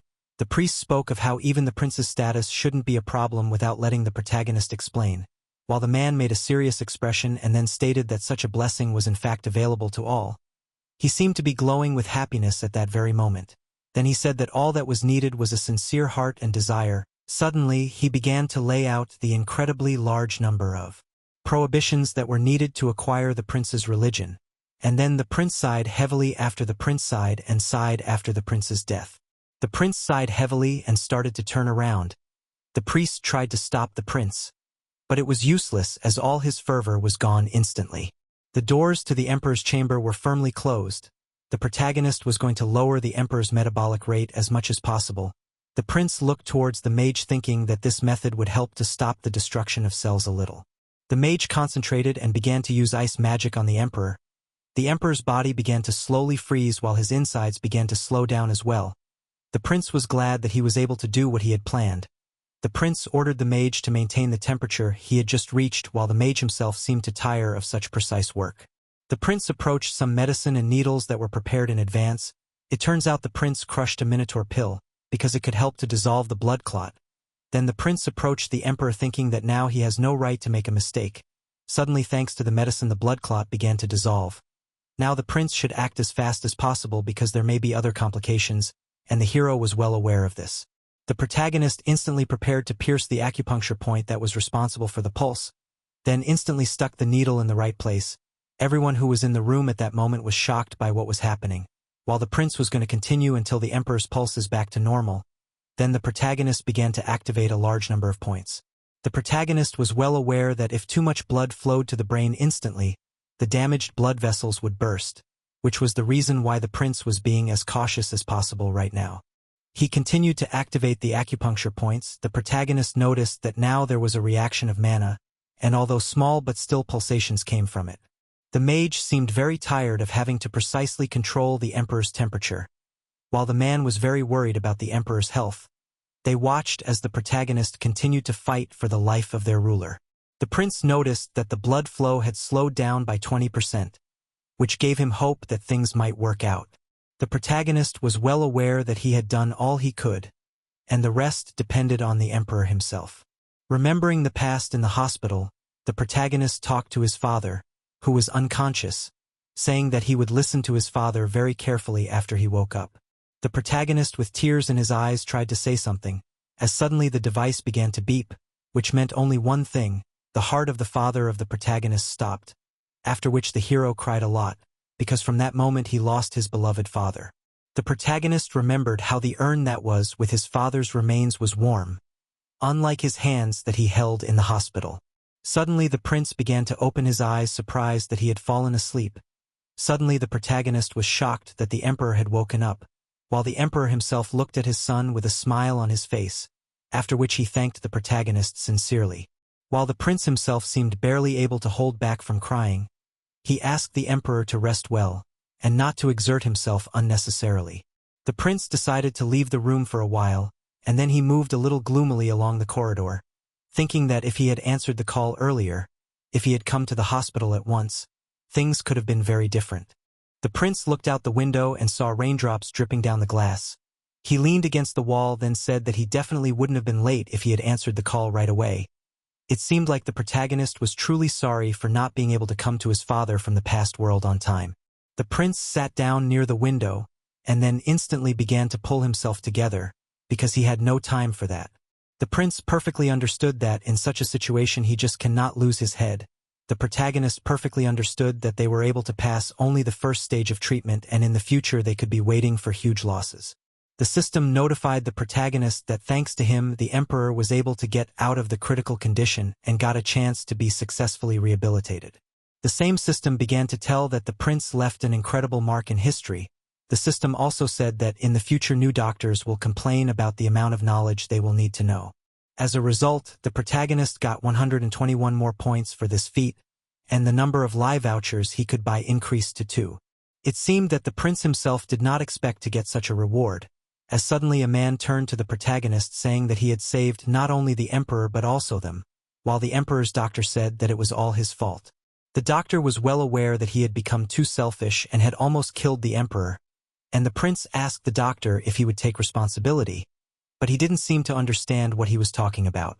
The prince said that the doctor was not only unable to cure the emperor, but also could not understand what the problem was, and then asked if he was right about it, and the enemy could not answer anything. The protagonist began to leave, saying that the doctor should take responsibility. The prince said that from today the doctor will be fired and the protagonist will personally deal with the health of the emperor. The doctor seemed to be very worried because his face was covered with sweat. The prince ordered the men to leave because the emperor needed rest. The protagonist thought that he did so not only because of the negligence of the men, but also because he could not trust them. Sometime later morning came. It turns out the prince had been in the emperor's chamber all night and slept near him. A man tried to wake up the prince and he started to open his eyes, wondering what was wrong. The man reported that he had completely fulfilled the instructions of the prince, who asked him to convince the people that the emperor was just a little sick. The man said that no one doubted that the emperor was just a little sick. The prince began to stretch, wondering if the information had leaked out further. The man seemed to want to share the not-so-good news. It turned out the Ambrose envoy had requested an audience with the emperor. After these words the chair instantly fell down. The image of the envoy instantly surfaced in the prince's mind, who was completely shocked by such information.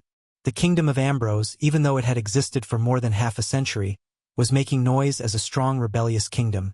In a few years they would start a full-scale war in which the Mangentano Empire would be dragged into, and it was because of this that the empire would fall. The prince asked why the envoy was meeting with the emperor. It turned out that the emperor had personally requested the meeting some time earlier. The protagonist instantly assumed it was because of a man named Guinness. The prince assumed that the emperor wanted to hold the man accountable for causing such havoc after buying the Minotaur. The man said that this was the case, for as soon as the emperor learned of this he was furious and instantly summoned an envoy. The prince said that the meeting with the envoy would take place on the same day. The man said that perhaps it would be better to hope for understanding on the part of the envoy and send him back, but the prince instantly became angry because they could not just let the envoy go. The man also suggested that they should just tell the envoy the truth about the emperor's illness, and that he would be able to see him after he recovered. The protagonist understood that if the other party knew about the cancellation of the meeting, they would immediately realize that the emperor was in a serious condition. The protagonist understood that information about the emperor's health could not be spread.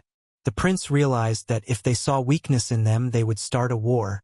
The prince could not allow the empire to lose its authority. The protagonist said that he would personally meet with the envoy, which shocked the man. The prince in turn said that he would hold the meeting instead of the emperor. A while later the envoy was sitting alone in a room. He was drinking a nice tea and seemed to enjoy the flavor of it. The envoy seemed to be angry that some peddler had forced him to go to this place. The envoy realized that if the prince had died in that incident, they would definitely be in for a war, and he was also well aware that this meeting would not be an easy one. He grabbed the card thinking that he was not an ordinary man but a master of diplomacy. He started shouting that he had prepared all the cards for the upcoming negotiations. The man began to admire himself, calling himself incredible. He was preparing for a confrontation with the emperor of this empire. A fire was burning in his eyes. Suddenly the prince stepped inside. While apologizing for the delay, the man instantly bowed, saying that everything was fine. As soon as the man raised his head, he was a bit surprised, for before him was the crown prince, not the emperor.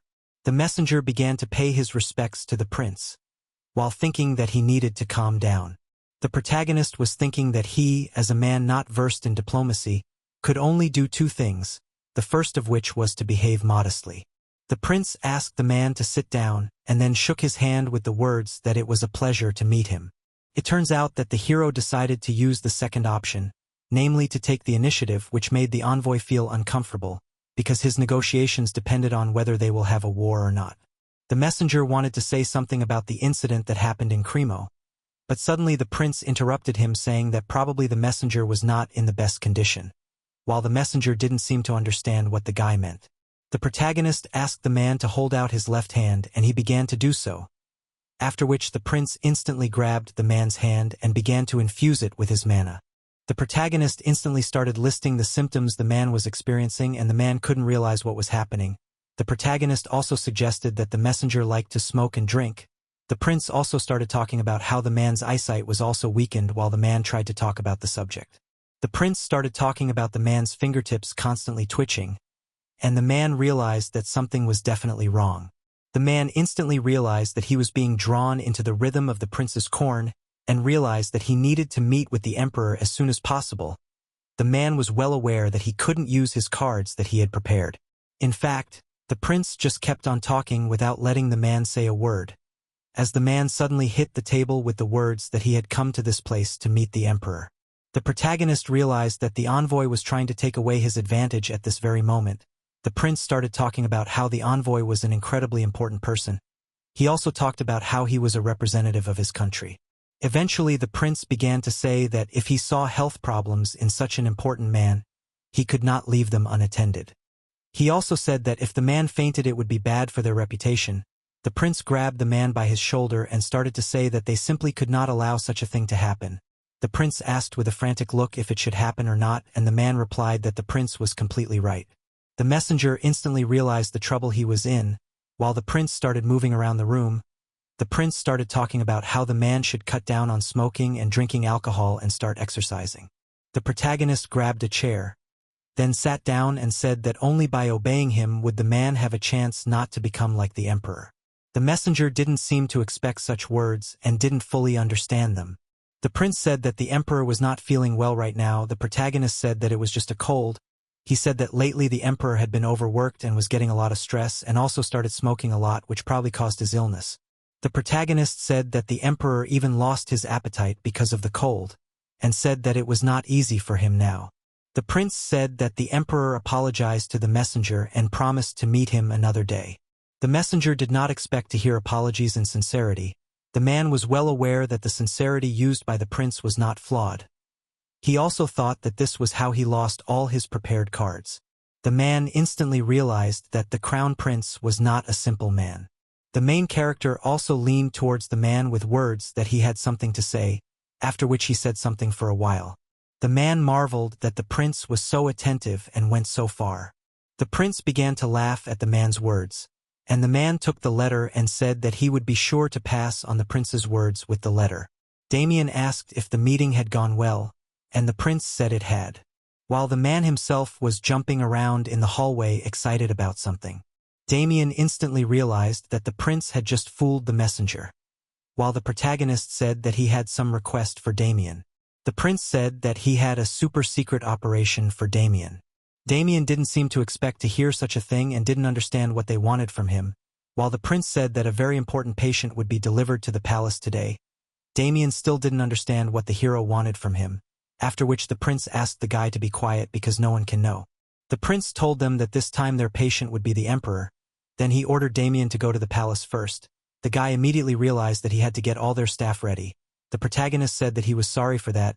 He knew how hard Damien trained, while Damien said that he shouldn't worry because his mission was to protect important people. The protagonist remembered seeing Damien training, thinking that the guy had felt his limit in Cremo. Damien was practicing very hard with the sword. He seemed to be practicing 100% and was very tired, but the level he was showing was incredibly high. The prince was well aware that the time would soon come when Damien would realize his true nature and reveal his true potential. Damien said that he would immediately go to the palace to fulfill the assignment, after which the boys separated and the protagonist went to the emperor. While Damien walked towards the exit, Damien realized that even though he had started training harder, he still had a long way to go. As Damien wondered if he would be able to surpass his abilities, he clenched his fist, not realizing what he needed to do to become stronger. Late in the evening, the protagonist rolled the emperor's buggy thinking about not leaving him in the palace. The protagonist thought about the fact that they couldn't know exactly what the people close to him were up to. The prince was well aware that the emperor was still very sick, and for that reason the prince was going to stay by his father's side in case of emergencies. And this all had to be done for a month until the archbishop could use magic again. The protagonist also realized that if he stayed in this place for a long time, people would begin to suspect that the emperor was seriously ill. The protagonist knew that it was better for them to keep the emperor's condition a secret from people. The protagonist also thought that he should start preparing for the next visa. The prince began to smile through his teeth, thinking that it was time for him to start. At that time, in another state in the palace, The king greeted the envoy, wondering why he had returned so quickly. The king was well aware that the emperor was not easy to deal with. The king of envoys looked very worried, for he was well aware of the emperor's strength. As the envoy started to open the doors, after which he instantly fell on his knee and greeted his king. The king instantly inquired how the negotiations had gone, and the envoy himself hesitated for a moment. He shocked the king with the news that he had not been able to meet with the emperor. Suddenly the envoy's face changed completely, saying that he had met with the crown prince. Sometime earlier the prince decided to get down to business and suggested that the king knew exactly what had happened in Cremo. The prince said that for this reason he would have a request. The envoy became nervous and asked what the request would be. The main character said that he would like the princess who was to inherit the throne to stay in their capital for half a year. This shocked the messenger because he instantly assumed that the prince was going to take their princess hostage. The envoy thought that they were an independent state and could not do such a thing. He thought that the prince was humiliating them and said that they could not agree to such a thing. While the prince started smiling, plotting something bad, then used a lie voucher, and the count instantly started to fall for the prince's lies. The protagonist began to tell how he was genuinely interested in the development of their country and his personal relationships. The messenger instantly changed his face and asked why the prince would do such a thing. Then the count changed completely, assuming one thought. He thought that the prince wanted to get the heart of their princess. Suddenly the messenger realized that if such a thing happened, they could have an incredibly strong ally, or they could become a federation. He also thought that an incredibly large empire could be born. The messenger thought he could make history with this meeting.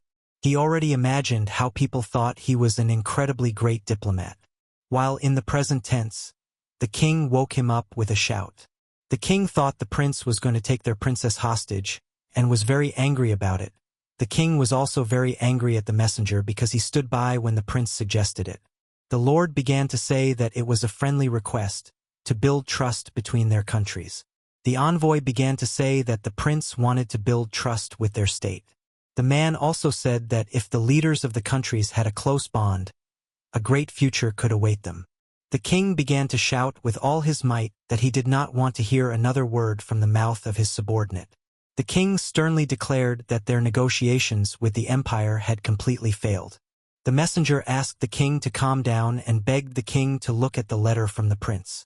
The king didn't understand what was happening to his subordinate.